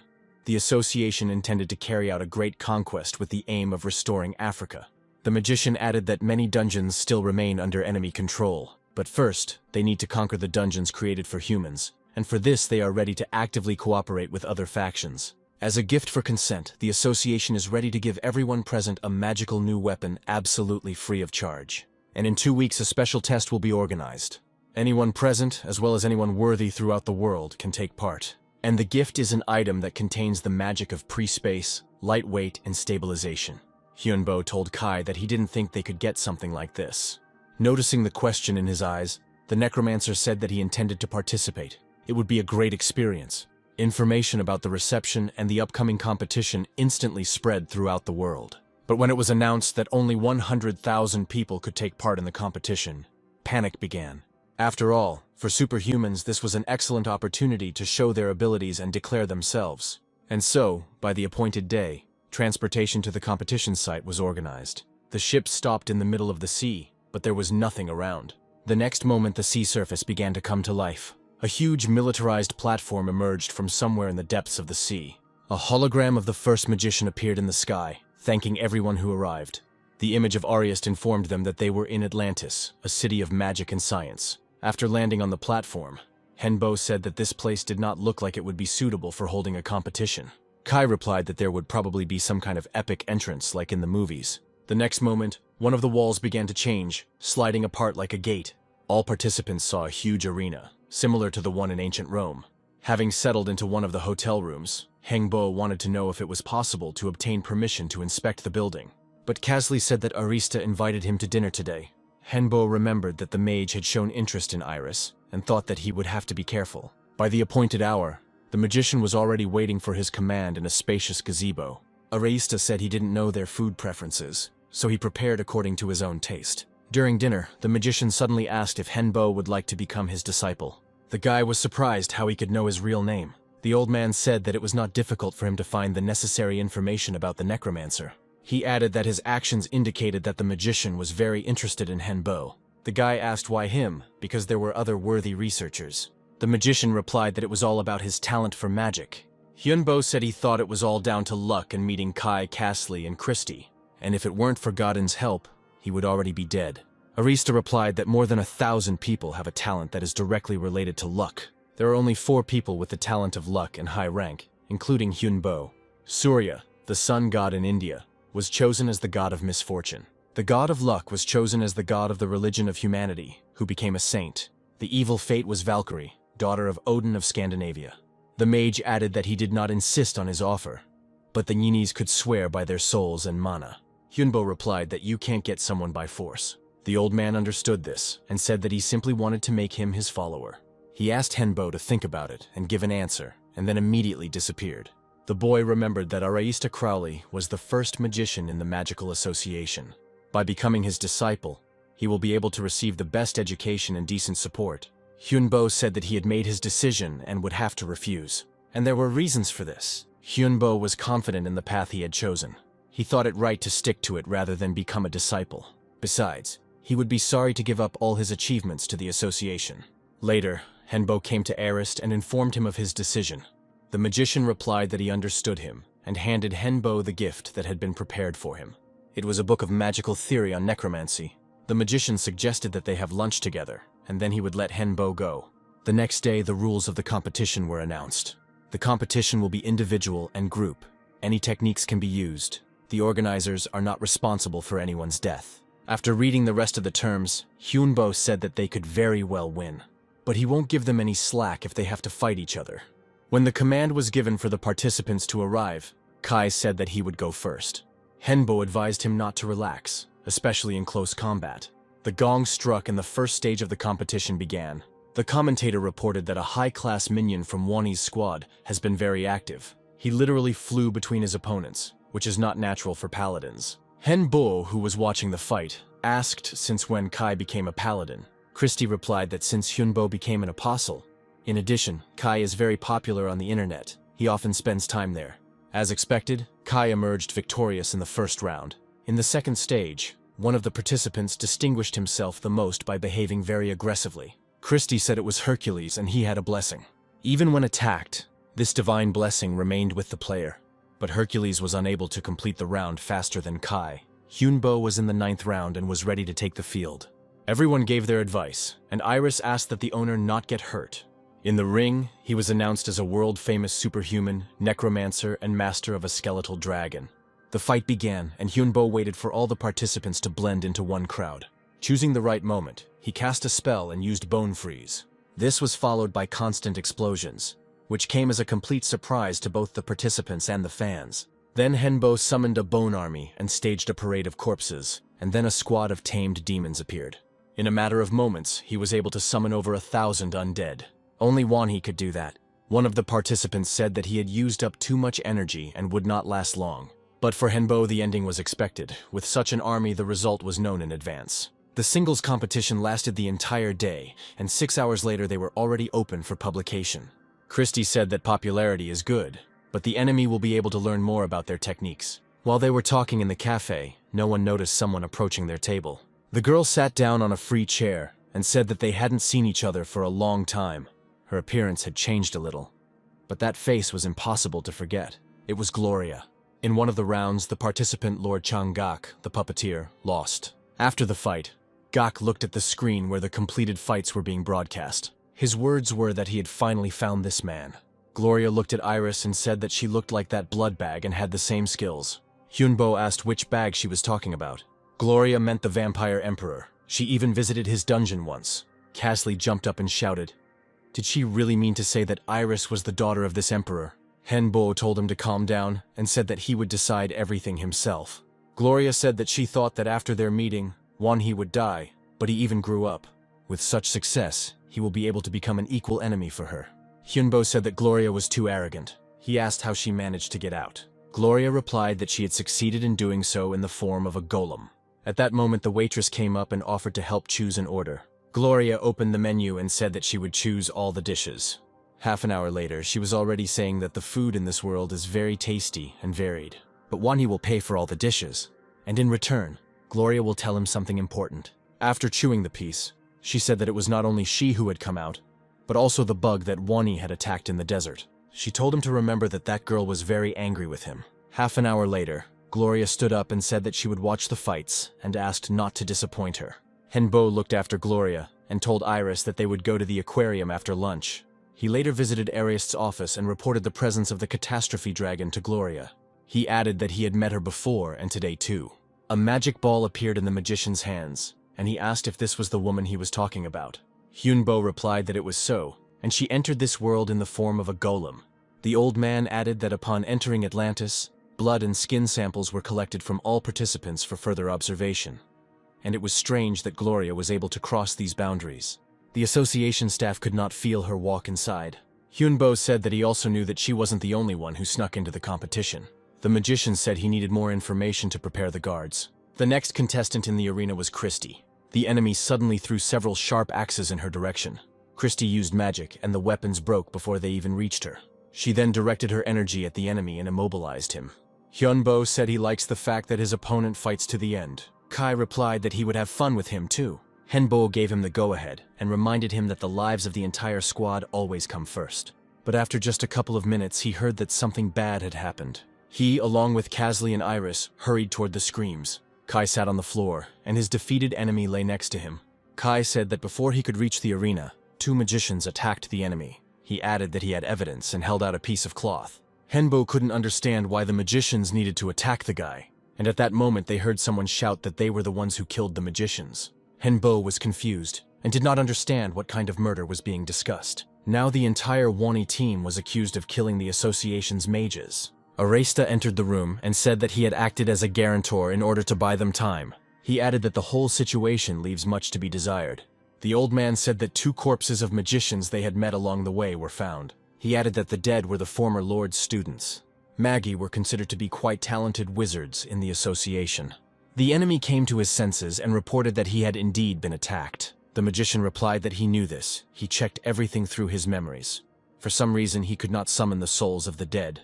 Henbo said, "Does he really think Arius thinks that he killed and destroyed their souls after death?" The magician replied that he was not confirming this, but the association had to check all the options to find the killer. Henbo stood up and said that it was possible to summon the customer's soul by pulling it with force. He looked at the magician and asked if he would help catch the criminal. Got reasoned that he now had excellent dolls, including members of the association. It only took a little while to tear Wonhee's flesh to shreds and make his soul suffer. Then the door opened and Arestas entered. He sat down opposite him and said that he looked tired and thin, and understood how hard it was for him now. The magician received the answer that a body that had lived for a long time without mana could not immediately adapt to a new environment. And when he learned about his students, he realized that the man was right.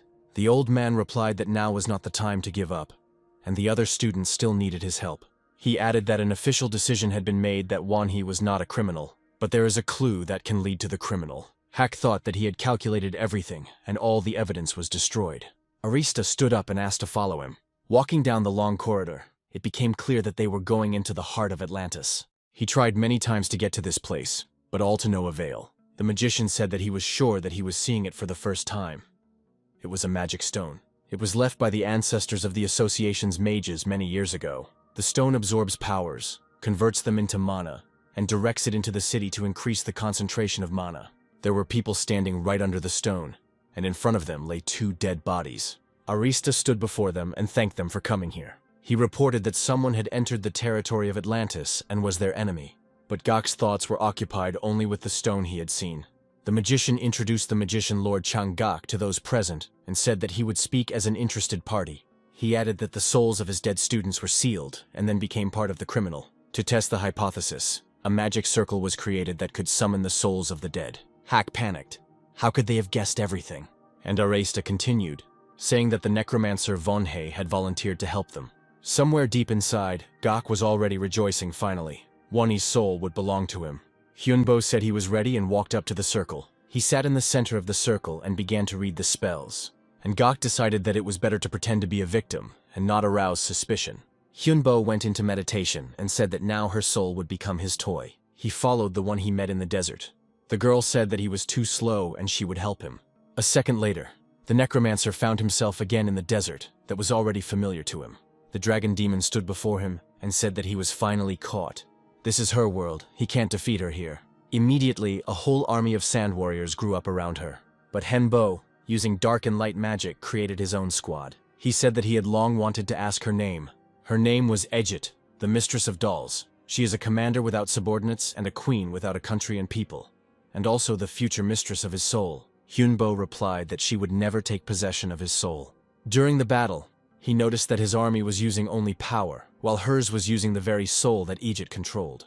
He decided that as soon as the battle was over, he would engage in a duel with her. Then Henbo will be able to free the souls of those who obey her. They must fight for themselves, for their comrades, and for liberation. Angie screamed, "How dare he control her toys?" Henbo knew that if he could take back the souls that she had absorbed, then he would have every chance of winning. Seeing the danger of defeat, Edge said it was time to finish. She instantly changed her appearance and turned into a huge mountain of sand. And a moment later, a giant sand warrior appeared. She raised her foot to trample her army that had gone over to Wonhee's side. Hyunbo replied that it was indeed time to finish, and the sky around him began to crack. The image of the warrior that Ajin had created crumbled into tiny grains of sand, and she screamed at what he was doing. Henbo replied that during a battle, the mental world opens up to the one who first takes the initiative, and now this initiative belongs to him. The necromancer sent an army into the created world, and told Kai that everything was going according to plan, And then Gok appeared with the students who were brutally killed within the walls of the Association of Magicians. These were the souls that Ajin took. She screamed that he was doing something he shouldn't do, but Henbo replied that he had merely returned the souls to those to whom they belonged. He made himself into bait specifically to lure Ajin here and used the connection between Ajin and Jangak's students. And Kai was able to penetrate her soul and attack her, saving those she had absorbed. Only Legionnaire Kai could have pulled off something like this successfully. Kai told the owner that he was able to pull out less than 10%, but there were about 300 million of them. Arist saw that Wani had woken up and was approaching him. He said he would help him up, and quietly whispered that his enemy was furious. The next moment, a huge paw of a monster emerged from the ground. The magician said that it was time for them to begin, but Henbo replied that there was no need for that. Gloria came up to them and said that she had been waiting to meet this bug. Ijin shouted from underground, asking what she was doing here and how she could betray her. Gloria shouted back that she should have fought, but apparently the bug was too weak. And the next moment there was a big bloody explosion. Gloria said that she needed to learn patience, but now all she can do is experience pain. She turned to the crowd and said that today the victory was theirs, but they must always remember that if they did not improve, they would lose. After these words she disappeared, leaving only her clothes on the floor. Hyunbo said that it was all over for today, but the enemy was still not fighting at full strength. It was soon officially announced that the enemies who had penetrated Atlantis had been defeated. Those who sided with Ajin were punished, and their souls were returned to their bodies. The sad thing was that due to suspicions, Wanhee's team was disqualified from participating in the finals. Kai said that if they had participated in group competitions, they would have definitely won. Hyunbo replied that they could still take part in a power battle. He added quietly that he wouldn't want to take Iris there. But the little girl heard everything and shouted that she was not an ordinary child, and if she did not participate, she would run away from them. Christie said there should be at least 500 in this competition, but there are only 5 of them. And then Hyunbo replied that his goal was not victory. He wanted to test his team's limits. Christie said that she needed to get ready then, and went to her room. The others also went their separate ways, and Henbo remained alone and closed his eyes. When he opened his eyes, Andromalius was sitting opposite him. He had already thrown the alcohol out of the bar and said that he had had a couple of drinks.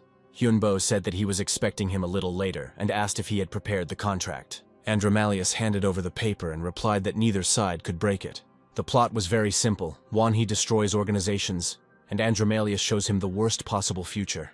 These organizations were Asgard, Argonaut, Murim, and Omneric. Hyunbo asked why the Heavenly Demon Clan wasn't on the list. The director replied that they didn't have the players he needed, and that they had a complicated class system. He added that the mission should be completed by the end of the year. The Association of Magicians has announced another piece of news to the world. Now the power battle involved not 3 but 5 teams without preliminary matches. The first to come out was the Dragon Association from Murim. Northern Europe was represented by the Asgard team.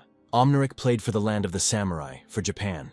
And the Argonauts team got its name from mythical heroes. Team Wanhee was introduced last, as a squad of necromancers, the master of life and death. Godkin was declared their 5th participant. Hyunbo asked to speak and took the microphone. He said he would like to give a little advice to opposing teams. Henbo suggested that they join forces, otherwise there would be no victory. The participants were perplexed, not understanding what kind of nonsense he was talking about.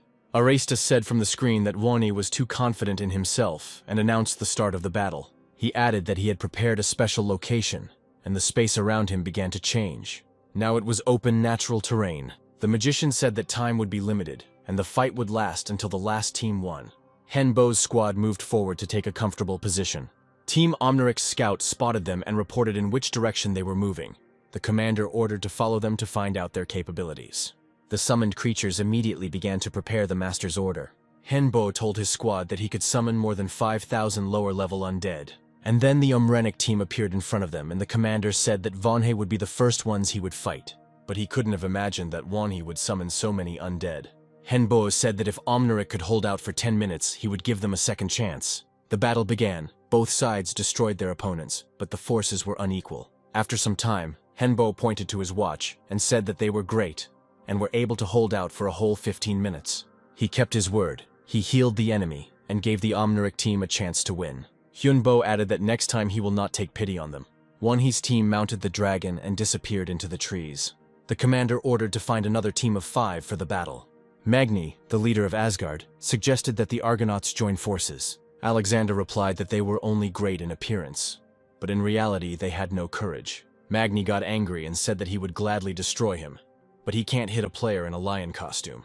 And then Kai interrupted their quarrel. He came up and said that apparently the unification had not worked out, but he could help them. Magni answered, was he the only one who came to fight them? Kai didn't have time to react to the fact that in an instant he was shackled by thorny vines with spikes.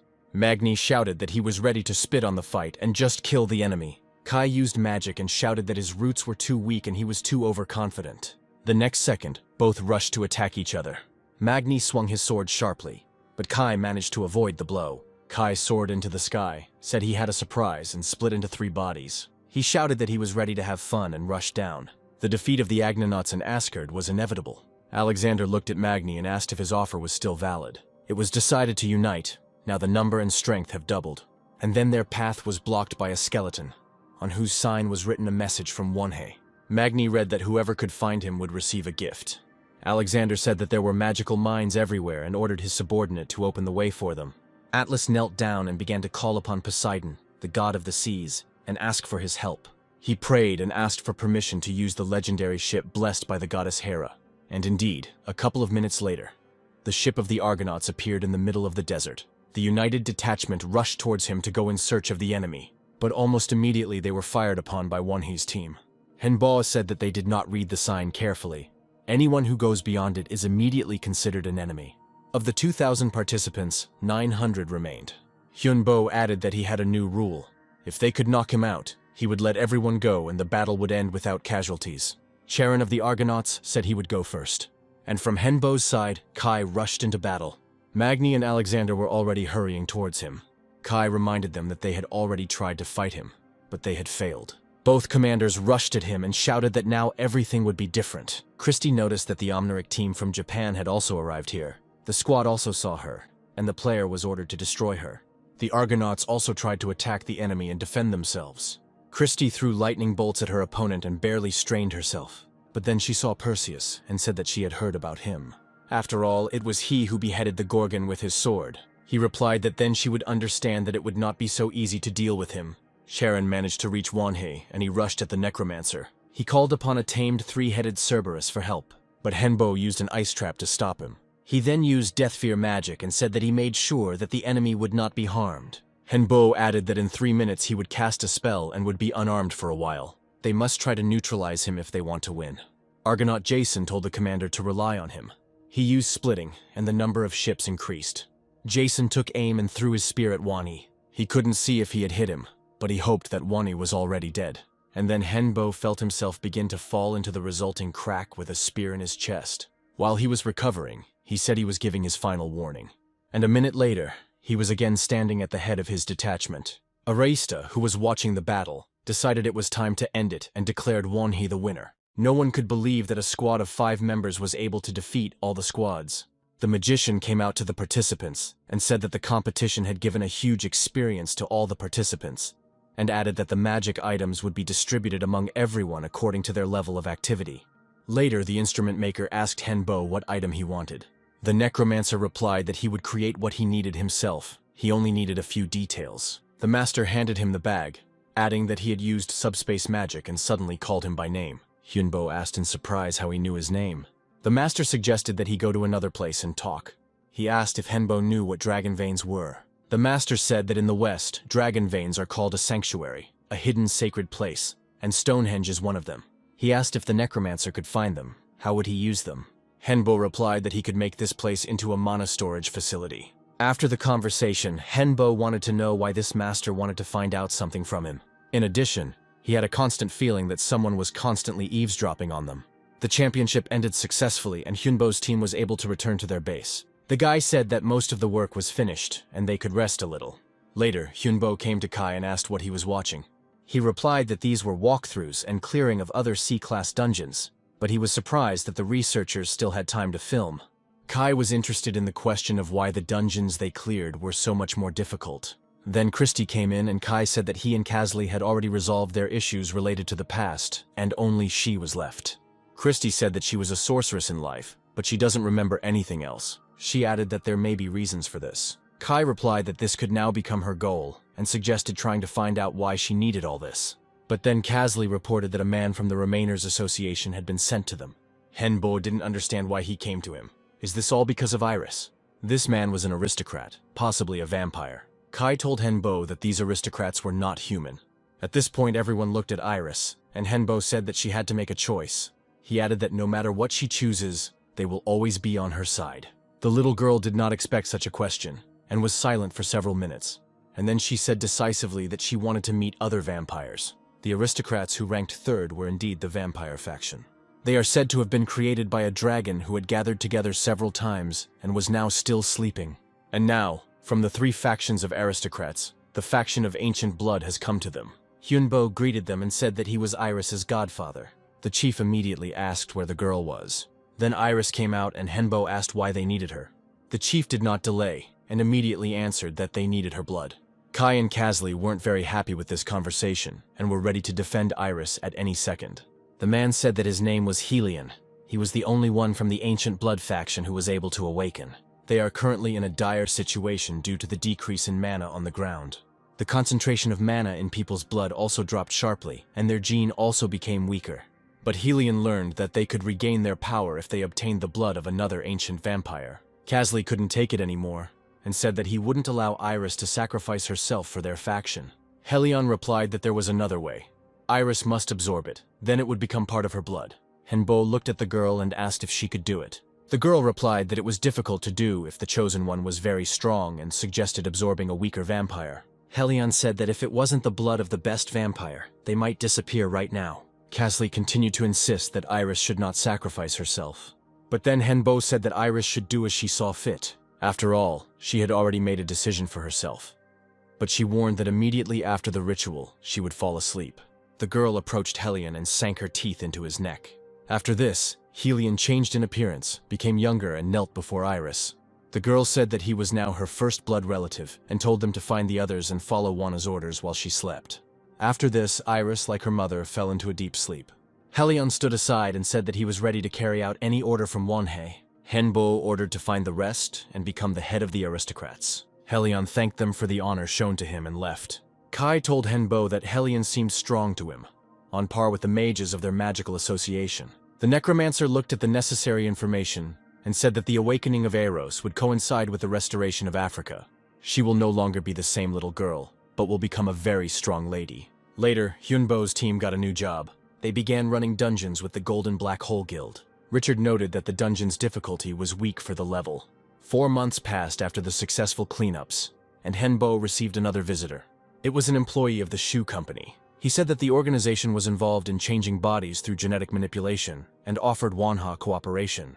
They decided that surgical and genetic interventions were not enough. Artificial influence on souls was necessary. The employee showed documents with unsuccessful experiments and their negative consequences. Hyunbo refused without hesitation. But it can help in the recovery of injured patients. This way, the necromancer can maintain a relationship with Shu and not become an enemy to others. The day has come when the restoration of Africa was planned. In order to take over the continent, it was necessary to go through the dungeons, and the Association of Magicians also moved towards the African waters. On the 4th day after conquering the C-class dungeons, the real war to restore Africa began. Henbo, who understood life through death, called upon the dead who wished to live. And this was only the beginning of the war. Upon arrival on the continent, a military camp was organized. People were discussing the fact that the forces might be unequal, and General Hyun Chol would have a hard time. Hyunbo asked how Iris felt after waking up. She replied that everything was fine. The necromancer wanted to pat her on the head out of habit, but remembered that she was no longer the same little girl she had been before. A special squad of giants was delivered by plane. Chol reported that they arrived early because the other allies were attacked by monsters during the night. Henbo said that the remaining vampire faction was also here, but he made sure that they didn't attack them. The general replied that he was glad that the vampires were now on their side. Godin appeared and asked permission to also join the battle to test his strength in this territory. Hyunbo replied that he had 4 hours and enough mana to use as he saw fit. The dragon disappeared, and the necromancer decided that the test would do him good. Godin conducted an aerial reconnaissance and realized what was troubling him so much. He returned and told his master that there was a dragon on this continent. Henbo immediately reported this to the military leadership. He added that for now, this is only an assumption, and there is no evidence. One of those present said that it was better to be prepared for the worst than to be caught off guard. Henbo told Kai about Godin's suggestion, but he didn't know if the statement would be taken seriously. Christie said they had to prepare anyway. Dragons with large amounts of mana were the race that gave birth to magic. Kai said he didn't want to meet that monster. Hyunbo replied that he had one guess. He does not rule out the possibility that there is someone who guards the cave with the dragon. At the same time, in the cave, the dragon's protector said that these enemies seemed strong enough to her. She told the eye that she was not going to give up. It was not for nothing that the master chose her. The dragon's protector gave him an order to destroy the master's enemies and bring him victory. Henbo said that someone wants to make a lot of money from new technologies. Their allies were able to create a triple barrier in the Egyptian citadel with factories, power plants, shops, and other amenities. When the bright pillars of light appeared, Christie said it was even better. After all, before they had to look for entrances on their own, Kai said that we need to return to headquarters. At the meeting, opinions varied. Some suggested observing, while others suggested starting the process immediately. It was decided to wait a little. Kai said that no one could do the cleanup faster than them. Hyunbo replied that their team was indeed stronger than all of their allies combined. At night, none of the sleepers noticed the light in the sky and the appearance of monsters, and they were already moving along the streets silently and noiselessly. Henbo ordered the activation of the second type of magic. A magic circle with a huge army of undead immediately appeared on the square. Only when the battle began did the soldiers run out of the tents. General Chol requested an urgent report from the third barrier, where Wonhee was located. Meanwhile, Hyunbo decided that it was their turn. But then he saw dragon-like monsters in the sky. They tried to burn down the barriers that had been built. Henbo instantly used a reflective shield, but from the other side the golems were already advancing. Henbo immediately created a fire magic circle in front of them. The golems began to burn one after another. It was the magic of punishment. Kai felt someone's presence, turned around and saw the dragon's protector. He was already prepared for battle, but suddenly two creatures appeared. The dragon protector asked what they were doing here. The dragon's minions told Ciela that their plan had failed and that they needed to retreat. They added that the enemy has a legion and vampires on its side. At that moment, an eye appeared in the sky and also said that we needed to retreat. He flew up to Henbo and looked at him carefully. Kai didn't know what to expect from him. It was easier to kill. But the eye suddenly flew to the side and disappeared along with the rest. Helion was invited to an extraordinary meeting. Chol asked if the vampire was really on their side.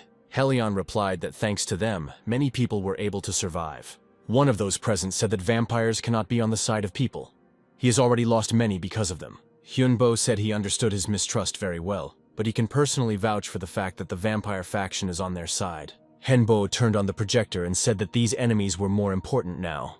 After listening to the necromancer, General Chol said that the battle would be difficult. Later, Helion came to Henbo and reported that the death priest from the nest had arrived. The girl said that she had come on the orders of her master and asked Wonhee to follow her. Hyunbo asked how long it would take for him to return. The priestess replied that it would take from 30 minutes to 1 day. Hyunbo replied that then they would leave right now. Suddenly, in front of everyone, the girl began to tear off her left hand. Only Christie said that she knew that the priest was a robot, and the girl made a portal and opened it. The priestess entered first, and everyone followed her. In a matter of seconds, they found themselves on the other side.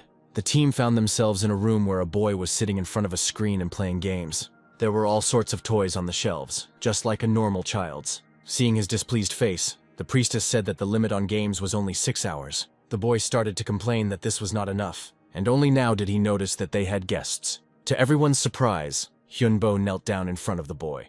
The child slyly said that the guest felt his energy very quickly. Kai said that if all dragons were like him, then Gloria had not used her energy to its full potential. And Castley said that it was impossible for this dungeon. The boy said that there is a dragon in Africa. They are similar. That's why he feels it. He added that at the moment he is the only dragon living on Earth, only still small. But he is a special dragon, not like the others. The boy said that the ones they met were the dragon's guardians, and they were much stronger than the others. But he can give them a chance to increase their power if they become his guardians. Hyunbo stood up from his knees and asked what would happen if they refused. The boy replied that it was just a suggestion, not a condition. But there is an advantage to being with a dragon. He lives 20 times longer and is 5 times stronger. If they become his guardians, he will be able to share his power with them. And most importantly, he will share the dragon's body with them.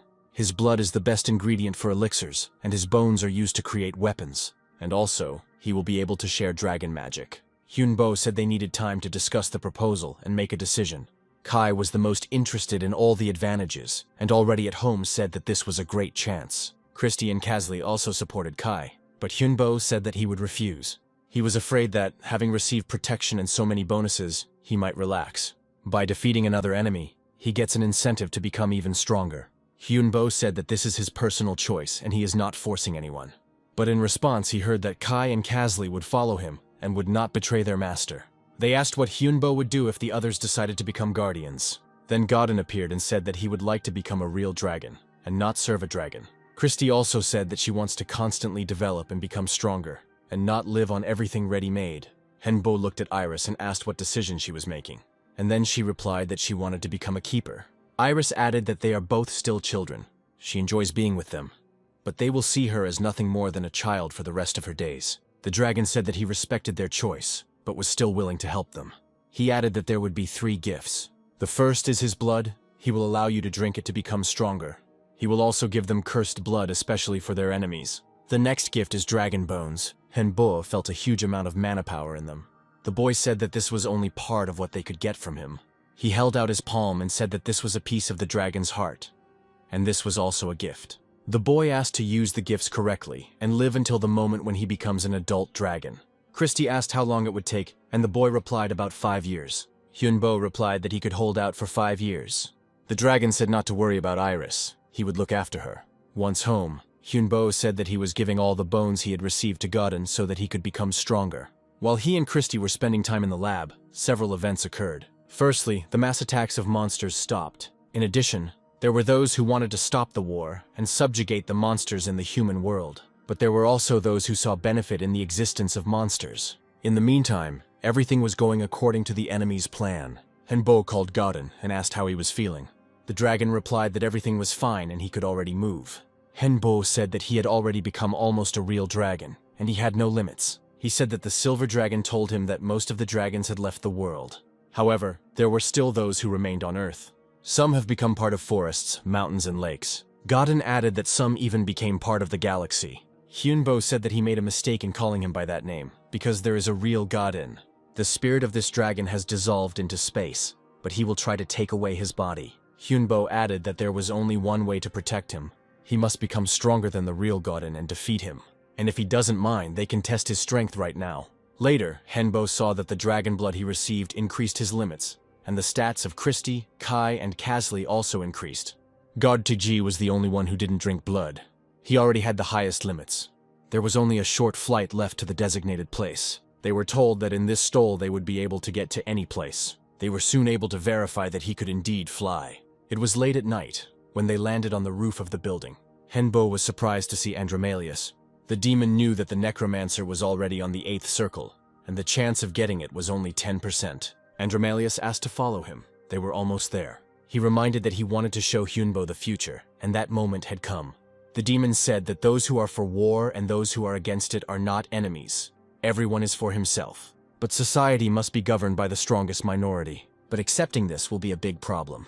Andromalius said they were heading to the altar. He added that the price for the opportunity to see the future was very high, and tied his hands. Hyunbo should have done the same. Andromalius reassured that it would not harm the necromancer. Hyunbo believed him and tied his hands. The demon said that if the necromancer is ready, then they begin. After a few seconds, Hyunbo began to fall somewhere deep into the world consciousness. He saw Kai and Christy fighting the enemies. Saw Iris and Kazli running to attack. He saw a dragon who said that they would all die and become part of his soul. Hyunbo couldn't understand whether it was destruction or absorption. Is his entire team facing inevitable death? They had to fight the real Godin, who was able to take the body and his dragon. Is this really what that terrible future will be like? Could it be that, even after leveling up so much, it still wasn't enough? Then his team came up to him and said that they began to worry about their owner when he stopped moving. Andromalius explained that while his soul was looking into the future, his body did not react to anything that was happening. He added that he hoped for appropriate treatment, since the price he paid was damage to his internal organs. The necromancer extended his hand and began a full healing. The demon said that the future he saw could always change. Hyunbo told the team that they needed to go home and discuss what he had seen. Andromalius was placed in one of the rooms until he fully recovered. Hyunbo told the team everything and added that while this future is not certain, they need to prepare so that it does not happen. Christy said that they would have a lot of work now. Hyunbo replied that he first needed to do the things he had been putting off for so long. Christy said she would be the first. Hyunbo agreed, since she remained the weakest link in their team. He carried out the appropriate manipulations and pumped her up to the 7th circle. Christy replied that she even began to feel differently. Hyunbo asked Kai what exactly he wanted to improve or upgrade. He replied that everything except sacred power and dark magic. Now Kai belonged to the Grey Spirit race. When it was Kasley's turn, he said he only wanted to increase his magic. Hyunbo said that all of his stats had increased except for his stamina, but the level of magic became very high. When everyone was satisfied, Hyunbo suggested continuing the preparations. People did not know that time was not on the side of humanity, and continued to fight with each other. Who knew if Iris made the right decision by becoming the Dragon's Keeper? And was it worth it for Hyunbo to become Aerith's disciple? But Hyunbo decided to fight alone with his squad. Nobody forced him, he made his own decision. He thought a lot, and came to the conclusion that everyone can consider their choice to be correct. And the only way to survive in this dangerous world is through fighting and believing in yourself. Whatever this most terrible future may be, they must fight and win.